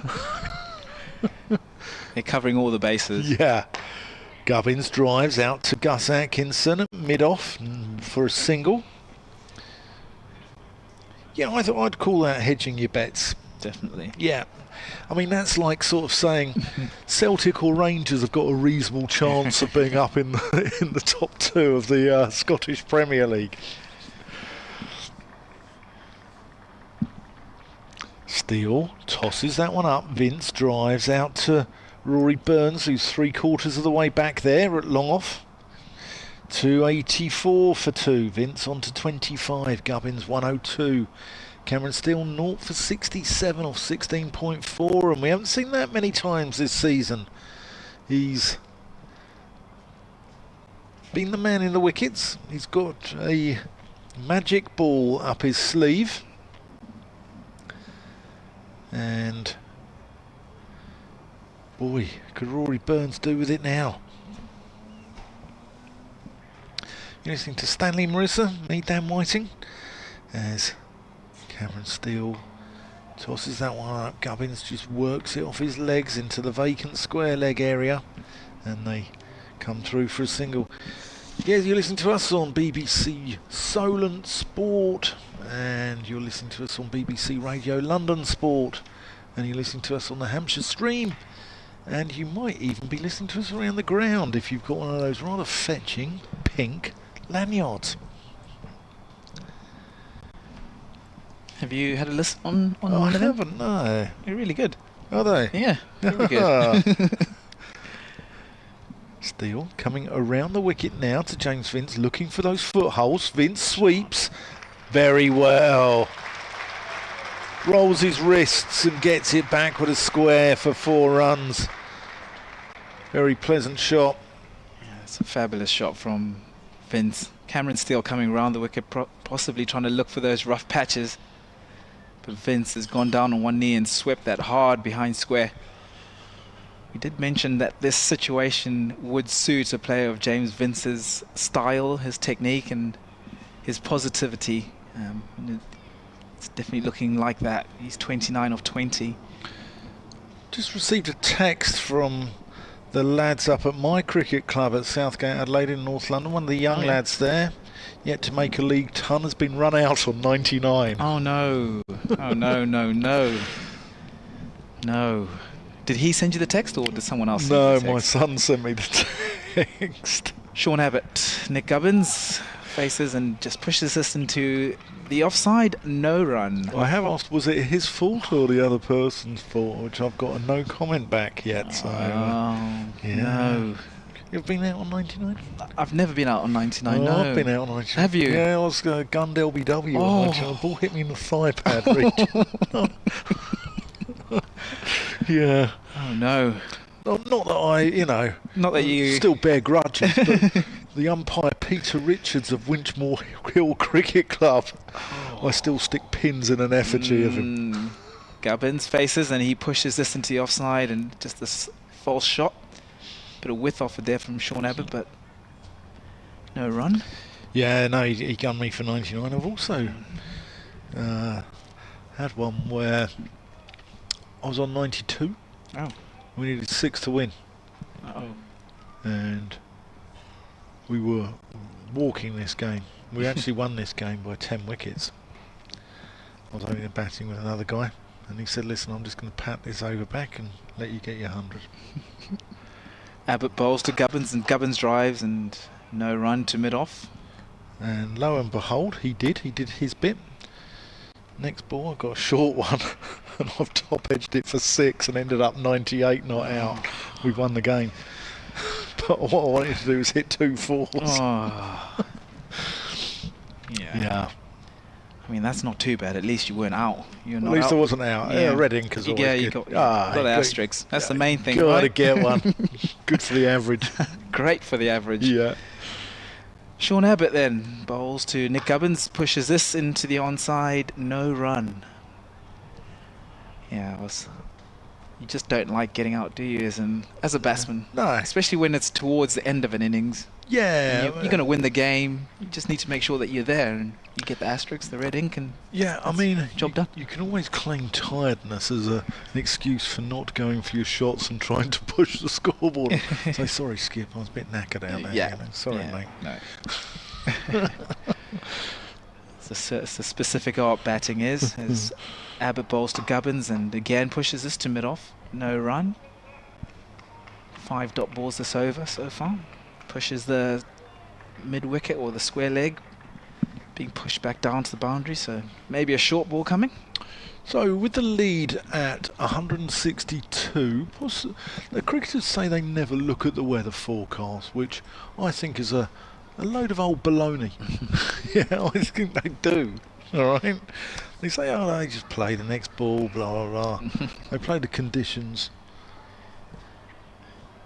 They certainly do, as Abbott runs towards us from the pavilion end, and Gubbins leaves that one alone and ends that over. 289 for 2. The only cricketer I know who's publicly acknowledged that he looks at weather forecasts was Phil Tufnell, when he used to love the weather forecast of predicting rain the next day because he got a day off.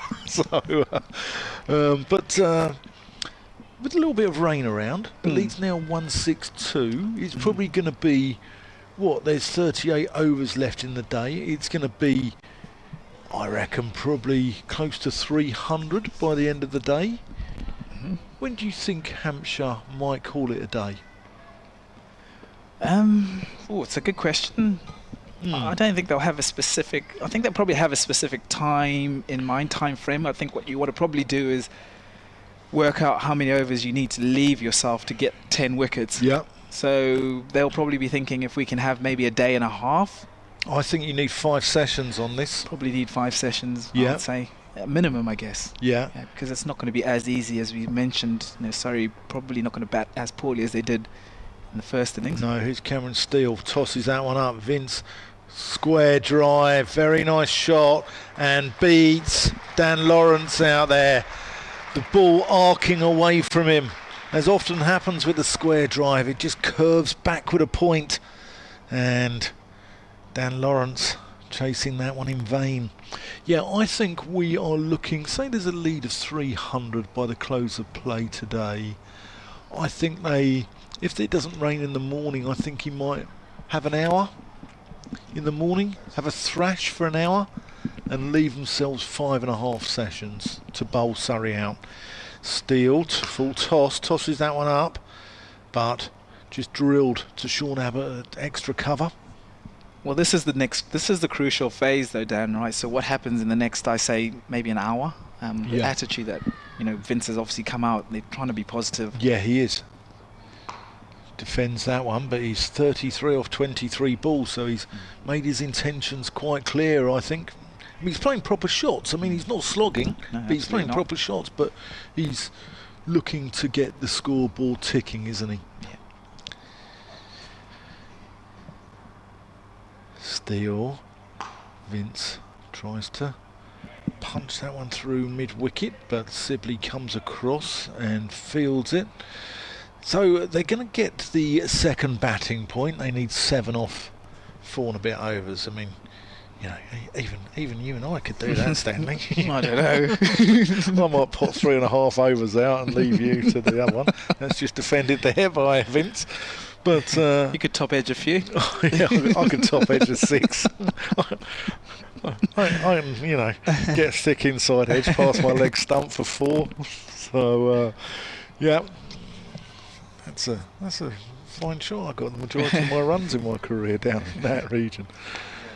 Vince punches that one off the back foot out to Lawrence, out a deep cover, and that completes the over. So 294 for 2. So they're going to get the second batting point. I don't think they're going to get the third one. I think, to get 56 now off 4 overs, I think is beyond them, isn't it? Yeah, so I think they'll settle for 2 batting points to add to their 3 bowling points. If they're going to get a minimum of a draw out of this, Hampshire, so they're going to walk away with 13 points, which when you're playing Surrey, there's a decent reward. I mean, it might even be better. It might even be the 16 you get for a win and their 6 bonus points, so it might be 22. You never know. Time will only tell. Yeah. No, look, they've done everything right. Like if you had offered Hampshire yesterday and said to them, by tea on day 2 you'll be 293 for 2, having bowled Surrey out for 127, they'd have bitten your hand off for it. So sometimes it's difficult because you have then you have then got yourself into a strong position. It is Dan Worrell, change of bowling from the top end, from the pavilion end, bowls to James Vince, and no run, push back towards the bowler. So sometimes when you do bowl well and you have yourself in a really strong position, it's then difficult because all these sort of scenarios start coming in. How do you do this and how do you do that? What do you do now? Different permutations. Yeah, exactly that. So they'll have their own methods in the changing room. They'll have spoken about it, and arguably they're in the driving position right this minute, so they don't need to do anything. They just probably need to just keep building onto that lead, and like we said, just leave themselves enough time to bowl Surrey out as Dan Worrell bowls to James Vincent, no run. Yep, James Vince holding all the aces here without a shadow of a doubt. Yeah, no, they've played fantastically so far. Toby Albert started it all yesterday. Surrey were in a decent position, having probably negated that new ball and maybe 35 for none, I think it was at one point. So they'll be bitterly disappointed. 36 without loss. So they probably would have done the hard work and thought that they were going to be still batting at this point today, but as James Vince plays Dan Worrell, I beg your pardon, back towards the bowler, no run. So Surrey would have probably expected themselves to be having won the toss and deciding to bat. Yeah, they would have probably wanted to be batting today. Yeah, they were 89 for 3, Surrey, and then just that spell from Toby Albert after lunch just turned the game. It was a wonderful spell. It really was. It was. Worrell bowls to Vince, and Vince cuts nicely into the offside, and Ryan Patel does the sweeping on the offside. They come through for a single. 295 for 2, 296 for 2. So 4 away from that second batting bonus point. Nick Gubbins, 103 not out. Yeah, he's batted very well. Sometimes it's hard after, a decent opening stand, and Wicket was doing a little bit last night still. I thought, Albert was going to take the plaudits with his 114, but I thought Middleton with his 35 and Gubbins with 103 also batted beautifully for the hosts. Dan Worrell round the wicket and bowls to Gubbins and back of a length and no run. Toby Albert picking up his first class century earlier, 114. Batted beautifully. Yeah, no, it was everyone in this ground, even the Surrey fans, I reckon, probably wanted him to get his 100. They appreciate good cricket, these guys, Surrey fans. It's important. It's really good as Worrell comes again round the wicket, bowls full to Gubbins, who drives to mid-off, no run. Jordan Clark does the fielding. Ends that over, 295 for 2. Although Surrey have got a reputation with other counties, Moneybag Surrey, the Manchester City of cricket, but they've got their loyal fans who know about cricket. We're a county who voted against the 100 as well. We give or take whatever that means, but they also bring through their own youngsters. They're not just importing in players and snatching the best talent from other counties. They bring through their own youngsters. You look out there at that side, Burns, Sibley, Pope, Smith, as that's just defended there by Vince. Atkinson, all of those guys have all come through the Surrey system from this side alone. Steele into Vince, who again nudges that into the leg side, looking for that single. Gubbins on his toes, but no run. Then you've got the 12th and the 13th men there, who are both, come through the system as well. Ryan Patel and Nathan Barnwell. So, it's a pretty decent return. I think there are other counties who, as that's again well bowled by Steele, there are other counties who pillage the talent from elsewhere far more than Surrey.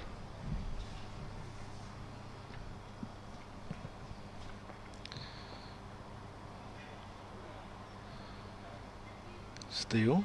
Oh, that's a full bungy. That might even be a no ball. Has that gone for 6? 4. It is a no ball. Is it a no ball? I'm not sure if one was signalled. Should be. It's above the waist, wasn't it? I thought it was above the waist. Yes. There's the 300 up and the batting point as well.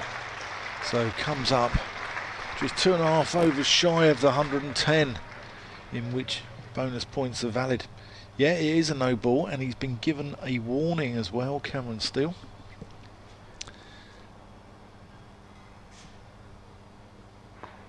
Ooh, Vince defends, and it spins back towards Jamie Smith, but evades the off stump.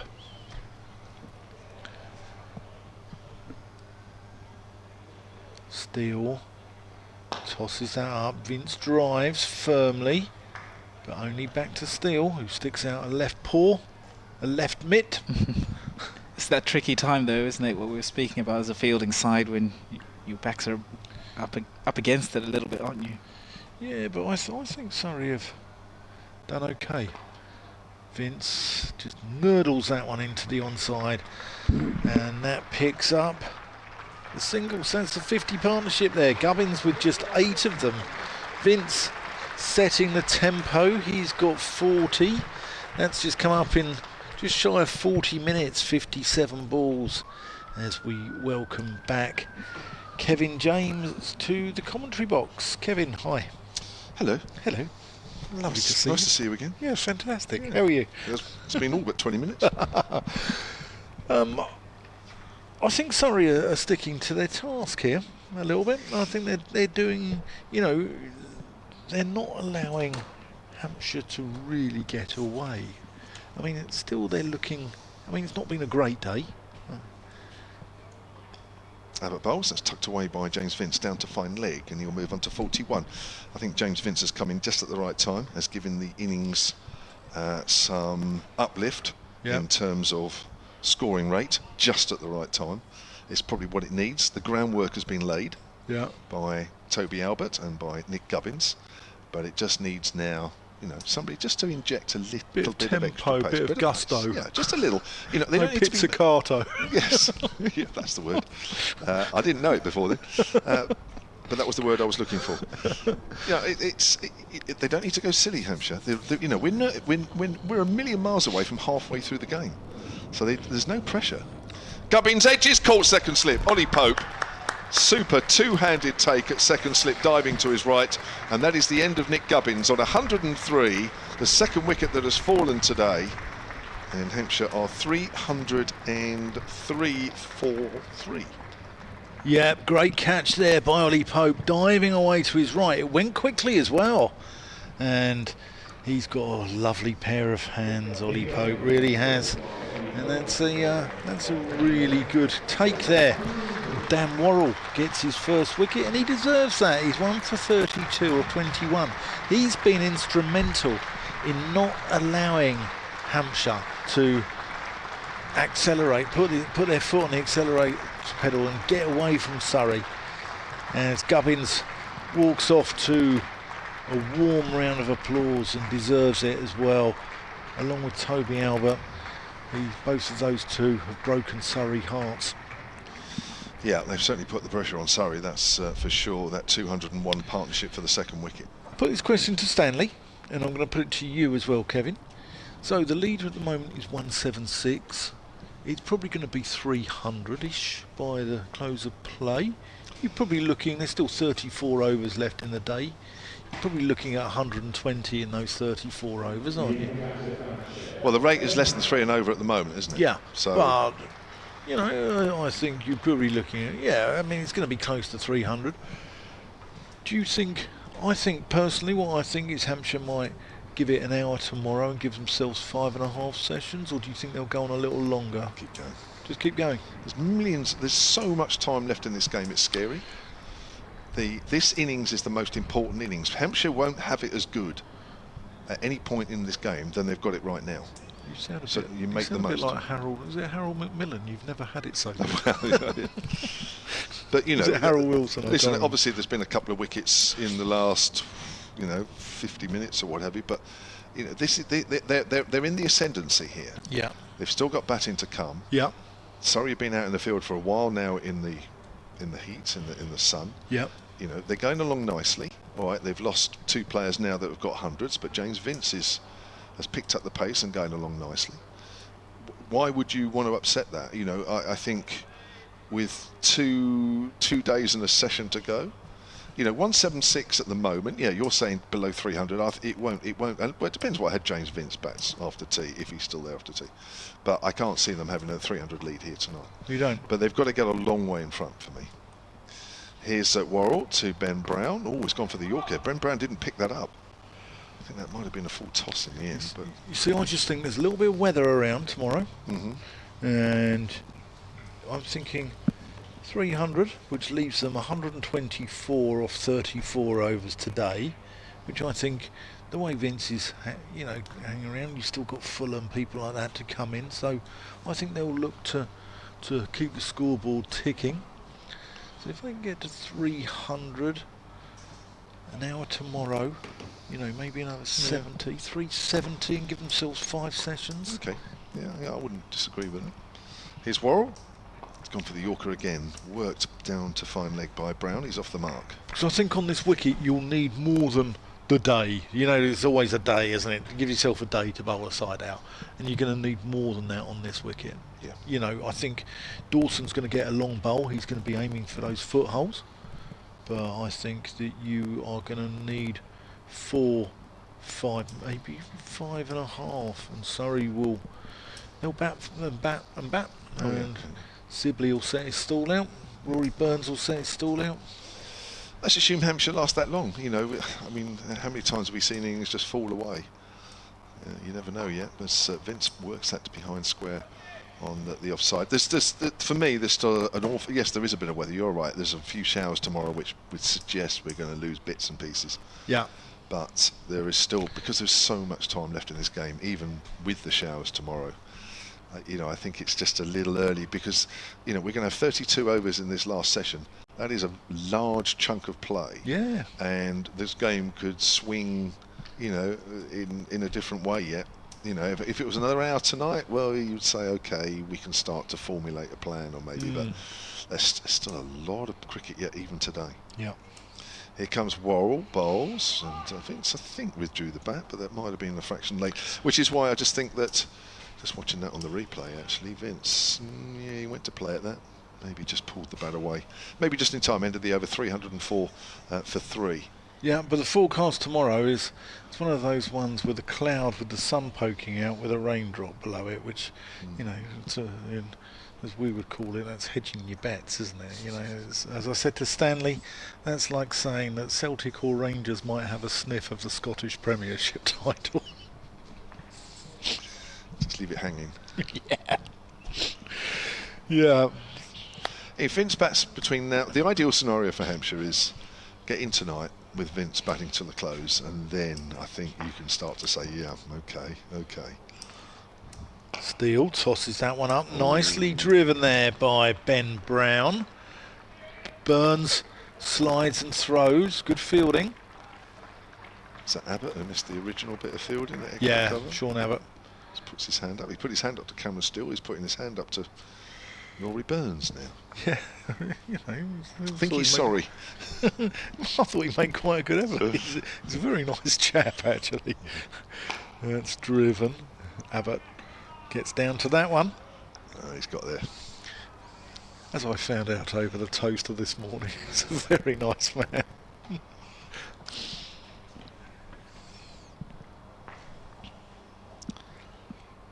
Steele. Oh, that's the googly. And Vince, looking for the big shot, has missed that. He was looking to sort of slash that through the offside. Pretty glad he didn't make any contact because it was a curious shot. Oh, that's spat. Brown has actually played that one pretty well. He's taken the bottom hand off there. Like the look of that. And that He's played that one well, but that will get Liam Dawson licking his lips back in the pavilion, I should imagine. See a few of those tomorrow. Don't see too many today. Start seeing a few of those tomorrow. But it's weird, isn't it? Because we saw it at the end of play yesterday in that evening session as Brown plays that out into the covers. We saw in the evening session a few grubbed, there were a few daisy cutters, a few kept low, didn't they? And then today, at the start of play, nothing has misbehaved at all. It's been, very placid. That's the googly again. Brown just tucks it through the leg side, gets it back on it a little bit late though, so the oohs and ahs. Good delivery. Yep, and that completes the over 307 for 3.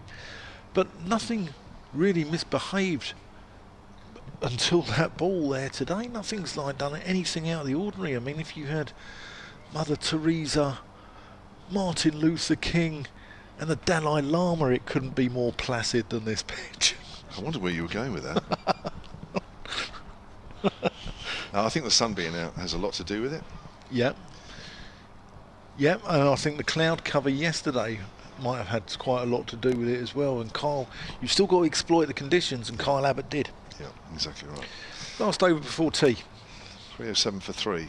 Here's Worrell to Brown. He's pushing forward. Worrell as economical as he can be. 1 for 33 from 22 overs. 22.1 make that right now. So it's been a session that a couple of wickets have fallen, but still it's been a day like yesterday, which has belonged to Hampshire. They're in a mighty fine position.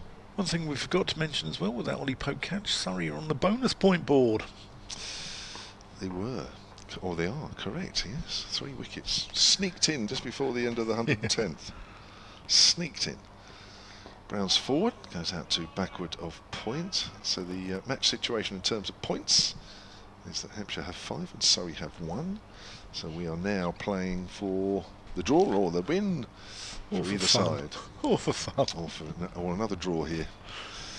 I think the crowd will go up in arms if there's another draw here. Do you think so? The members? Well, the 3 previous games have been, I think, mercifully ended early because of a bit of rain. Let's put it that way. Here comes Worrell again from that pavilion end. And it's a Brown. Brown plays and misses. Outside of the off stump. That's a good delivery. That's a good delivery. Oh, what a lovely photo. You've taken a few of those while you've been here, haven't you? Yeah, I have. I like a, just getting sort of touch with my surroundings. Yeah, very nice. Something to look back on. Yeah, that's more David Bailey than George Bailey. Or the other way around. Yeah, maybe. Here's Worrell again, then to Brown. Brown leaves that one alone. Hello, Toby Albert, outside of off stump. Worrell has his hands on his head as if to say that was dangerously close, which it disagree with him, but it was close. Maybe not dangerously close. Worrell maybe a little frustrated, and he's only picked up 1 wicket so far. He's had to work hard. Yeah, he has. They've all had to work hard. Yeah. The batters have worked hard. Do you know what? I think this has been what Division 1 was set up for. Good, hard, attritional cricket. Hard. You're right. There's been no let-up from anybody. Whenever the conditions were there to exploit, it's been exploited. And he tries to cut that one. That keeps a little low. Well taken by Jamie Smith behind the stumps. Keeping low to him as well. And yeah, and when the conditions have been difficult for the bowlers, the batters have made sure that they're well shut out. Yeah. Yeah, it's been a good, intriguing afternoon session. It really has. It's been good, hard cricket, and I think the evening session as well could be pivotal how this game turns out. Yeah, a very similar session as this morning. That's outside the off stump, and that will be the last ball of this afternoon segment, with Hampshire on 307 for 3, with James Vince on 41 not out, or 40 deliveries So a little bit of extra momentum given by the Hampshire captain. Ben Brown is 4 not out. He's faced 13 deliveries. A similar session in terms of the number of runs that were scored in the morning session, because Hampshire, between lunch and tea, have added 103 runs. They added 102 runs this morning, but unlike this morning, where they didn't lose a wicket, they've lost 2 this afternoon. Toby Albert bounced out by Sean Abbott, caught by Gus Atkinson down at fine leg for 114. Toby Abbott's first championship 100 in just his 4th championship game for Hampshire, although he played 1 on loan for Kent. 305 balls that came off, shared in a partnership of 201 with Nick Gubbins, and Gubbins himself succumbed. Well caught by Ollie Pope at second slip. Off of the bowling of Dan Worrell for 103. That was off 227 balls. Yep, join us in 20 minutes for what is going to be a really interesting evening session. Can Hampshire set the pace and march on towards victory, or can Surrey peg them back and possibly come out of here with a draw? We'll find out. Come and join us soon.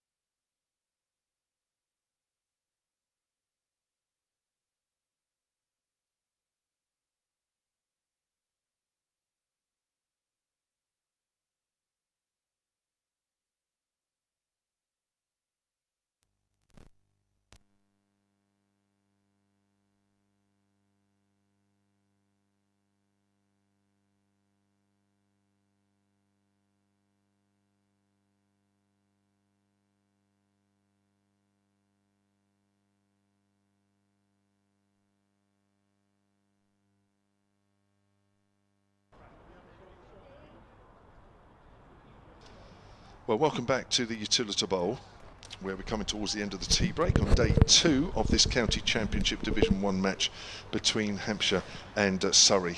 The story is that Hampshire have continued to be on the front foot in this game, because they will resume their first innings on 307 for 3. They lead the defending champions and the table toppers by 180 runs. Resuming their innings will be Captain James Vince, who's 41 not out. Ben Brown is 4 not out. Hampshire enjoyed the morning session without losing a wicket. They went from 102 for 1 to 204 for 1 at lunch. They lost 2 wickets after lunch. One of those was Toby Albert, the 22-year-old, who wasn't playing in this fixture until the day before, when Ali Orr injured himself, and he picked up his first championship 100. He made 114. Nick Gubbins, with his second championship 100 of the season, was the other wicket to fall. He made 103. So that's where we're at. It's Cameron Steele bowling with his leg spin, and immediately Hampshire get a run straight after tea, and it is James Vince pushing that down to deep mid-off, and Hampshire move on to 307 for 3. I'm Kevin James. Next to me, Stanley Marissa, the former Zimbabwe A batter. Dan Whiting is around somewhere. I think he's gone for a quick lap of the ground just to get away from it a little bit. He'll be back soon. Here's Steele bowling to Ben Brown, who opens the face of the bat, guides that towards backward of point. They'll pick up at least 2. Won't quite go all the way to the rope, but more runs here for Hampshire. It's been a sort of a methodical approach, hasn't it, by Hampshire in this innings? It has, Kev. Good afternoon, and good afternoon, everyone. But they've done everything perfectly, to be honest. If you'd offered them this position this time yesterday, or at the beginning of play yesterday, they'd have bitten your hand off. 100%. Steele bowls. Oh, there's a bit of turn there coming forward, Ben Brown. I think that's the googly, but he's well forward. Maybe just outside the line. If you're watching on the live picture feed, the replay is coming up. Steele just looks as though it's the googly. Comes in, yeah. He's got a big stride in there, and Ben Brown doesn't usually get a big stride in, but he did on that occasion. So the morning session brought 102 runs for Hampshire without the loss of any wickets. 32 overs were bowled. Here's Brown, bowls. Brown's on the back foot. Turns that away on the offside. The afternoon session, Hampshire scored 103 runs, and 32 overs were bowled in that session as well. So pretty steady as you go from Surrey. They took the second new ball in that afternoon session when the score was 208 for 1. So it has brought 2 wickets, but it's been hard work for the bowlers here. Pulled away by Ben Brown through mid-wicket. That should be 4. Too short there from Cameron Steele, who had another coaching lesson at the tea break with Gareth Batty. He had a coaching session at lunch, and he's got another one at tea time. I'm sure somebody said to him, don't bowl too short. It's been the story of the day for him, unfortunately. He just hasn't been able to, I guess, bowl enough dot balls to the Hampshire batters, and they've always had that loose. He has. Well, that's the googly as well, turned away on the leg side by Ben Brown, but again, it's slow turn. The feature of this wicket has been that it's been very slow today. It's deadened out, and Surrey definitely have had the worst of the conditions, you have to say. Hampshire have enjoyed the best of the conditions. You can look back now and say at 10:30 yesterday morning, perhaps Rory Burns' decision to bat first wasn't a good one, because there was a bit of cloud cover, and Hampshire, through Kyle Abbott chiefly after lunch yesterday, ran through the Surrey middle and lower order. The sun has been out certainly for nearly all today, and the pitch has just got very easy paced. Yeah, it definitely has. Surrey are certainly on the back foot, and Hampshire doing all the running. It's going to be Dan Worrell to open up alongside Cameron Steele from the pavilion end. He's got a slip in place, a slightly wider slip. Ollie Pope, we saw take a good catch earlier to dismiss Nick Gubbins. Dom Sibley standing at a sort of shortish third man. Deep cover, Ryan Patel, as Worrell comes in and bowls to Ben Brown, who tickles this down the leg sides fine. They're going to push for 2, and they're going to come back easily as Gus Atkinson cleans up, and 2 runs to Ben Brown. 3-1-5 for 3 Hampshire. Ben Brown batting at number 5 today, so maybe another indication that Hampshire potentially want to be busy this afternoon and try and push that scoreboard. We know that Brown is a very attacking player. He's had a pretty decent season so far. A couple of scores, 49 against Warwickshire, 45 against Surrey at the Oval, as he faces up to Frankie Worrell and nearly plays this one onto his stumps, bounces over his stumps. And his highest score, Ben Brown, 67 against Durham a few weeks ago. So in decent form. Yeah, it's quite interesting. I was looking at some stats before the start of this game, and Ben Brown, who averages 38 career, but since he's been at Hampshire, averages 29. So he has dropped off a little. He had a good season a couple of seasons ago, didn't he, where he was one of the leading run scorers in the Hampshire side. As he faces Worrell, and Worrell bowls wide of the off stump, and Brown has to reach for this one slightly, pushes it into the offside and trot through for a single. He's still more than a useful player, that's for sure, all round, keeping and batting, but that is a bit of a drop-off. 32 matches he's played for Hampshire. 190th match he's playing overall, first class. Made the move from Sussex a few seasons ago. James Vince to face up against Dan Worrell for the first time, and wide, and slashed away by James Vince and down to the third man boundary. So he's moving along quite nicely, James Vince, 46 now of 42. Very wide, wasn't it? Vince chasing that one. It was off the edge. There are a couple of fielders behind square on the offside. Ollie Pope still in there at second slip. There's a backward of point. That's Dom Sibley. I might say backward of point. He's more deep gully. Sort of hovering for that cut, possibly for that shot. As Worrell comes in past umpire Middlebrook and bowls, this time slightly tighter to the off stump. Left alone by James Vince. No run. Hampshire closing in on a 200-run lead. They're 195 currently. But you're right, Stan. I mean, gosh, somebody said that Hampshire would be in this position in day 2 at the start of this game against a side who they struggle. They mainly struggle against at the Oval. Yeah. The record here for Hampshire isn't too bad. They did win here last year, last game of the season, but then Surrey had already wrapped up the title. Yeah. Worrell comes in and bowls to Vince, and he pushes this into the onside. No run. That ends decent over, 7 from it. 3-2-2 for 3. Draw here in July 21. I mentioned that yesterday. Colin de Grandon, 174 not out in that game. That was also the game, they still talk about it, Hashim Amla batting out for a draw with Surrey following on. 37 not out of 278 balls. Oh.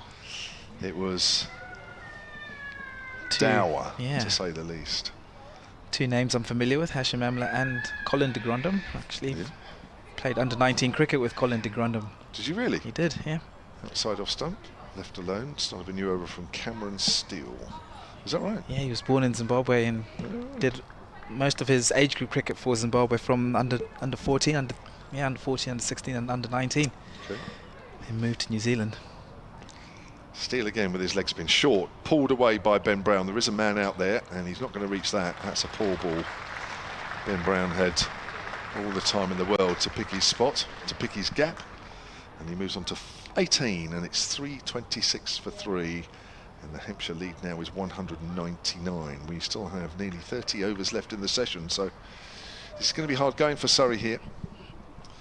Hampshire really could make hay as the bowlers wilt a little bit. Steele again, still got the slip in though. It's a better delivery. Brown is forward, as that's fielded by Sean Abbott.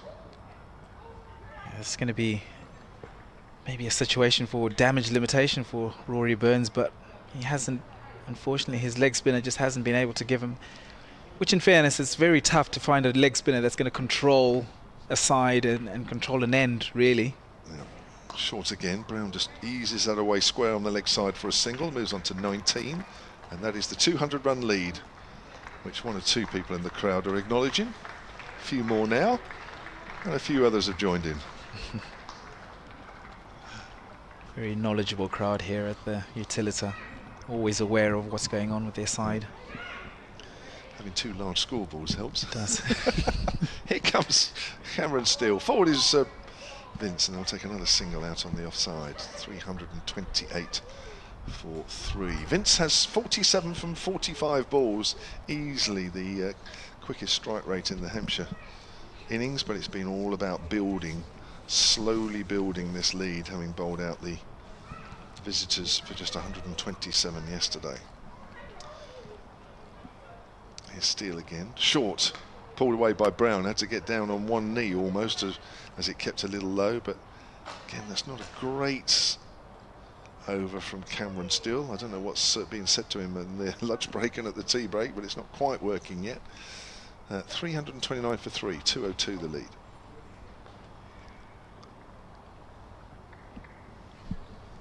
Yeah, Cameron Steele, 21 wickets so far in the county championship, hasn't been able to add to that in this game. There's been not a lot of help for him, has he, to be fair to him? Yeah, there hasn't. Leg spin is quite a difficult art, so sometimes when it's not going right for you, it can be very difficult. We've seen him drag a few down, so that's probably just a bit of low confidence as Dan Worrell bowls to Ben Brown and he jabs this into his pad and a few hands go up. Ollie Pope, that slip, a bit of excitement.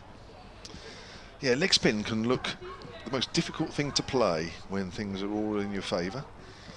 We saw last week actually Calvin Harrison, who's had some success as a leg spinner up at Notts, again just lose his way really in that morning, the final morning where Hampshire didn't lose a wicket and got over the line. Bowled one horrible over that went for 20 something.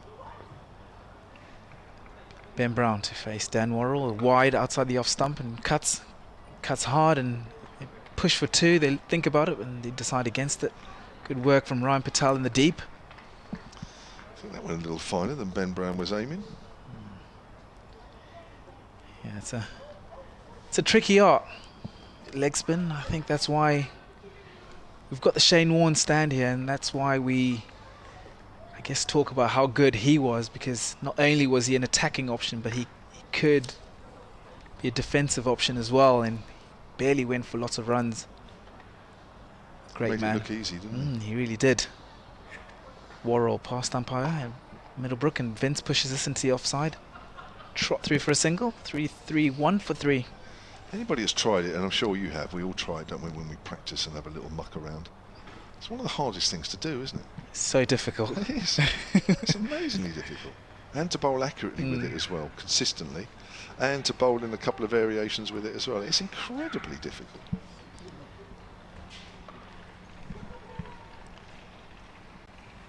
Yeah, so Cameron Steele, as we said, 21 wickets in the championship so far this season. So he's been a vital cog in this Surrey bowling unit as Worrell bowls to Ben Brown and wraps him on the pads and stifled appeal. Little inside edge on that, maybe? Bit of an inside edge, maybe. Let's have a look on the replay. Ball's in, and It's maybe slightly high, I guess, as well. several ways, of course, you can pick us up. BBC Sport website and app. The live picture feed on the Hampshire Cricket website. Also on their free to download app. That's going back to the Surrey Cricket website. And we're around the ground with live commentary via the earpiece. Dan Worrell bowls to Ben Brown and pushes this into the offside for no run. Dom Sibley again. Doing some good work. It looks like it is. The game is resumed on the nursery ground, Hampshire Academy. Probably defending a total now. Be interesting to see what they got there, actually, what the game situation is there. Unfortunately, the scoreboard faces the other way from us. Oh, does it? Yeah. Yeah, you can sit there just behind the scoreboard on the left, and it's facing away from us. As Worrell comes in, bowls to Ben Brown, who pushes this into the offside and runs through for single. So 3-3-2 for 3. 115 overs gone. Thank you, Stan. Dan Whiting will come in. England are taking on Pakistan. I think that's at Edgbaston today, isn't it? The T20. Of course, the first one was washed out. England made 183 for 7 from their 20 overs. The top scorer in that England innings was Josh Buttler. 84 from just 51 deliveries. Pakistan in reply. 14 for 2 in the 4th over. The wickets have fallen for Moeen Ali and Reece Topley. Nothing for Jofra Archer. Is Jofra Archer playing? Jofra Archer is playing, hasn't bowled yet. Moeen Ali with his off spinners opened along with Reece Topley, so keeping up to date with that one. That's the fashion these days, to open up in spin in T20. We've already got a result as well in Division 1, haven't we? Have we really? Yes, we have. Worcestershire? No, it's not all about Worcestershire. Gus Atkinson is coming in from the hotel end as that goes out to mid-off. I just thought they'd been skittled for 80. I wonder if knots have been skittled and they've been skittled back. Well, we'll come to that. But the one result we've got already is that Durham have beaten Somerset by an innings and 6 runs. Wowzers. Somerset 171 all out and 88 all out, failing to make Durham bat again, who were 265 all out. That was up at the Riverside as well. Yeah. Atkinson in. Brown just plays into the offside. Nice local trip to to come back from anyway. That's about as far as they can go, isn't it, that one? Yeah. The Worcestershire-Nottinghamshire game, which Dan is so keenly looking at. You're right, Worcestershire bowled out for just 80. They didn't play yesterday, did they? So this game started today. And we've got wickets shared around a bit, actually. Atkinson just straying onto the pads of Ben Brown, who nurdles him back with a square on the leg side. Ryan Patel out there doing the fielding. Notts have a lead by 19, but they're 99 for 2. Ben Slater and Will Young, the 2 wickets that have fallen. Hasib Hamid is 46 not out. Warwickshire 275 for 8 against Lancashire. Alex Davis is 818 not out. He's had a good year, Davis, isn't he? That's a Yorker, speared in there by Atkinson, and Vince equal to it, just digs it out. And Essex-Kent, Essex were 591 for 7 declared. Top scorer in that innings was Jordan Cox, who made 207. And in reply, Kent are 53 for 2. Another person to get runs against his old county. Crawley out again for 16. Mind you, made a double 100 the other day. He did, yeah. Got a first baller in the first innings. That's just played back with a square, no run. I think he got a first baller in the first innings, didn't he? And then got a double 100 in the second, yeah. But there's another one getting runs against his old county there, Jordan Cox, the sandwich man. That's the town where he's from, not his little job on the side there, you know. So thanks for clarifying. That's all right. Yeah. And yeah, he's made the move. Been a good one. Yeah. Too many keepers at Kent, weren't there? Well, there were. That's just chopped back with a square there by James Vince. Deliberately got on that late and cuts it away for 4. And that's 50 for James Vince. 52 he's on off just 49 balls with 9 fours in that innings. Really good innings. It's given this Hampshire innings a bit of vibrancy, a bit of impetus. Yeah, it is. Second half century of the season, 56 I mentioned earlier. His top score so far in the first innings against Lancashire here. Yep. Kent did have too many keepers. They had 3 vying for that one spot a few years ago. They had Sam Billings, who's just gone off the boil completely and now probably not playing any red ball cricket at all. They had Ollie Robinson, who's gone to Durham. Jordan Cox, who's now gone to Essex. So they've had to bring in Harry Finch in from Sussex. So it's goes to show, doesn't it? Yeah, it's a funny old world, isn't it? 1 minute you think you've got no chance, in a minute they're crying out for keepers. Here is Dan Worrell again, searching for a second wicket now. Right arm over from the pavilion end, bowls to Ben Brown, who works that up to mid-on, and there's no run. Well, look at Toby Albert. 2 days ago, he was thinking, all right, where am I going to play a little bit of club cricket this weekend, perhaps? And what am I doing? Yeah, he's all of a sudden, Annie Orr does his back. Albert gets parachuted into the first team, 114, and he's probably bought himself a little bit of time now. I should imagine he'll be in for the next 4-day game. I know it's in a month's time or whatever, but it'd be hard to drop him. Well, I wouldn't want to be the selection committee, let's be honest. Here's Worrell. Brown's on the back foot. He's going to take a quick single, actually, as he steer it out to point. That's a really good run. Is that your mate, 12th man there? That's Barnwell, yep, Nathan Barnwell. Yeah, there we are. 3-3-8 for 3. I've never been for a beer with him or anything like that. I wouldn't call him my mate, you know. But, it's only because I couldn't remember his name initially, so I thought if I just say that, then you can chip in with the name. Yeah, fair enough. Yeah, I mean, you know, we're not hitting the nightclubs of Southampton together tonight. No. What are you doing tonight? What have you got planned for tonight? Oh, I think I'm going to go out and actually meet a lovely couple I know from Surrey called Phil and Tricia Garrard. Tricia's the president of Surrey. Okay. Oh, look at you. Here comes Worrell. Forward is Vince. Goes out into the covers. Yeah, I think there are 4 female presidents of county cricket clubs, and Tricia's one of them. Okay. Jane Powell's one up at Yorkshire as well. Mm-hmm. Who's involved in the England disability cricket, and we had Anthony Clapham on yesterday, and Phil and Tricia are down here and they're staying just down the road, so I'm going to go and meet them and just a light libation on a Saturday night. Very nice. That sounds lovely. Yeah, and I'll grab something to eat somewhere. Not here? Maybe. Here's Worrell. We'll take that as a no then. As Vince drives, and that's a good stop by Mr. Barnwell out in the covers. Nathan to you and I. Nathan. Obviously Nathan to you. To me. Nate. Next up, good bit of athletic fielding there. Keeps Vince on strike. But I think tomorrow I might go into Southampton and have a look around Southampton. Sunday night. Sunday night, yeah, maybe around the West Quay and... That'll be very quiet. Yeah, but, you know, it'll be quite nice. Well, actually, it's bank holiday weekend, it might not be. Yeah. Down the watermark. It's probably the best place to end. Pulls that around, it's off the pad. Oh, he's given out. He's given out, caught behind. Trying to pull that away on the leg side. Vince doesn't look too disappointed. We've known him be a little bit more disappointed than that when he's been given out, but that just obviously clipped the glove or the bat. And that is another wicket, the 3rd wicket of the day. Vince goes for 52 from 52 balls with 9 fours. And Hampshire now are 338 for 4. Yeah, I thought that looked out from here, actually. I thought it was quite clearly a bit of glove, and it was quite a big deflection. It was Jamie Smith had to make a lot of ground there. Good catch.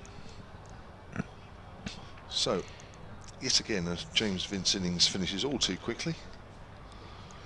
But still in a good position here. They've still got plenty of wickets. They've still got 6 wickets in hand here, but wickets starting to fall, as so often happens when you have a long time in the middle and batting seems to be very easy, very difficult to get batters out. There's always a period where the wickets start to fall. Yeah, we had an email earlier whether Barker or Fuller might be shoved up the order, but Hampshire don't seem to, there's so much time left in this game. There's no need, is there? No need. Not yet. No, not yet. Not yet. Has been done. Fuller did come in early. Trying to think, what game was it? The last game against Notts, or was it a game here? Might have been a game here, actually, thinking about it, where he was pushed up the order a little bit for that reason. But yeah, we're much quicker on in a shorter space of time than all the other games here. That is for sure. Fuller was pushed up the order. Oh, Warwickshire here, batted number 4. Didn't work out. Right. But Liam Dawson's in decent form. Him and Keith Barker, a match-winning partnership last week at Notts, which swayed the game a little bit more in Hampshire's favour than it had been previously. It was still on a knife edge, but it was Barker and Dawson that set it up. Had a very nice stroll around the ground. It's a very nice setup here. The Arlott Atrium. I had a little look around there. Did you? Yeah, had a look in the club shop. Mm-hmm. Yeah. I was going to buy you a little Southern Brave hat there, Kev, but you know. Oh, I've already got one. Oh, fair enough. Actually, I haven't, but yeah. They sell a lot of Southern Brave gear here, you know. Do they? Yeah, they do. That's cut away by Dawson. He's off the mark straight away. Width there from Worrell.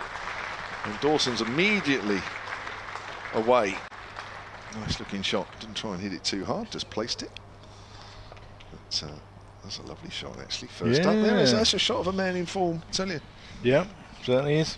Certainly is. 342 for 4. Hampshire's lead is 215. We've got 26 overs left in the day.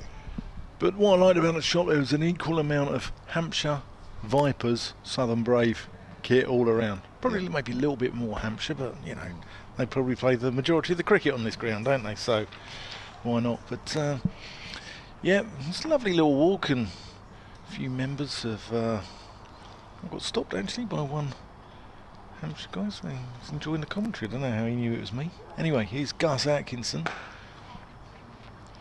You're more famous than you think, especially around these parts. Infamous. But yeah, he's enjoying the commentary. So Good. yeah, That's what it's all about, isn't it? I didn't get anyone stop me and say I'm not enjoying the commentary, which is always a good sign. So Yeah, they tend to back off, those ones here. yeah, yeah, That's nice. Always nice when you get nice comments like that. yeah. So yeah, very nice sort of little stroll. A little bit of cloud cover coming in. Don't want that. Oh, that one's kept a little low. Brown keeps his eye on it and just drops anchor and pushes it into the offside where my mate Nate fields. Nathan Barnwell honours the 13th man.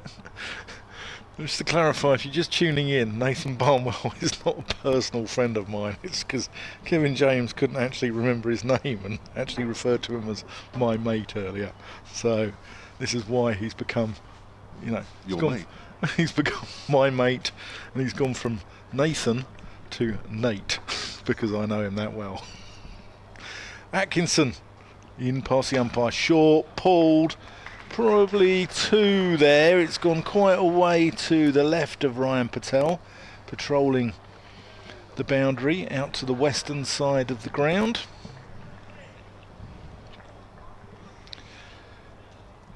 So there's a couple of clouds coming over. Yeah. There, isn't there? It's a distinctly different feel. It's been lovely sunshine for 2 sessions. Yeah.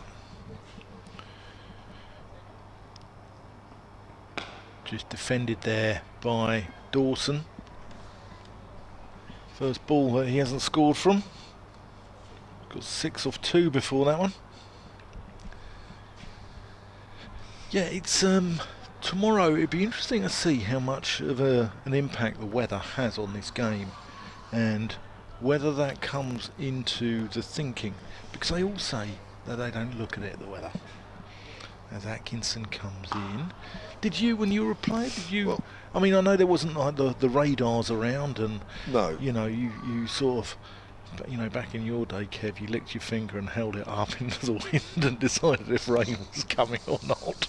But you know, did you look at the weather? Did that have an impact on? I on think your unless thinking? it was very obvious and you were literally, you know, you knew it was coming, it was a lot. Atkinson left alone there by Dawson. Because if it's slightly wrong, you can get in all sorts of trouble. You know, Yeah. if you base your play, if you suddenly, you know, let's say for instance, they suddenly thought that we were going to lose half the day tomorrow and a half a day on the last day, that would be completely different thinking now from Hampshire between now and the close of play. Now, if you get that wrong, you've kind of given up a very good position, Yeah. and potentially thrown that away if, you know, if you start losing wickets playing differently. Yeah. So, you know, if there's a few showers, which it looks like there is, you know, I think you'd be mindful of it, but I don't think you can do too much about it, not at this stage. Do you? And you retired what, in 1996, 97? 99. 99. Yeah. There was weather around then, believe me. Did it rain back then? It's in me, it's Worrell, that's new over pushed out on I the think it offside. might have been raining since Noah built Yeah. an ark, or even before Yeah. then. But Believe me, there was weather forecasters in those days. there were weather forecasts. They were. I remember John Ketley and Ian McCaskill and people like that. And they got it wrong. They did get it wrong. See? Michael Fish, great. So you the have to be- hurricane in 1987. Yeah. So, you know, you do take it into account, but you don't, you know, unless it's so obvious what's coming. you don't let it affect you too much, because you don't want to muck up a good situation. Lovely cut shot there from Ben Brown. 4 runs past a diving Cameron Steele at backward a point. Again, there's width from Worrell. Is he getting a little tired? Possibly. He hasn't gone for many runs. He's only going at 2 and over, even after being crunched for 2 fours through the offside. So, yeah, maybe he's getting a little tired. He's into his 27th over now. But I think also weather forecasting has moved on. I think things like radars now are more accurate, aren't they? Yeah. Here comes Worrell again. That's straight. Brown's forward. Just got an email here from Ralph Brooker, and he said, surreycricket@gmail.com. He says, I was literally going to congratulate you for not mentioning the England-Pakistan T20. A little bit late now, unfortunately. Sorry, Ralph. Anyway, Ralph's in France. Is it Ralph or Rafe, though? Because Oh, hello. Mr. Fiennes, the actor, Yes. calls himself Rafe, doesn't he? What, with an L? It's Ralph. Is it? Now, Brown drives, goes to backward a point, Steele fields. It's Ralph as in Ralph Coates. Yes. People like that. Yeah. But he calls himself Rafe. Right. Yeah. That's interesting. Yeah. Well, I'm saying, Ralph, he's emailed before and he's never actually pulled me up on the pronunciation, so I'm assuming that No. he stayed plain old Ralph. I think posh people would call themselves Rafe, but Do they? you Is know, that what they do? I think well, so. Ralph might be a posh person, even though you don't know. I haven't You don't asked know. him. You don't know. You know, like they say, drink was taken. Here's Worrell again on the line of Midland leg, and that's worked towards mid-wicket. They thought about a signal. Yeah. I'll say it again. They thought about a signal. It's good But they cricket didn't there. take it. Good cricket from Sean Abbott. He rushed across, and although he wasn't going to get there, he put the seed of doubt into the mind of Dawson and Brown. Still alert in the field, even after 118.5 overs. Yeah. A long time in the field. They've been in the field since just after 3 o'clock yesterday. Here comes Worrell again. Brown guides that to the right of Cameron Steele, but they'll still pick up a single. 350 up for Hampshire. It's not a bonus point, I'm afraid. It's a good effort. It's a top effort, but that has been reached outside of the 110 over bonus point threshold, because we've just completed 119. But the lead is 223. Sounds like a firm of accountants, that, doesn't it? Dawson and Brown. I've just got to That go. goes back to those. Just got to go and get my books done and my annual returns done by Dawson and Brown. It goes back to what we did lunchtime, didn't we? And just before lunch, where we had those. Yeah, we had nice some sort of classics. cricketing matchups. We didn't had like some that? classics there. Yeah. So there's the main innings for Hampshire. Toby Albert with 114, Nick Gubbins with 103. The 2 Centurions in the Hampshire innings. Yeah, just to add to that one, and it's a football one, so it's not a cricketing one. Here's Gus Atkinson coming in. Brown just opens the face and gets one into the offside. I support Barnet Football Club. Don't laugh, everyone listening in. Don't laugh, don't laugh. And they play Brighton, who was sponsored by Fatboy Slim's company, who were Skint Records. And Barnet was sponsored by the lads mag Loaded back in the 90s. And there's 2 players in a photo tussling for the ball, one with Loaded and the other one with Skint on their shirts. Here's Gus Atkinson as Dawson plonks himself onto the front foot and plays that out to mid-off. I hope that photo won an award. He did win an award. He did win an award, yeah. That is fabulous. Yeah. Love that. Other lads mags and record companies are available. Of course. Atkinson in, and that's cut pleasantly, but can only pick up. Kev's laughing still. He enjoyed that one. That is top draw. Absolutely top draw. Out to deep point for one more. 352 for 4. Dawson on 7. Brown on 31. I think I'd buy that photo. Yeah, no, it's a great one. It's a good one. Atkinson to Brown, who just nudges that into the offside. They're rather similar in stature, these two batters, actually. It's not easy to tell apart. Both right-handed, both similar size. Both wearing short-sleeve shirts. Both play for Hampshire. Both play for Hampshire, both with a bat in their hand. Both wearing white. Both with pads on. Here's Atkinson. That just goes out to Barnwell.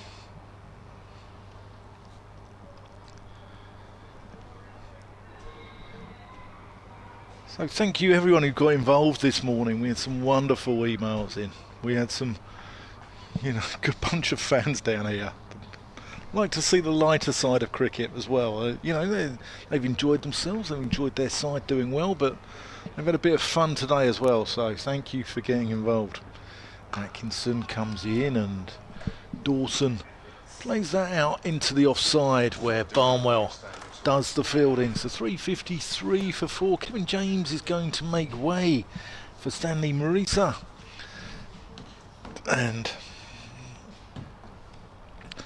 it's going to be Dan and Stan taking you through on the mic. That's us. That's us. Sounds like a radio show. Yeah, Dan and Stan. Drive time with Dan and Stan. Yeah. And talking of Dan's, Dan Lawrence is going to replace Dan Worrell. Yeah. So it's Dantastic. All the Dans. Yeah. But it will be Dan Lawrence, number 28 on his back. Yeah. He's going to wheel away from the pavilion end.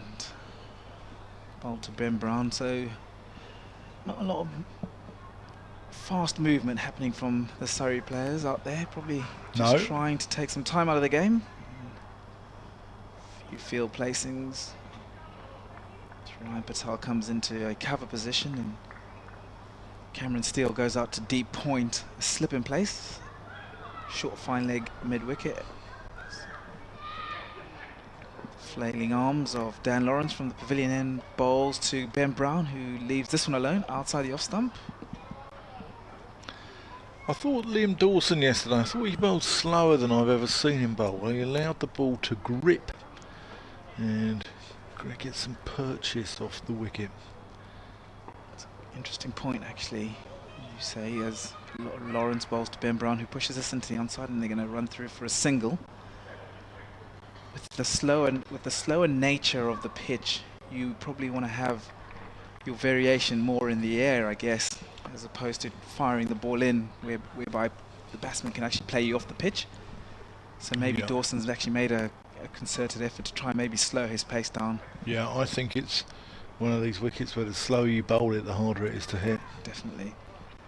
So Lawrence comes in to Dawson himself, and he rocks back and pushes this into the onside.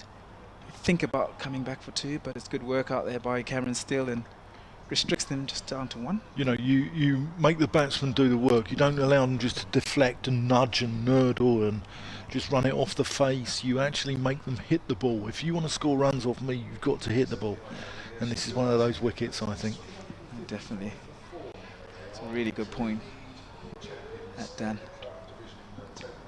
Dan Lawrence from the pavilion end to Ben Brown bowls, and it's back of a length and playing a miss outside the off stump. Ooh. Maybe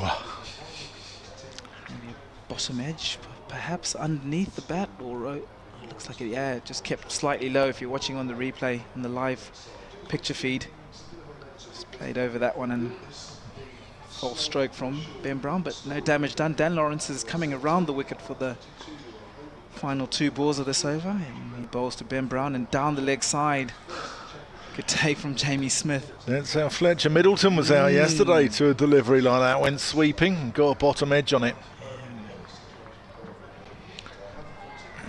Luckily for Ben Brown, there was no bat involved. Probably feel like he missed out on a single there actually. Lawrence comes in and bowls to Ben Brown, and no run this time. Big shout from Dan Lawrence, but Umpire Middlebrook says no, and that ends the over. 355 for Hampshire. Just a little bit of cloud cover in here. Nothing's threatening. Nothing's going to be, curtail play. But it's not the azure blue skies that I've come to expect from my visits to the South Coast, Dan. It's, when I come down to Hampshire, I expect blue skies. I expect good weather. I'm on my holidays down here. And now the clouds come in. I'm not happy. Oh, I only apologise for that. I want a refund.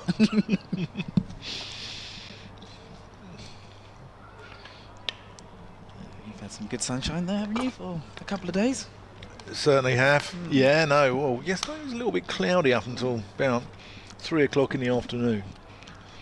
But importantly, we've had no rain. Yes.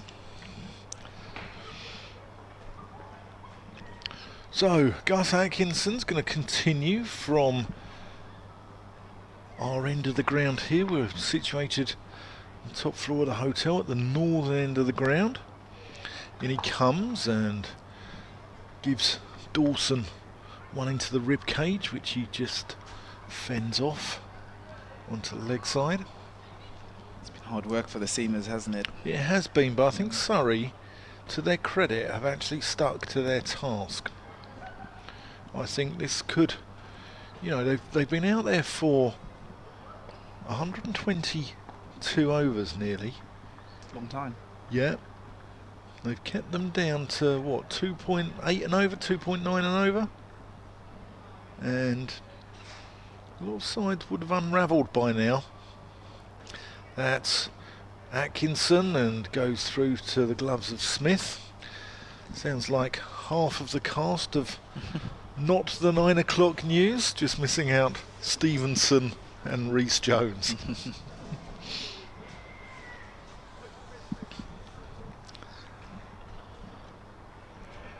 .355 for 4. Dawson's on 8. Brown's on 33s. Hampshire leading by 228. Short again from Atkinson. And pulled. Clothed it a little bit and goes out to deep backward square. I think what we're seeing is the nature of this pitch is pretty much what we've seen throughout the season so far. Tends to be really slow, and sides tend to be able to control the run rate quite well if you bowl to good fields and bowl sort of straight wicket to wicket. It's very rare that you see sides going at 3.5, 4 runs and over here. Short. Oh, that's quick. The field is set for, I don't think Brown or Dawson are going to get too much in their half of the wicket. You've got a deep square, deep backward square, a long leg, a square leg, a mid wicket, and on the offside you've got a very, very fine third man, like a fly slip, a backward point, a deep cover point, and Rory Burns at sort of a short mid-off extra cover. That's again short and played out to Cameron Steele, patrolling deep backward square. Rafe Brooker has been in touch. Hi Kev and Dan. Kev, you're right as always, with an L. So he is Ralph. But I am posh. To prove it, Dan was right about Harold Macmillan about the quote, "You've never had it so good." The British Empire fell shortly afterwards. Thank goodness. Well, there you go. Excellent. There you go. Thanks, Ralph. With an L. Short and controlled hook there by Dawson. Glad you're enjoying the commentary, Ralph, and good to hear from you. And I'm glad, Ralph, because I've got to know you a little bit over the last couple of days, and I'm glad you're Ralph with an L and not a Rafe, because that would be a little bit, well, 358 for 4. Dawson 10, Brown 34. Dan Lawrence, he's 1 for 58 off 19. Gus Atkinson, none for 64 off 20. 21 overs left in the day. We're just on the stroke of 5 o'clock, and I don't know what's happening in the cup final, but Manchester United were 2-0 up against Manchester City. Were they? They were, yeah. Oh, wow. Maybe Man City want to keep Eric Ten Hag in a job, I don't know. It will be Dan Lawrence from the pavilion end, past umpire Middlebrook, to bowl to Liam Dawson, who drives square, slightly off an outside edge, and Ryan Patel does the fielding. Surrey will want to be keeping this lead to probably around the 300 mark by the end of play today, I'd say. Lawrence bowls to Dawson, pushes this into the onside, and good work there by Dom Sibley at mid-wicket. But they're not going to win the game from here. You know, they're not going to rattle up 500 in 5 sessions on this wicket by Monday lunchtime and then bowl Hampshire out in 2 sessions. It just won't happen. As Dawson plays back and against the turn there, actually. No run. Yeah, it's I guess for a Hampshire perspective, they probably try to push on this last hour, get that lead up as high as possible. So Lawrence comes in and Dawson pushes this into the offside and going to scamper through for a single. But Hampshire have played some good cricket and their fans will be pleased. As Ralph Brooke has said, you've never had it so good. No, they'll be delighted. No, they really will be delighted. They will be. Yeah. It's a big fixture this for Hampshire and the Hampshire fans as well. As Lawrence bowls, and Ben Brown goes for a big drive actually and gets an inside edge. Ball doesn't go too far away from him, and Jamie Smith tosses that back to Dan Lawrence. 1 ball remaining in this, the 123rd over. 3-5-9 for 4 Hampshire. Lawrence comes in and bowls and pushed into the onside for Ben Brown, who sets off quite quickly. But just the 1 run ends that over. 360 for 4. Yep, again, Surrey flagging a little. And out comes Alex Stewart to do a lap of the ground. Again, we saw this in the afternoon session. Maybe he just fancies a lap. Maybe it's just coincidental. I don't know. Freddie Lynch. What's he said? He said, "Thank you for the excellent commentary today." Well, it's all Stanley, Freddie. It's all Stanley, mate. I was wondering if there was any news about folks batting in the second innings, or any info at all why Lawrence has been off the field for a good couple of hours now. Thank you. Don't know about Dan Lawrence. He's back on though now. Atkinson, he just drops that one backward of square. I don't know why Lawrence has been off the field. Ben Foakes, we don't know. He's got had a back spasm yesterday, and he has spent absolutely no time on the field at all. So the last we saw of Ben Foakes is when he was castled by Kyle Abbott yesterday just after lunch. But no, we haven't seen him. Short, and that's pulled into that gap. That's good placement for 4 runs there by Ben Brown. I'm trying to spot who the other one off is, and I think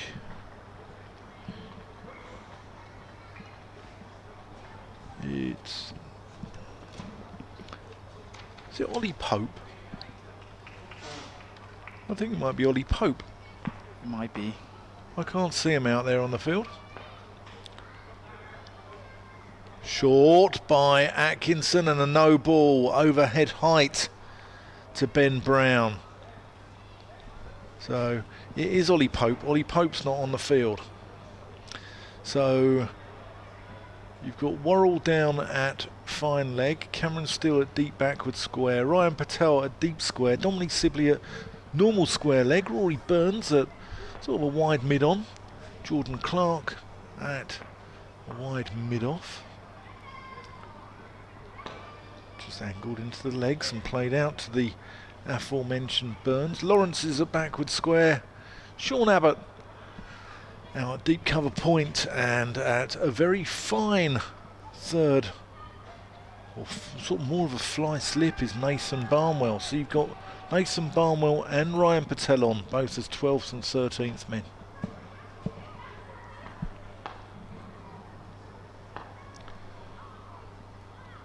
Atkinson in cut.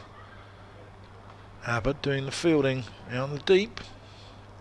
Jamie Smith with the gloves. So yeah, it's Folkes and Pope who are off the field. In fact, Pope has just walked back out to the boundary rope, where no doubt at the end of the over he will replace Nathan Barnwell.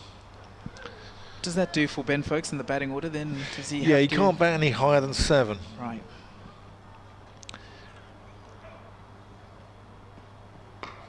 Just defended there by Dawson, still watchful.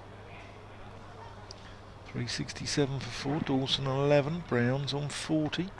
Yeah, he can't bat above 7, so it's an injury sustained within the game, which comes into effect.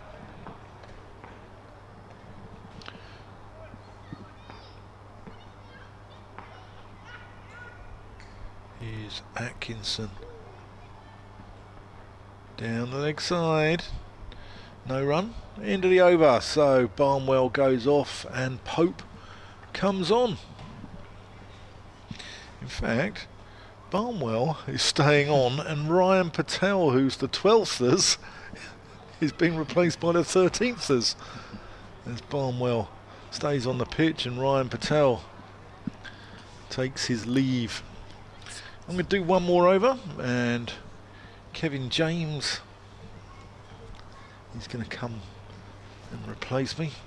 It's quite a job being a 12th or 13th man. Oh yeah. It really is. Ask Kevin about it back in the Middlesex dressing room. I'm sure he's done his stint where he was Phil Edmonds' receptionist for all his business deals. It will be Dan Lawrence from the pavilion end to bowl to Ben Brown, who's back in his crease and punches this actually in front of square. He could get 4. Times it really nicely. Used the crease really well, Ben Brown. Sat back and punched that. Picks up his 5th boundary of the innings. Hampshire moved 3-7-1 for 4. Well, the phone in the dressing room, I believe, was various. Actually, I'm not going to tell that story live on air. It's probably best not to. No run this time.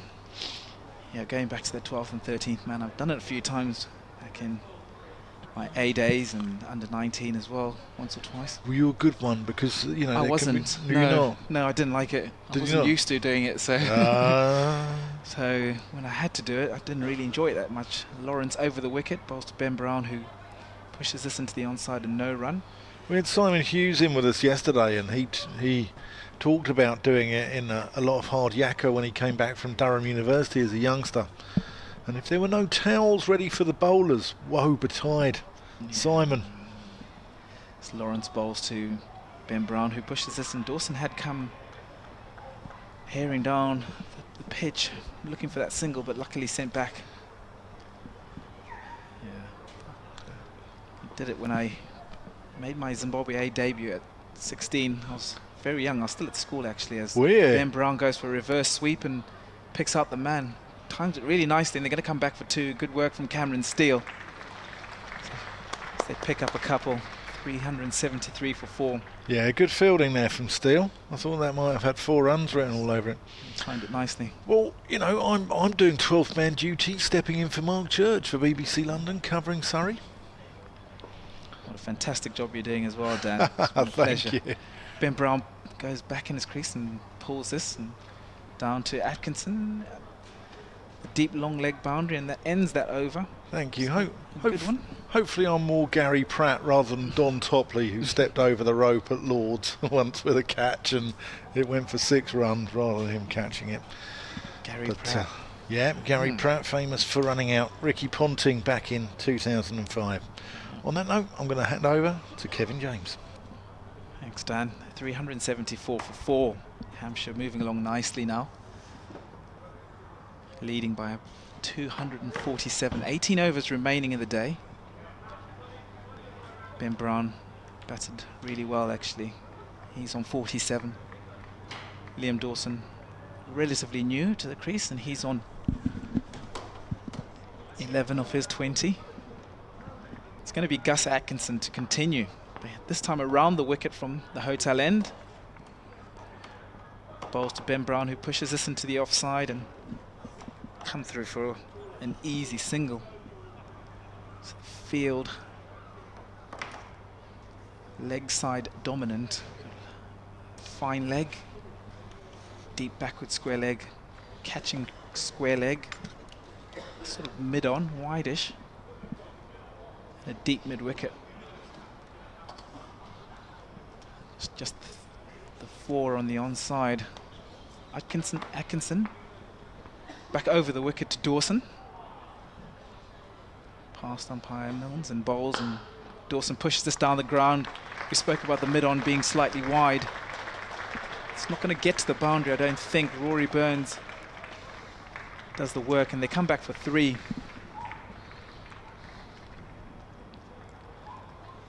Another little partnership building here.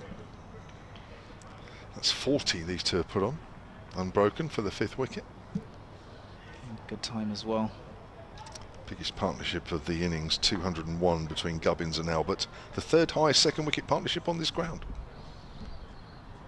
Atkinson bowls short to Ben Brown, who just swivels on this. Do we know which the highest was, or was it a few weeks ago? I'm not sure I know the highest on this ground, but maybe Wes can come through with. Oh, well, yeah, we'll try that one, but I know he did mention that to me. Middleton and Gubbins, Warwickshire this year, was that's behind that one anyway. Right. Gus Atkinson running away from us to Liam Dawson, short, and gets out the way of this one harmlessly through to Jamie Smith. Sorry, Wes did mention it. 228. Tom Alsop and Ian Holland versus Gloucestershire in 2021. That's the highest 2nd wicket partnership on this ground. Wes did mention it, yep. Lots of records. It's a really good partnership, that from Gubbins and Toby Albert. Both the Centurions, they'll be sitting in that changing room, pleased with how the day's gone, and Hampshire fans will be really pleased with how it's all gone today. Short from Atkinson. Dawson pulls that nicely, but picks out Rory Burns. No run. Good shot for none. Kept it down nicely. On it early. I know Atkinson's into his 22nd over, and I know it's been a long day in the field, but he looks a different proposition than he did at the Oval earlier between these two sides. He got bounce, he got pace. Looked a real handful. As he comes in for the final delivery, and Dawson pulls this into the onside and can come through for a single. Ryan Patel does the work out in the deep. 380 for 4, Hampshire. End of the over. Rob Barnes has emailed silentcricket@gmail.com. He says, does the team think that Hampshire's very experienced pair are past their England days? Talking about Vincent Dawson. Great listening and viewing, guys, says Rob. Yeah, I think you're right. I think Liam Dawson made no secret during the winter that doesn't fancy going on tours carrying drinks anymore, so never really got even considered, even though many people thought he would have been the best spinner to go. And Vince, I think, well, he hasn't played played Test cricket now for quite a while. I can look it up actually and tell you exactly. It feels a little while ago, as Dan Lawrence continues with his off spin into his 22nd over, 1 for 67. That wicket against, is it me or you? I can't remember. Me. Turned away on the onside by Dawson, and there's no run. Yes, it was Vince's last Test, 2018 against New Zealand in Christchurch. Here's Lawrence again from the pavilion end. Dawson's on the back foot, steers that between bowler and mid-wicket up towards deep mid-on, and moves on to 16, 381 for 4. The Hampshire lead now is 254. They're scoring at 3 and over, which has sort of increased a little, hasn't it, as the day's gone on. 16 overs left, so what's that, 32, 40, it's about another 50 runs in this innings, isn't there, really, at this rate? Which means Hampshire's lead will be around 300, assuming they're not bowled out tonight. Which is not a bad position to be at halfway through the game. even though there might be a little bit of weather. Worked up to mid-on by Brown, no run. They are, at this moment in time, some frequent showers, I think, according to my app, which varies from very inaccurate to just inaccurate. And maybe that's not the best guide. It's on the line of leg stump, turn to Rory Burns at square leg. At the moment, my app showing quite a bit of rain early morning, and I mean early morning, and some showers from about late morning onwards, and a few. So I think we'll get some decent play in tomorrow. Might not get a full day, we'll get some decent play there. If my app is better than it normally is. Down the leg side, I don't think it touched Ben Brown. It certainly touched the pads of Jamie Smith. What's he going to signal?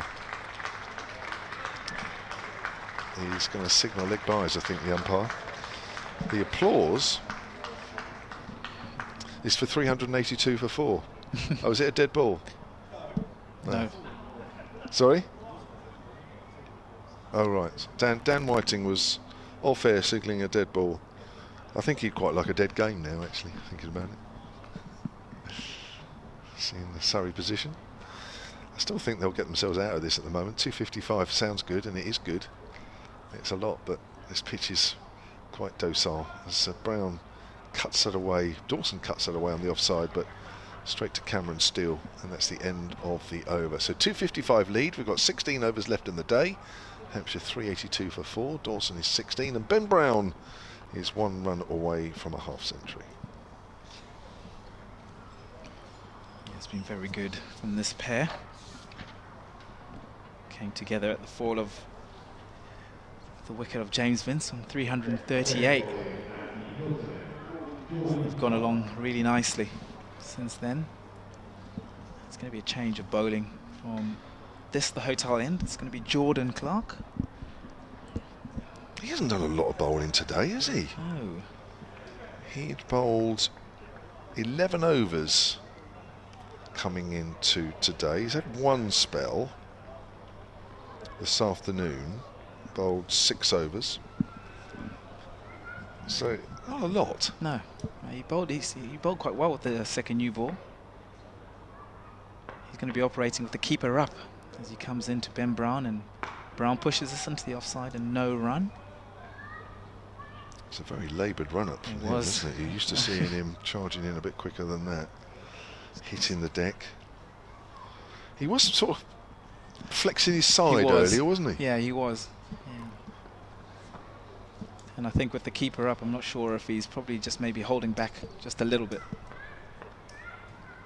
Maybe just get the ball in an area and bowl to field and try and restrict as he comes in and bowls to Ben Brown, who cuts. And cuts nicely, and that will be 50 for Ben Brown. 50 of 74 deliveries. Batted really well, 5 boundaries in his innings. Came in and he's been busy in the Ben Brown fashion. He's batted really well. 53rd time he's passed the half-century mark in first-class cricket, playing his 190th game. Clark bowls to Dawson and no run into the onside.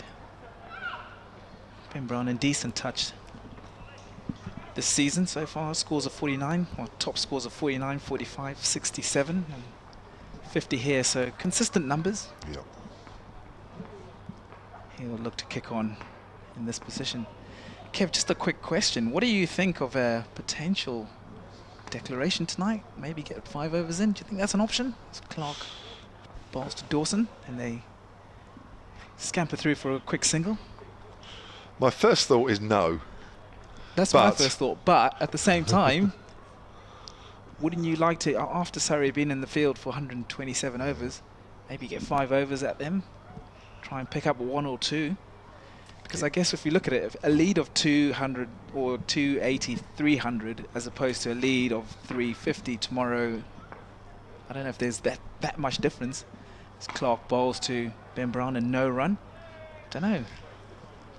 I know many times in the recent past I thought no way this is going to happen, and then somewhere along the line the opposite has happened, or that event has happened, and I thought Well, okay. I think the modern way of thinking about games is so different to, when I was playing. I would think most of the time nobody would think of declaring tonight. Clark bowls to Ben Brown, edges this, and that's through. Oh, it'll be interesting to see actually if that's an edge or it's given us runs. Yeah, it did look like an edge. Past the standing up Jamie Smith as we watch it on the replay.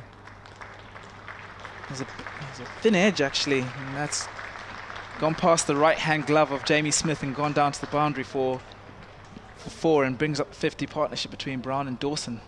Quite quick as well, 68 deliveries that's come up in. Yeah, there was a bit of deviation there off the pitch, and there was a bit of deviation off the bat, which probably saved Ben Brown. Difficult when the keeper's standing up. It really literally has to go on the line, doesn't it? It has to be the thinnest of edges. Jordan Clark just finding a little bit of movement there, cutting his pace down. The lead is 261. 15 overs still to play, so we've probably got just under an hour's cricket left still. Still a lot can happen. Here's Dan Lawrence then, bowling to Liam Dawson. Dawson's down the wicket, waits for it, turns that up to deep mid-on. Dawson moves on to 18. 389 for 4. It's been a lovely day here to watch cricket. The cloud has come over a little bit. It's quite high. It's more hazy cloud than proper cloud, so I guess those that have been sitting in the sun all day will be welcoming this cloud cover for this last session. Temperature's still pretty decent. Ben Brown goes for a huge hoik over mid-wicket, and that will go for 4. Well, that does make me think of your question just now, Stan. I'll be honest with you, I'm still not convinced, but I'm willing to be convinced. I wouldn't rule it out. I just think with the cloud cover coming across now, it's not the worst option. Yeah.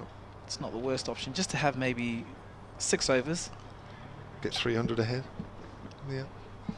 Well, I'm slowly being convinced, Stan. You're slowly seeing me around. I've still got a bit of way to do yet. As Lawrence bowls, that's turned away on the leg side by Ben Brown. I'm still of a thought that, well, the going's good, and this is good. For Hampshire on top here, they've got Surrey kind of where they want them to be. The batters are all enjoying time in the middle, scoring, reasonably freely now, reasonably, in the context of the whole innings.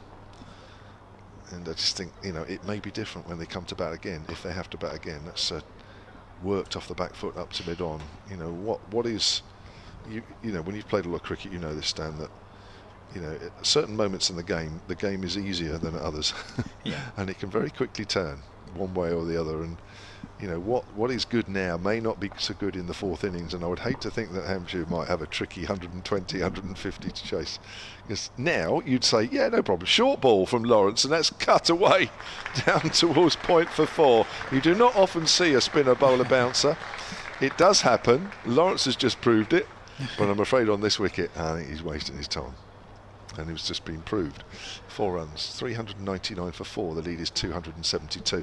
That's my only worry. I think while everything is great and it's really good for Hampshire here, they can really just get stuck in, just say, right, this is our only innings, let's just go for it, lads, and not have to think about what might be late Monday afternoon.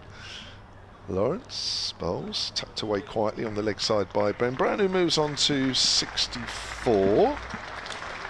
And that is the 400 up for Hampshire in the 129th over, at the end of the 129th over.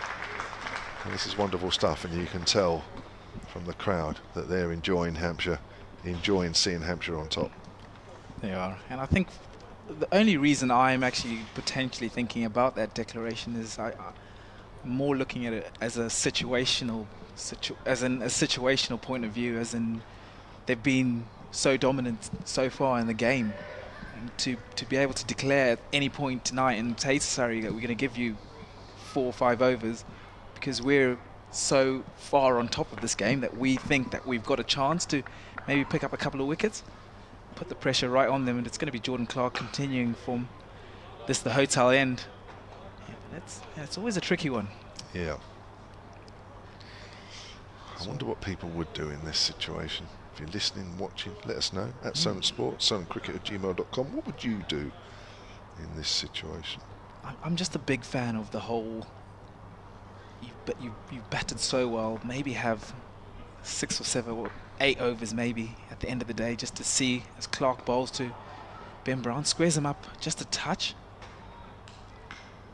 gets this outside edge, and they pick up a single. I think if the weather forecast tomorrow was wall-to-wall sunshine, I think no, just keep going. Yeah. Maybe because there is potentially going to be some cloud cover tomorrow, and we do know that in this game that has slightly changed the nature of the pitch. Then maybe there is a case. I'm still sitting on the fence, if I'm honest. It definitely is. Clark bowls to Dawson and no run. Yeah, and I guess watching the way that they're batting at the moment, if it was something that was in mind, they may be trying to push things on a bit more. But with just the 13 overs remaining after this one, probably get 2 overs for a change of innings. They'd have to be happy with what they've got at this moment in time, and I'm not sure if they've got enough. Dawson drives nicely down the ground, but no run to Atkinson at mid-on. 401 for 4, Hampshire. In reply to Surrey's 127, leading by 274. Jordan Clark with the keeper up. Past umpire Milnes and bowls to Liam Dawson, who defends this. No run. It's interesting how Jordan Clark is just literally has cut his pace down. He's cut his run up pace down. He's cut his pace down. Interesting, isn't it? Really, sort of very much bowling within himself. Probably thinks there's no point in flogging it to death here. There's nothing in this pitch for me. Still just trying to work on that ball, just trying to get it off the straight. So he runs away from us and bowls to Dawson wide, and Dawson cuts this and cuts it for 4 through that vacant third man area. Handy runs these are for Hampshire. Ends that over. 409 for 4. Tired delivery, that one. Looked it anyway. One of those long day in the field type deliveries. 405 for 4, as Stan says. 278 is the lead. And Hampshire have had a very, very good day here. Just the 3 wickets that have fallen, 2 this afternoon. Albert for 114, Nick Gubbins for 103, 1 since tea, James Vince for 52. The only successes for Surrey today on what has been a very easy-paced pitch, and not really too many balls keeping low, which we saw towards the end of day yesterday. Lawrence bowls, that's a good length ball. He's round the wicket this time to Ben Brown. Bit of noise below us, as you'd expect at this time of the day, weekend, certainly bank holiday weekend. Gets a bit of sun here, and it's always the noisiest part of the ground, I think, this one, this end. Brown works that into the gap on the leg side, and we'll move on to 66. And Hampshire on to 406 for 4. It's a very dominant day. Dominant 2 days for Hampshire here. They've never really let Surrey at any stage get into this game, get a foothold into this game, which I think will surprise many, not just here but around the country. So it's driven up to mid-off. I'm sure there's a lot of people following their own county teams, and they're looking at the scores up and down the country, and they're thinking, what? Surrey? Hampshire? I think even we've said that, and even we've thought that for most of the time. Here's Dan Lawrence again. Dawson tickles that around the corner. Good sliding stop there from Rory Burns, which I think for me, his trousers has a very, very red mark down it, which it was almost an unnatural red mark down those trousers. Just saying. Here comes, always down the leg side. He's misswept, and so's Jamie Smith missed that. It's going to be 4 wides. Going over the rope now. Very wide delivery. And that maybe is another tied delivery there. 406 for 4. Hampshire's lead is 279. Quick look at the other scores then around the T20 International. England made 183 for 7 against Pakistan. Pakistan are 124 for 6 after 15. So Pakistan needs 60 there from 5 overs with 4 wickets remaining. Dawson's on the back foot, almost chops it onto his stumps as the ball bounces away on the leg side. We've already got one result we mentioned earlier. Durham beating Somerset by an innings and 6 runs, all over by 4 tea on day 2, I think that was. Hopefully the pitch inspectors are making their way up there right now as I speak. As Dawson's on the back foot, turns that back to the bowlers. If they're not, I'd want to know why. Essex, who reached 591 for 7, declared against Kent. In reply, Kent 91 for 2, so they trail by 500 with 8 wickets remaining. Warwickshire were bowled out for 284 against Lancashire, who are replying with 12 for 2. Lancashire, who won their first game last week, but are in trouble early on. Keaton Jennings and Luke Wells, both openers out for no score. And Nottinghamshire are 142 for 2, replying to that Worcestershire total of 80 all out. Nottinghamshire lead by 62. Those are the Division 1 scores. Dan Whiting is back. Here comes Jordan Clark, turned away by Ben Brown square on the leg side for a single, and Ben Brown equals his top score of the season, which was in the first innings here against Durham in the last home game. And the Hampshire lead now is 285. You know me, Kev, I'm a glass half full man. The third new ball's due in 8 and a bit overs. No, it's not. It's 80 overs. Oh, sorry, yeah, it is, yes. Another 30 overs. Sorry, I was thinking 70 Better overs. into that glass. That's pushed up What's towards in that mid-off. glass? Yeah, I'll have a look at that. Yeah, I do apologise. That's all right. No, that's not. I mean, I get the feeling that, you know, your thinking is maybe the way the Surrey is out on the field. That it's, you know, now you've spent so much time that maybe the thinking has just gone a little awry. Yeah, awry. Yes. That's the word. Yes. Dawson works that up to mid on, no run. Definitely. I mean, you can see this. Jordan Clark's coming in, just bowling wicket to wicket. Jamie Smith up to the stumps, and you can see that Surrey are on the defensive. Surrey is damage limitation now. Neil Halsworth from Explorer Coffees has emailed. Other coffee companies available, of course. Yeah. And he did bring some very nice coffee up here last year. Oh, there's a lovely paddle sweep shot down the leg side by Liam Dawson. Perfectly played, perfectly placed. And that is 4 runs. Yeah. 412 for 4. Lovely innovation there from Dawson. Neil says, soloncricket@gmail.com. Sorry for not emailing earlier. Some of us have to keep the wheels of industry turning, so he's still working, even on a bank holiday weekend. Oh, so are we. He's still, well, So are we. Yeah, he's probably like us. We have no choice. Intrigued by the talk of, mind you, he probably still works when it's raining, unlike us. Intrigued by the talk of declarations, but I'd be tempted to just go hell for leather now and back till the close of play. As Clark comes in, it's full, it's worked to backward a point by Dawson, and there's no run. And just score as hard and as fast as possible. I'd then declare overnight and take advantage of any damp or moisture in the morning, because it's definitely going to rain in the early hours, and hope to bag some early, quick wickets and with some sideways movement. As the sun gets warmer, as forecast, then Dawson can rip into the rough in the afternoon. Hopefully I might get over after tea tomorrow or Monday morning. He's mentioned the word tea. As that's pushed up to mid-on. Being a coffee man, he's mentioned the word tea there. I mean, end of the over, 16 for 4. That's probably like us mentioning the channel that's on Channel 3. I mean, we just don't do it on the BBC. No, we don't. No, We don't mention that. Persona non grata. Bill Seeger says, bat, and bat some more and grind them into the dust. Bill's sitting on the fence there.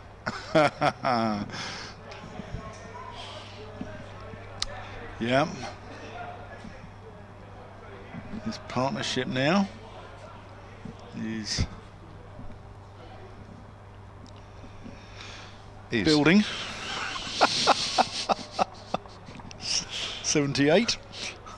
Just doing the maths in my head. That's chopped past his leg stump there by Brown.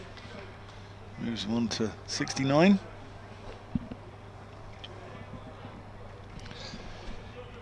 Yeah, it's been a long day for Surrey. Just 3 wickets in the day. A lot of toil. Let's just paddle round the corner where Burns is.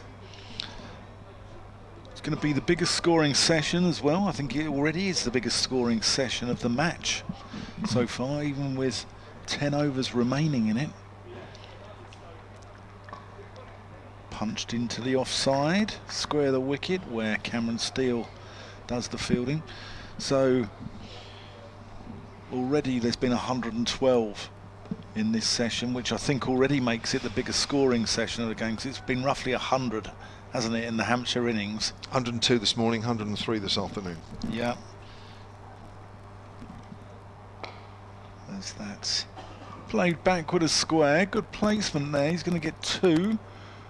Ryan Patel coming round and doing the fielding. Yeah, and there was 70 odd in the evening session yesterday, so yeah.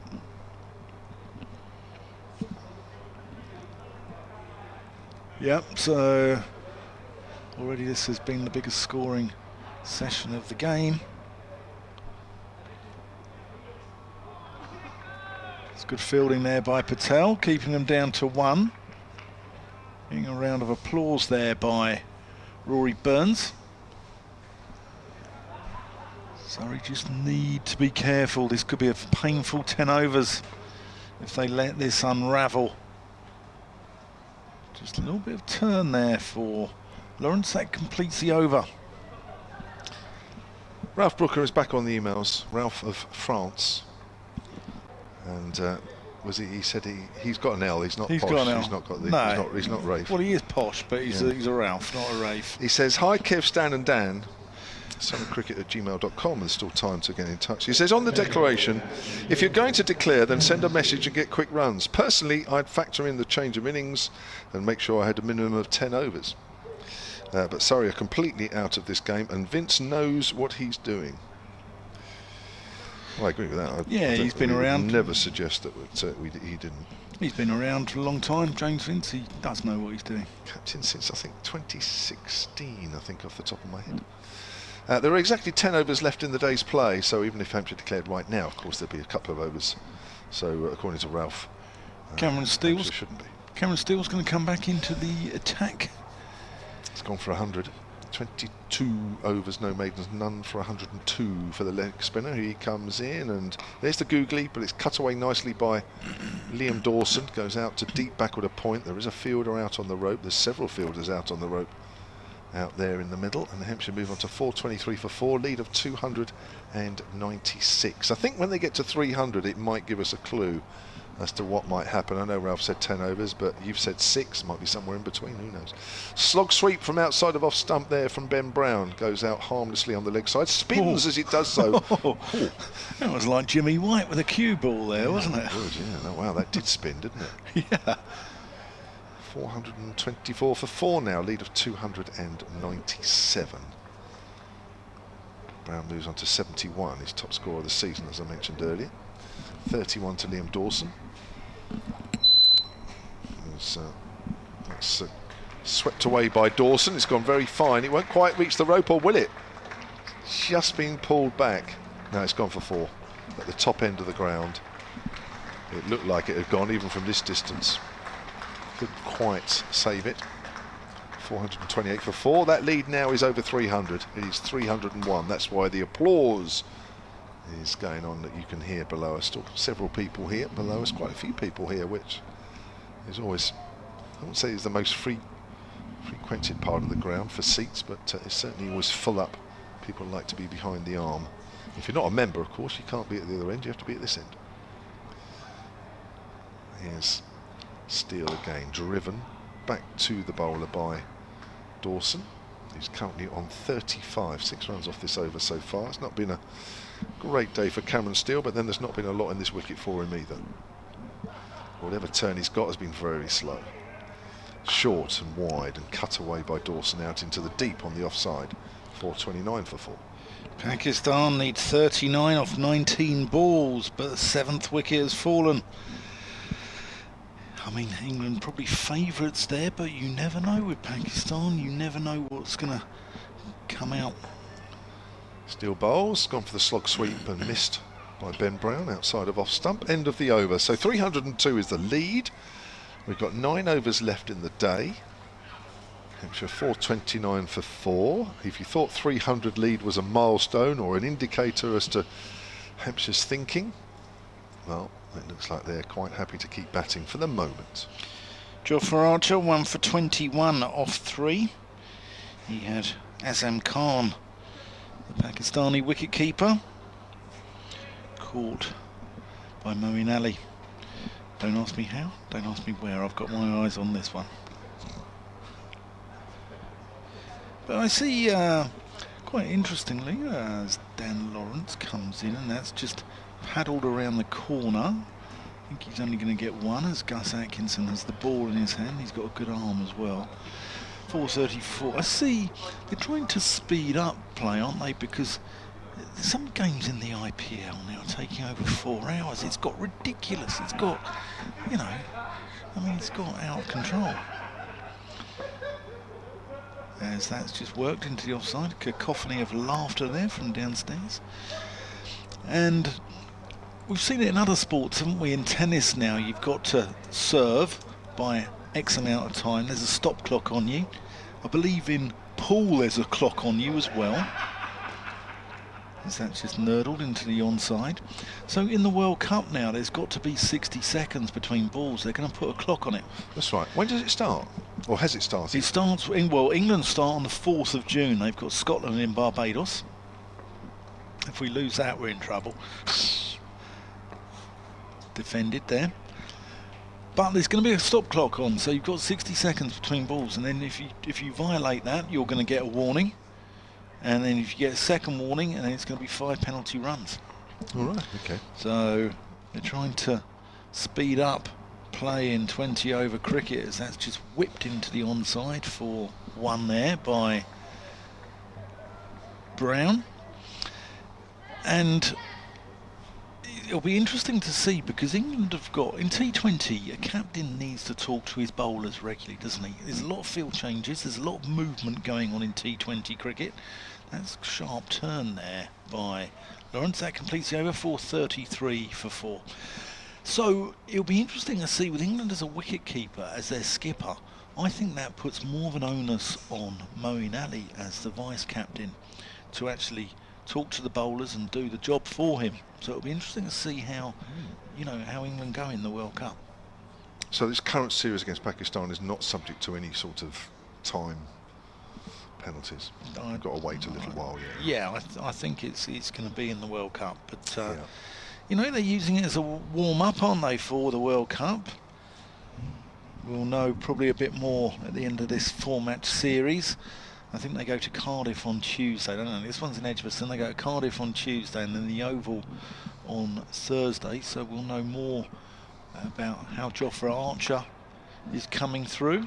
Cameron Steele then into Ben Brown, who's cutting that away on the offside. Didn't quite time it. He'll still pick up a single. 434 for 4. There are 8 overs left in the day. And likewise, Pakistan, they brought Haris Rauf back into the side. And I saw Haris Rauf at Bristol a couple of years ago bowling for Yorkshire, and I thought he was rapid. Skinny bowler. Yeah. Duke, the Yorkshire wicket-keeper, was back miles. I mean, I don't even go that far on my holidays, Kev. And one burst through his hands and went for 4 byes. Steele to Dawson. Dawson drives, opens the face of the bat. That's a beautiful shot through extra cover, and that is 4 runs. Really deliberate opening of the face there from Dawson. And that takes the Hampshire total on to 434 for 4, and that's a 100-run partnership between these two, and that's come off 112 deliveries. Just over an hour and 6 minutes. These two have been together, compiling that 100 partnership. Yeah.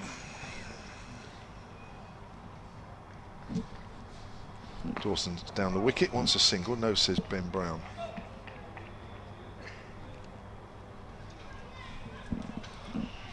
So the lead now is 311, and I would say with each ball that bowled or each over that goes now, it seems increasingly like that Hampshire are going to be back tomorrow batting. Dawson drives out into the offside. I think so. I think an hour in the morning, try and get a 400 lead hour in the morning, and then that gives you 5.5 sessions. All right, there might be a little bit of rain around, but I think that still gives you 5.5 sessions to bowl Surrey out, and Surrey bat for 5.5 sessions. Fair play. Oh, there's a googly. That's nicely picked by Ben Brown, who's turned that away on the leg side. 440 for 4. Well, you'll get a definitive answer as to the Hampshire camp and what they're thinking, because after the game I'll be talking to Toby Albert. Looking forward to speaking to him about his first championship 100 and only his 4th championship game for Hampshire, although it's his 6th first class game overall. And as well, of course, I'll be asking him about what the thinking is as regards the outcome of this game. Dawson prods forward, goes out on the offside, and there's no run. And that interview will be going up on the Hampshire Cricket website and the app, and also there'll be part of that on the Twitter feed of @SolentSport. Yep, I don't know who I'm going to get. You'll be lucky if you get anybody. If it's like last night. Dawson 43. All the very, very best with that. Brown 75. It's been a tough day at the office for Surrey, but the run rate is still only 3.2, and they've kept in the game here, Surrey. Pulled and found the gap there. That'll be 4 runs. That's a terrific hit, that. Yeah, probably nailed that, didn't he? Nelson 444 for 4. Don't start getting superstitious on us. Were you a superstitious player, Kev? Were you Not really. No? Not really.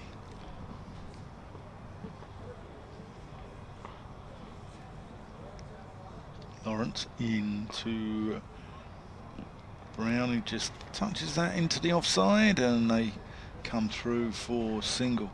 Surrey, body language tells a story out there, I'm afraid. Again, just played into the offside, but Smith, quick off the mark, doesn't allow them. This is where they need to up the ante, Surrey. Just give it 6 overs.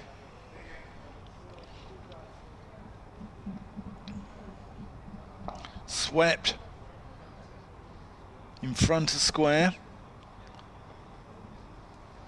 Sean Abbott out there doing the fielding.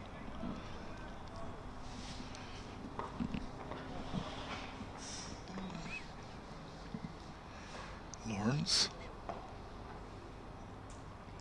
drilled to cover. Pope doing the fielding there.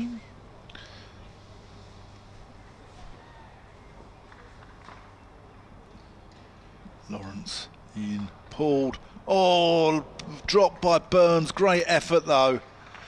Diving one-handed away to his left, and it's a fantastic effort, but doesn't quite get to it. Let's see if we can see this again on the replay. That would have been, a like worldie. Calvin Harrison's catch at second slip last week against Hampshire. It would have been that good, but Calvin Harrison held on to his. Kevin James is going to depart, and we're going to have Stanley Marisa in to replace him, as there's just 6 overs left in the day. And it's 10-6. We might even get away on time tonight. You never know. You never know. You never know, Dan. Have you got any exciting evening plans tonight? Yeah, gonna. Well, yes, I have. Well, I'm gonna go out and have a drink with a couple of friends from Surrey. You didn't seem so sure about that. No, I am. I'm gonna go and have a drink, something to eat, and Excellent. you know me, Stanley.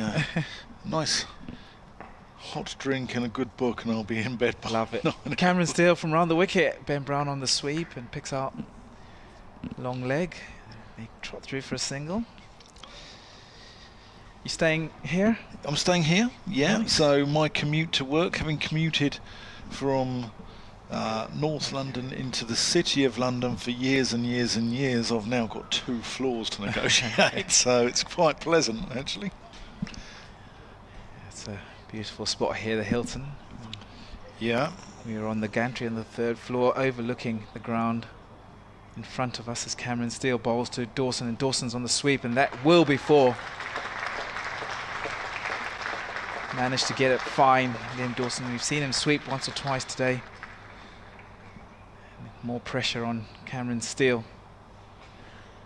Hampshire moving along nicely, and that's the 450 up for them. Coming off 137 overs. Very dominant position. Yeah, they certainly are. Certainly are. So, news around the country. We'll just wrap up those games, because things there's only 5 overs left here. Durham have already beaten Somerset by innings and 6 runs. Dawson on the sweep again, this time in front of Square, or a bit further in front of Square, and they just come through for a single. Kent 105 for 3 against Essex. Essex got 591 for 7 declared. Kent 105 for 3, so they're trailing by 486 runs with 7 wickets remaining. Lancashire have had a torrid start to the year under their new coach Dale Benkenstein, once of this parish. They're 24 for 2 in response to Warwickshire's 284 all out. Worcestershire 80 all out. Nottinghamshire 153 for 2.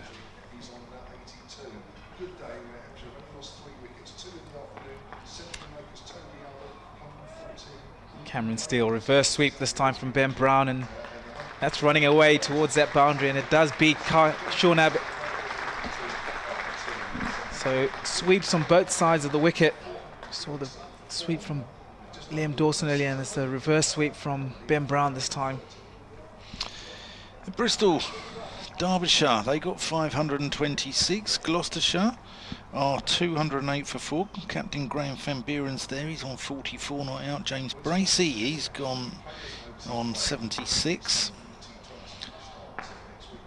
Steele over the wicket this time, and better area there, no run. At Leicester, Leicestershire 238 for 4 against Glamorgan's 387. Dawson back in his crease and pushes this into the onside, and they trot through for a single. At Lords, Sussex got a monster 554 for 9. John Simpson 167. Returning to his old county, Cheshire Pajara got 100 as well. Middlesex, in response, have lost Mark Stoneman early on. He was out for just 4. Sam Robson's there. They're 39 for 1. Where else? There's another game somewhere. There's another game somewhere. I've lost a game. Ah, Northampton. Good old Northampton. They're 249 for 9. 113 behind Yorkshire's 362. Here's Dan Lawrence. Bit of width, and that's a good stop there from Ollie Pope at extra cover. That could have actually even gone away for 4, because the outfield's quite quick in that part of the ground down there. And it was a good sprawling stop. It's always a worry when you see Ollie Pope diving like that. It was shoulder injuries he's had, yeah. Yeah. Lawrence in, defended solidly by Dawson. 1 away from his 50. So I wonder who you're going to see at the toaster tomorrow morning. Sean Abbott. Yeah, well, You can have a chat with him. And Sean and I, you know, we're like that. We're good mates. Unfortunately, you won't be speaking to him tonight. Just nerdled into the onside. And that's his 50 for Liam Dawson. 63 balls, there's 6 fours in that. And he's been in there for an hour and 15 minutes. Strike rate of 79.4.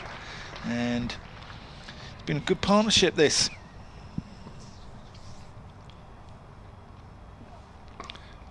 Just pushed through point. Brown moves on to 89. Well, I mean, I think they're going to wait for Ben Brown to get his 100, aren't they? Yeah. I don't think they're going to declare on Ben Brown on 89 or 92 or whatever. So I can see them going on. I think about an hour tomorrow morning, I think they'll go on for. Here's Dan Lawrence, swept. Shot. And that has gone through everyone. and runs away for 4 runs. Yeah, I mean, I think what the lead's now 338. I think they're going to want 420, something like that, if they go on for an hour tomorrow. It still leaves 5.5 sessions in the game, even with a bit of rain around. Good drainage systems here at the Utilita Bowl. It generally, you know, it's like one of those grounds, as soon as it stops raining, generally you're back on pretty quickly. Shot. And that's swept again. That's just hiked across the line, and it goes all the way for 6 by Dawson. And Dan Lawrence has now gone for 116. Cameron Steele 127. And it really has been a tough day at the office for the visitors. Yeah, well said, Dan. It has been a tough day for Surrey. Haven't seemed to get much going. It is a docile pitch, we know this, but Hampshire have been brilliant. They've batted brilliantly with a great tempo. Cameron Steele over the wicket. Ben Brown rocks back and pushes this into the offside, and they trot through for a single. Yeah. 4-7-2 for 4. A lead of 345. Big lead. Very dominant Hampshire today. Steele bowls to Liam Dawson, no run. Liam Dawson, 60 not out of 66 deliveries. Good strike rate from him, and Ben Brown as well. Good tempo in this partnership. Dawson drives nicely through the covers. That's going to be another boundary. So runs leaking at this late stage for Surrey. Tired Surrey. Yeah, into the 140th over. I guess this is the sort of time I think, I don't know how much Hampshire will bat tomorrow morning. I think, judging by this pitch, you probably need as much time as you can get. Dawson goes inside out, and maybe off a thickish outside edge, and loops to the sweeper. They come through for a run. 4-7-7 for 4 now. Just three overs remaining after this one in the day's play. Cameron Steele's found it difficult going today. None for 133 off his 25. Ben Brown pulls this and pulls into the onside. No run. Yeah, it's been a very difficult day at the office for Surrey. They came out this morning wanting some quick wickets, and they managed to take 3 all day. Beautifully played by Ben Brown into the onside. A low full toss, and he's picked the gap. Only a small gap. Gus Atkinson at mid-on and Ryan Patel at deep mid-wicket. He's pierced it and picked himself up 4 runs. 481 for 4. Hampshire now. Yeah, it's a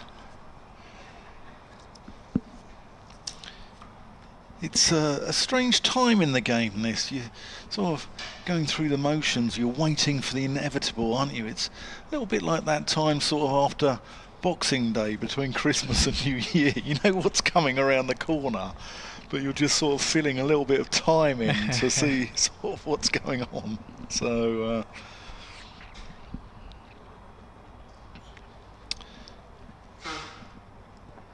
here's Lawrence. Reverse swept, and he's got that fine, and that's going to run away for 4 runs down to the northern end of the ground. 143 these two have put on now. More than a run a ball. It's really grinding Surrey into the dirt here. It's a difficult time now.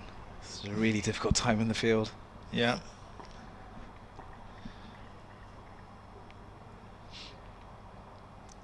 Lawrence into the pads there of Dawson. It's giving him no width. Dawson wanting width and wanting to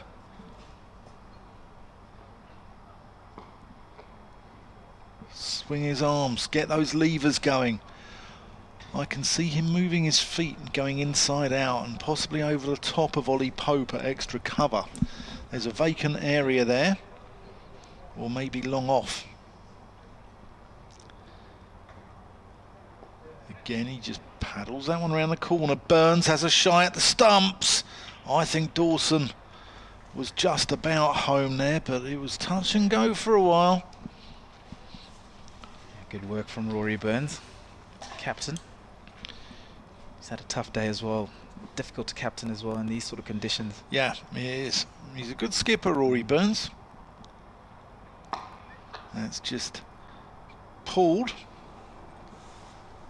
out to long on by Brown, moves him on to 95.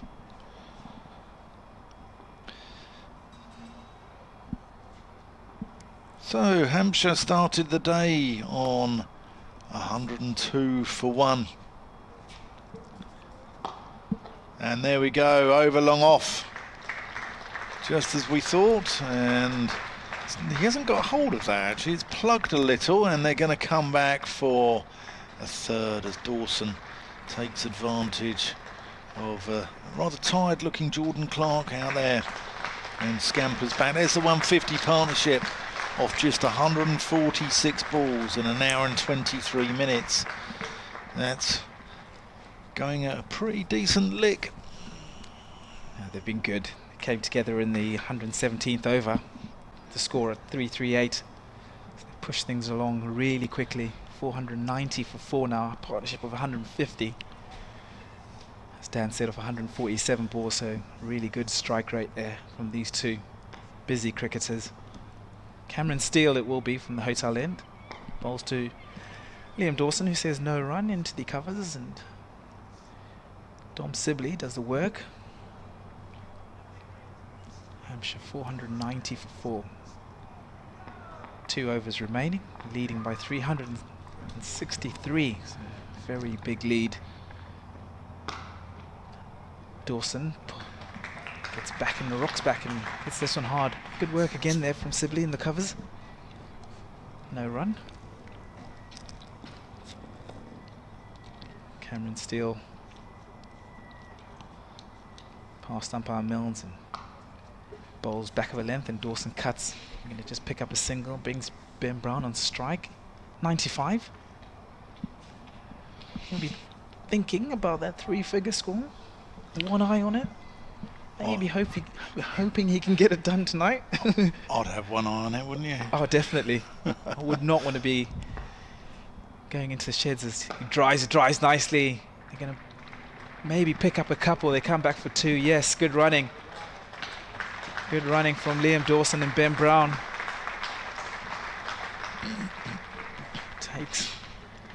Takes Brown on to 97. Just 3 away from what will be the 3rd century in this Hampshire innings. Toby Albert we saw earlier on getting to his first class century. Brown cuts into the offside, and they're going to pick up a single.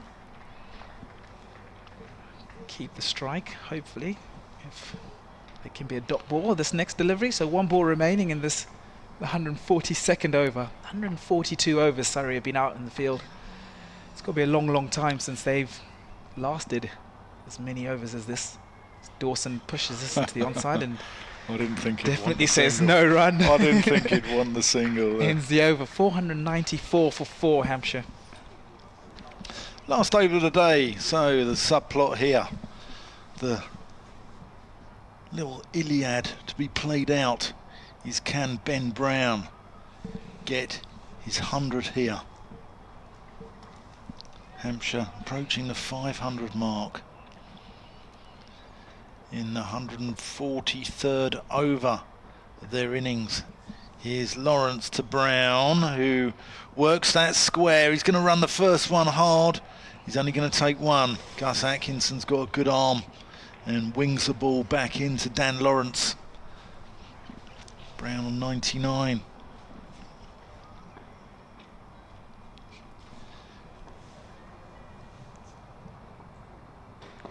Dawson again defends. Tricky. Stanley's nervous. I'm so next nervous. to me. I don't even know why. He's nervous. I think Rory Burns could bring the field up. Oh. Oh no. Just defended again. The crowd here, right, they're all motioning to go home, so they're all waiting on top of the seats at the top, but they want to see Ben Brown get his 100. They're going nowhere just yet. Well, 2 or 3 of them are. Oh, he's missed that one. So 2 balls left in the day. Can Dawson get off strike? Because It's nervy. this My palms are sweating, Dad. this might affect when the declaration comes. They're not going to leave Ben Brown on 99, I don't think, overnight. That's just defended. And the crowd here are disappointed. Go on, Dan Lawrence, bowl a no ball for a laugh. Let him take a single off it.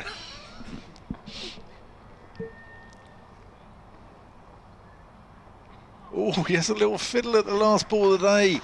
So Hampshire finish up on 495 for 4, having started the day on 102 for 1. The star of the show, the story of the day, is a maiden century from Toby Albert, who finished up on 114 before he was caught hooking off the bowling of Sean Abbott, caught down at long leg by Gus Atkinson. Nick Gubbins kept him company for most of it. He got 103. James Vince also chipped in with 52 before Ben Brown and Liam Dawson added the icing on the cake here with 99 and 74 respectively. It's been a very tough day at the office for Surrey, and tomorrow is all about how well they bat. Thanks to Stanley Marisa. You've been an absolute superstar, Stanley, and it's been a pleasure to work with you. Great And, yeah, you enjoyed yourself? Loved it. Yeah, loved it. Great stuff. We've seen some good cricket. We've seen some very good batting. Thanks to Kevin James, and thanks to everyone who's communicated with us, sent us emails, sent us messages on Twitter, and you've been absolutely wonderful. So thank you so much. We'll come back tomorrow. We'll find out when that declaration's going to be. We'll find out how well Hampshire bowl, how well Surrey bat, and we'll know tomorrow. Join us at 10:55. Enjoy your Saturday night.